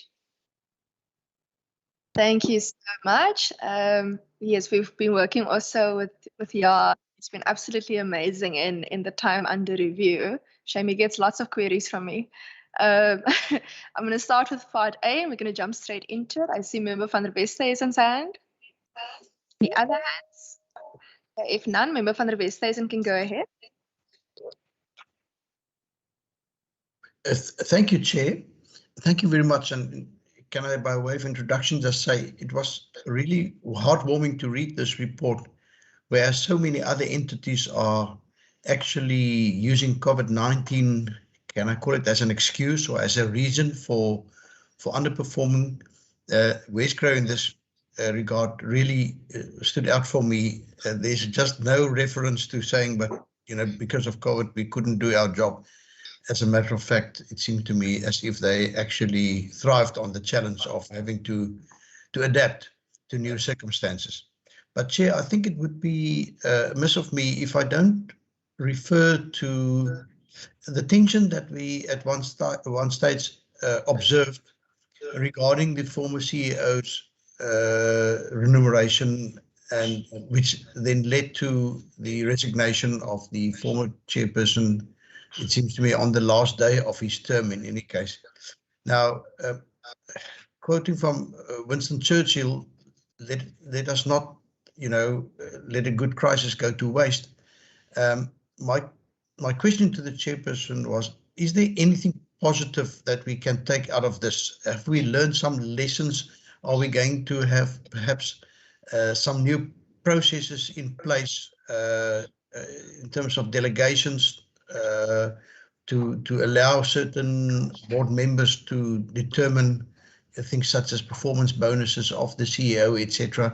What can we positively take out of last year's tension that we experienced? Thank you.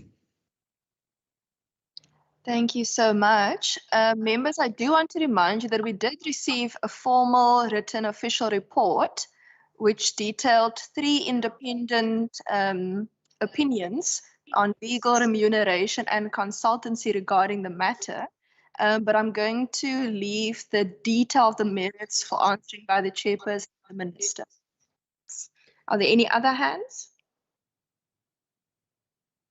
If none, who wants to go first? Chairperson or minister? Chairperson, okay. Shall I kick off? Thank you very much indeed for the question. It was a challenging time. Relationships were indeed strained, but you're right to put the emphasis on positive takeaways.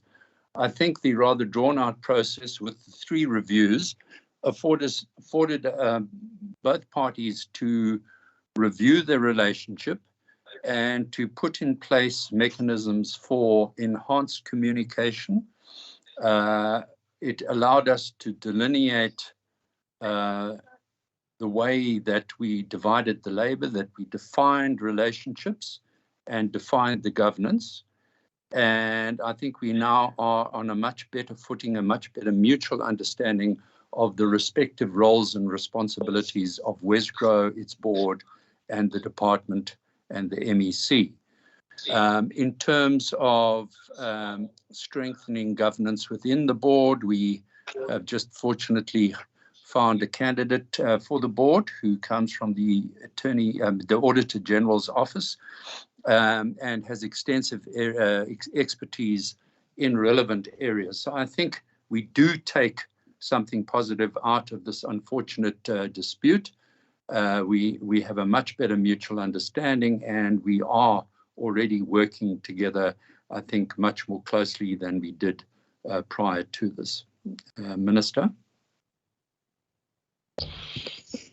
Chair, I think that summarizes it very well, and I think I'm very comfortable with the current relationship between myself and the board. Thank you so much. Any follow-up or new questions on part A? Going once, going twice. Okay, part B starts on page 26 and it ends on page 56. Any questions on part B? I do know some of Wesgro's questions were answered a bit previously, but if anyone has any specifics right now. Okay, if none, I will then just ask quickly I just want to make sure, because Wesgro also has a myriad of reports that it deals with in terms of studies and research and things like that. And not just Wesgro, but all of the respective entities and departments, I'm going to leave it in the HOD's hands. Just please put us on your email list. Because otherwise what happens if you don't invite us to the things and if you don't put us on your email list for the research stuff, at the end of the annual report here, we end up asking for 100 documentation and you end up sending all of this information to us. But if members are able to go through the research because they're already on the email list as it comes out, then they'll likely have the knowledge and information as they go along. And it won't necessarily be the extra 1,000 questions at the end of the year. I do have other questions, but I saw another hand went up, so I'll leave my rest for afterwards. Member Maseko. Thank you very much, Chair. I just want to congratulate the West Grow on their executive management. I mean, all the time we complain if you don't see a lot of women having representation, and now I just have to say thank you very much and congratulations. We are humbled by seeing a lot of women also being decision makers in this organization. Then I turn the page, I go to page 28 on the board of directors. Then that bar will just go deflate. So I'm going to request that, and I do understand that sometimes you are trying to get a lot of women to be part of the boards, but there need to be an extra mile that the entity can go to make sure that women are included. Because the communities, when we take decisions that has to affect women also, women has to be the ones that really say to you, what is it that other women do need out there? So I appeal to Minister with the West Grow to put a weight out there for women to also be, as the expiring days they do come of the board members, we need to, if you have to headhunt to have that representation, it will be really appreciated. Or if that is already in the pipeline, also I will definitely send a letter to Minister and say thank you very much for having representation of women. Thank you, Chair. That's the comment that I only wanted to do on these structures. Thank you so much. Okay, let me quickly just see if there's any other questions. On page 34, I just wanted to congratulate Wesco on the 4.4 billion rand, page 34, 4.4 billion rand in investment, which they realized and which resulted in the creation of 1,830 jobs. I think that really speaks to what Member van der Wes says when I was speaking to earlier about not using COVID as an excuse. And then I just wanted to find out, I think it's in a few targets, but I think Wesco does a similar thing that the department does. On page 37, there's just an example there. So the top part speaks under the table to rand value of committed investments in the province, a number of jobs facilitated from committed investments into the province. And then it just speaks to investment projects to realize the amount of investment. But then, obviously, similar to the department, the details in the paragraphs. So I just wanted to find out, if possible, if the board or the CEO, or I'm not sure where the review of targets lie when it comes to Wesco, but if we could also perhaps just see if there's a way to just tighten up the writing of the targets, because even if one is achieving the goals, it's not being translated into seeing it in the target specification. My question on page 36 was answered previously regarding the types of resolutions. Yeah, page 43 is also very similar, the same target question there. And yeah, my previous question regarding research reports relates to page 45. So you can see there, actual achievement, number of research reports downloaded, distributed, developed, and so on. But ideally, one does not want to end up with 110 research reports in November every year. Ideally, one would like to stay up to date as they come out. But those are all of mine, I think. Oh, apologies, page 51. And Yaa also knows about this because I sent him the online link, remote working. So the department went into a partnership with Airbnb for remote working in order to get specials down for people to stay longer, okay? The department for that is also lobbying the national government to introduce the remote working visa. But what Deirdre discovered because I went into rentals,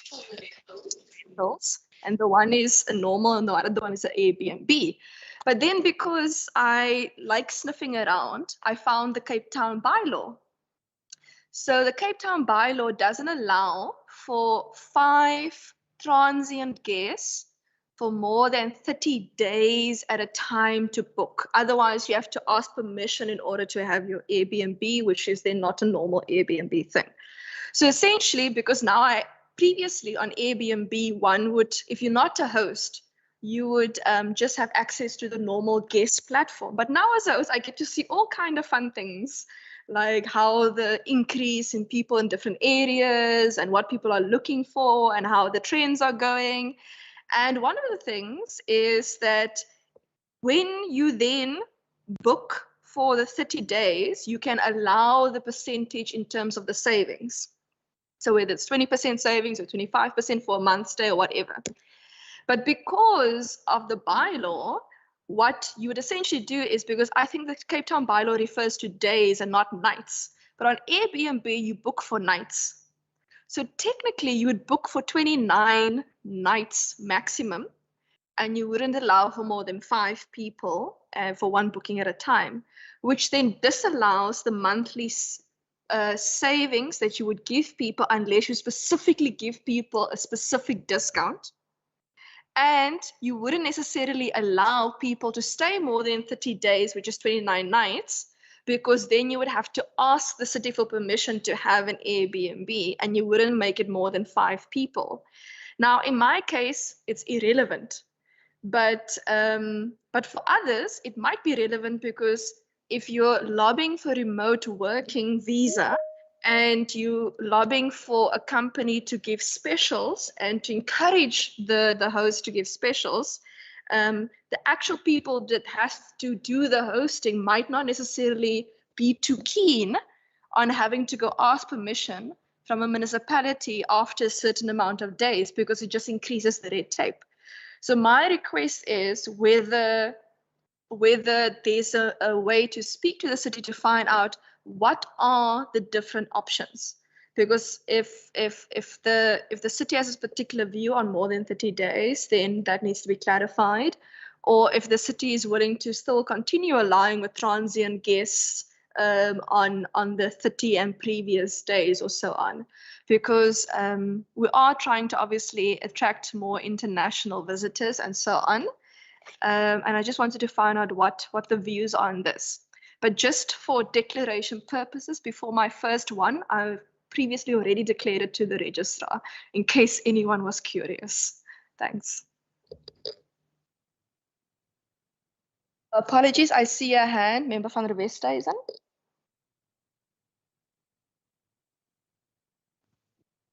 Thank you, Chair. Chair, also on page 34, I think that very same table, there's reference to an investment in George by the Platinum Group. Now, my impression is that they've already got an investment there, and many of these investments also require permissions from, say, for example, the local government, etc. Perhaps if some of the West Coast staff would be able to just tell us a little bit more about, you know, what is the kind of that investment in George? Is it a completely new development? Is it just an upgrading of the existing investment that is currently? Then the next question is just on page 38, table 7. I do not see the abbreviation NDA in the list of abbreviations. And can I say I'm not a great fan of abbreviations nowadays with auto text and so on. I think it's quite easy to replace an abbreviation with a full wording. But and I've got an idea that it may have to do with non-disclosure agreement or something like that. But perhaps you can just tell us what is that for. And then, Chair, while I think West Coast focus is absolutely on attracting foreign investment, and I think that is great.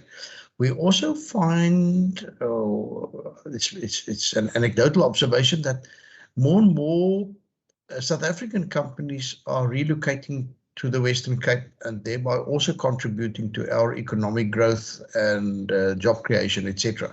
Perhaps with Wesgro being able to scan and studying the economic growth patterns and so on, perhaps you can just fill us in on that one, and to what extent would that also contribute to the higher rate of economic growth in the Western Cape, and perhaps also the recovery in the Western Cape. And then lastly, Chair, regarding the work that Wesgro is doing on the film industry, I think in this financial year there's been, some South African films that seem to have made quite a name or experienced high acclaim internationally, such as the film The Octopus Teacher, and I think there's a new one that has also, been made locally with the limited budget of probably local investment by the name of Barakat, and so on. And to what extent do Wesgro see further growth, not only in overseas companies coming and using the Western Cape as a location for the making of films, but perhaps for us to further expand on the unique South African film industry? Thank you. Thank you so much. I don't know if the CEO or the Minister wants to go first. CEO? Chair, thank you very much. I think I'm going to leave the question of the women directors to the Minister and the Chairman of the Board. I'm going to ask our Senior Manager for Monitoring and Evaluation just to talk to the issue of the targets and the way they're captured in the annual reports. Sarah, would you like to do that? And then I'll take some of the other questions. Thank you. Good afternoon, members. Good afternoon, Chair. My name is Sarah, and I head up the M&E team in Wesgro. So thank you very much for raising the question. Essentially, what happened was when we were drafting the annual report was that we got advice from the regulatory and oversight bodies to capture our targets in this particular way to align to our annual performance plan. And so, yes, we do have a narrative, and we note that actually going forward that we will work to make it, I think, a lot more accessible and clearer in the table format. But for this financial year, that was the advice and the guidelines given to us. And then just a last comment just on, if you look at the kind of the detail around some of the investments landed, you'll notice that there were NDAs signed in terms of the names of companies, and that's because of POCIA coming into effect this year. We've had to obviously get the consent from companies to publish certain details. So in cases where we were not able to get that consent, unfortunately, we published some level of detail of the investments landed and the export trade agreements signed landed. However, there are NDAs in terms of publishing their names. Thanks very much. Thank you, Sarah. Chair, in relation to your question about the facilitation regarding bylaws being aligned to the market, I think that's a very important issue, particularly since as a Wesgro team, we certainly want to attract people to come and work and live in the Western Cape. That is certainly something that we will take up with Alderman Foss. So we will continue to have a look at that. With respect to the question regarding the business listed on page 34, Platinum Golf. Yes, that is an NDA matter, and I'm going to ask Yao if he can just add some color to answering that question. Thanks, Renal, and thank you, Chair, for the question, and Honourable van der Westhuizen. So what normally happens is some of the times when we assist companies, they tend to ask us... maybe having connectivity. Oh, there he is. Oh, thank you, Yao. I just switched off my video. So generally what happens is sometimes these companies ask us not to disclose their information. They might let us disclose some parts thereof, but not every single thing. So this Platinum Golf one in particular, I think it was the Platinum Golf. Let me just quickly just make sure there's a Platinum Golf one, because there are other companies that are on here, which, so the NDA stands for non-disclosure agreement. Is that what you were asking, Honourable Van der Westhuizen? Correct, thank you. Okay, yeah, so it was just basically that. They ask us not to disclose the information. But whilst I'm here, do you mind if I answer the film question as well, please? Yes, please. All right, Yes, great. please go ahead, yeah. Please go Thanks. ahead. So I mean, we see film as quite a big sector for us, not because of the movies that gets made on the back of the film, but the other sectors that it cuts across. You know, you've got costume design, you've got hotels, you've got restaurants, you've got transportation, you've got makeup. There's a whole set building, etc. So there's quite a lot of subsectors that fall within this film sector. So we see it as quite a strong sector for us. And it's also, I guess, highlighted by the fact that we've got a world-class film studios here, which is about 95% at capacity at the moment. And the positive thing for us is that there are a lot of companies, a lot of individuals that are looking to set up a competing film studio, which we encourage. I think, Renal, you'll remember we met with somebody just even this week to discuss the potential of setting up a film studio. So that's the one side. So the industry is booming and it's great, but we also have our challenges in that the incentives that are administered by the DTIC seem to leave a bad taste in some of the filmmakers' mouths in certain instances. So what we're trying to do is we're trying to find a way to work with the other provinces that are quite strong in the film sector to see how we can work with the DTIC to make sure that the incentives are clearer, so that when people are applying for them, they know that they have to tick this box, and if they've done every single thing that the incentives ask them to do, they will get the incentives that they've applied for. And secondly, as well, with regards to the local industry, what the team does is they actually take some of our up-and-coming filmmakers through a masterclass with internationals to help upskill them so that they can actually keep on producing the likes of Barakat, for example. So it's quite a strong ecosystem that we have been working with over the last few years. And I mean, you didn't ask this question, but I also want to throw it out there. But we're quite strong as well in the animation post-production field, right? So we're doing a lot of work in terms of trying to help, and the gaming as well, trying to help those industries also get some limelight, because unbeknown to many people is that some of our digital work, some of our back office work when it comes to post-production and animation and gaming has been earning a lot of awards, and we want to try and see how we can help build that ecosystem as well, which will, I suppose, in a way, also speak to that the tech ecosystem that you brought up earlier, Madam Chair. I hope that answers. Thanks. Thank you so much. Are there any follow-up questions? Thank you very much, Yao.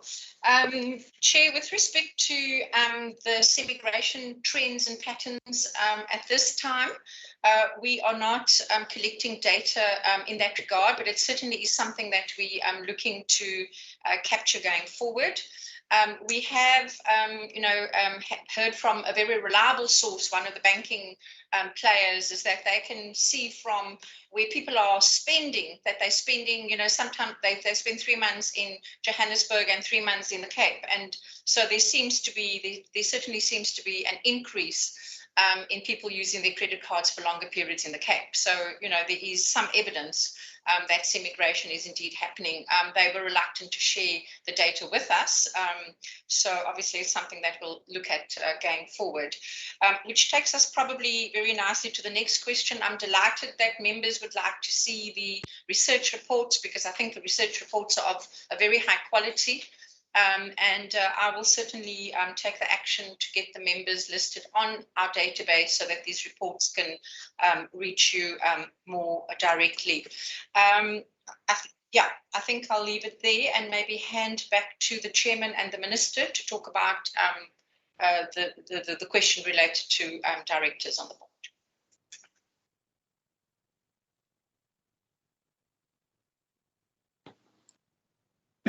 Chair, shall I just make a quick comment on that? We're more than conscious and entirely supportive of diversity in the board, both in terms of race, gender, age, experience and skills. But of course, people do get posted to other provinces, as has been the case recently in terms of the immediate past port manager, who was a black female, of course, and another member of the board who resigned for health reasons, also a black female.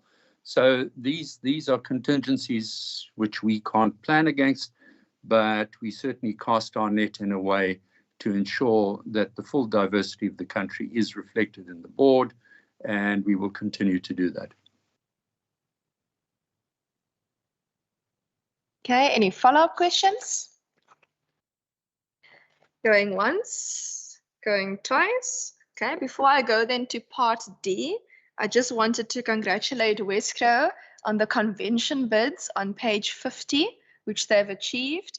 I'm particularly impressed by the World Congress of Neurosurgery, as well as the International Joint Conference on Artificial Intelligence. And I hope, at least with artificial intelligence, that I'll get an invite in 2023, irrespective of where I will be at the time. But we will then move on to part D. Okay, part D, if anyone wanted to know, was page 72 until page 75. Any questions? Going once? Going twice? Okay, are there anyone online that would like to ask a question that is from the public? Okay, I don't see anyone in the chamber from the public, so I will then take it there are no questions from the public. I would like to thank Wescrow for being here today. You may not have gotten a lot of questions, but you have had, I think, 2 or 3 sessions with us previous this year where we unpacked quite a number of your programs. And I truly appreciate it. And we welcome you, Ms. Stander, to the committee. In terms of your participation, we wish you all the best of luck in your journey ahead. With that, if the chair and the minister would like to round off, you're more than welcome to do so now. Not from me. Thank you, Chair. Perfect. Thank you so much. With that, this has brought us to the end of the session. I'm going to quickly ask the members just stay behind, just so we can deal with resolutions. And I have just some feedback from members as well on various matters before we head out.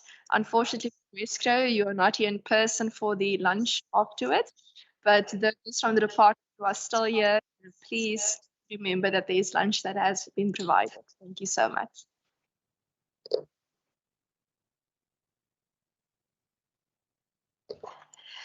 But members, I'm just going to jump straight into matters such as resolution and feedback. I will start with resolutions. Okay. Our procedural officer has anything that you would like to remind us of, which we asked for? I think one of the things was just to make sure that we are on all the respective mailing lists. And the report on the impact and implementation of the FinTech degree. Is there anything else that we asked for? Member Makamba Butcher asked for the list of companies that were assisted with the TERS. And okay, no, but that's not necessary anymore because they gave the answer in committee, but the list of committees for TERS, yes? I mentioned that they can, but we didn't request it. Okay. Chairperson. On hand, is there any other resolutions? Member Maseko? Chair, it's not a resolution. I'm looking at the time and say we are going to start with the scope. Is it possible if I can suggest that you look at the resolutions that the procedural officer has captured and then we'll respond to you in the email immediately by tomorrow morning, and then it will be, we will say yeah or add to that, and then we can capture that after. If we use the electronics to just finish up on the resolutions, will it be okay, or Zahida, it will cause havoc on your side? No problem. I think we can do that. Send the resolutions by what time would you like it? Saida? 10. Oh, okay. So by 12 o'clock tomorrow morning, if we can then please send in the resolutions. Okay, and then just one important feedback that I have from members. Let me just quickly get up. We have received a request. So I'm just trying to get to the email quickly. Okay, we received a request from the Western Cape Gambling and Racing Board. Not a request, it's an invitation to comment on the rollout of LPMs in the province. So for those who aren't normally with us on the committee, it's basically like if you're an operator of like slot machines and things like that. And in terms of licensing and route operator licenses, so the licensing for that, as well as the rollout. I went to legal and I went to our procedural officer and I was like, okay, this is an odd request because I didn't know that the committee usually makes input on things like this.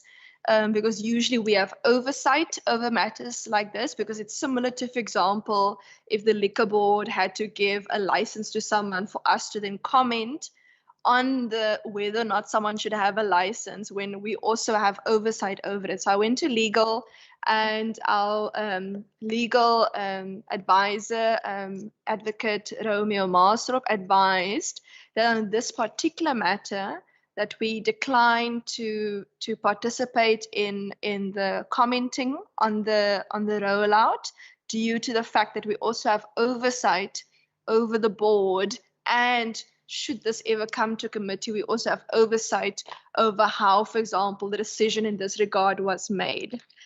So this is me bringing feedback to the committee and asking the committee whether it would be okay that as a committee that we don't give input. But if members in the individual capacities as members of the public wish to give input, there's nothing stopping that, given that it is a public participation that's open to the public. Okay, I saw one little thumbs up, Member Maseko. Chair, we agree with you. We can only say that you can respond to them that no, we are declining their comment on them.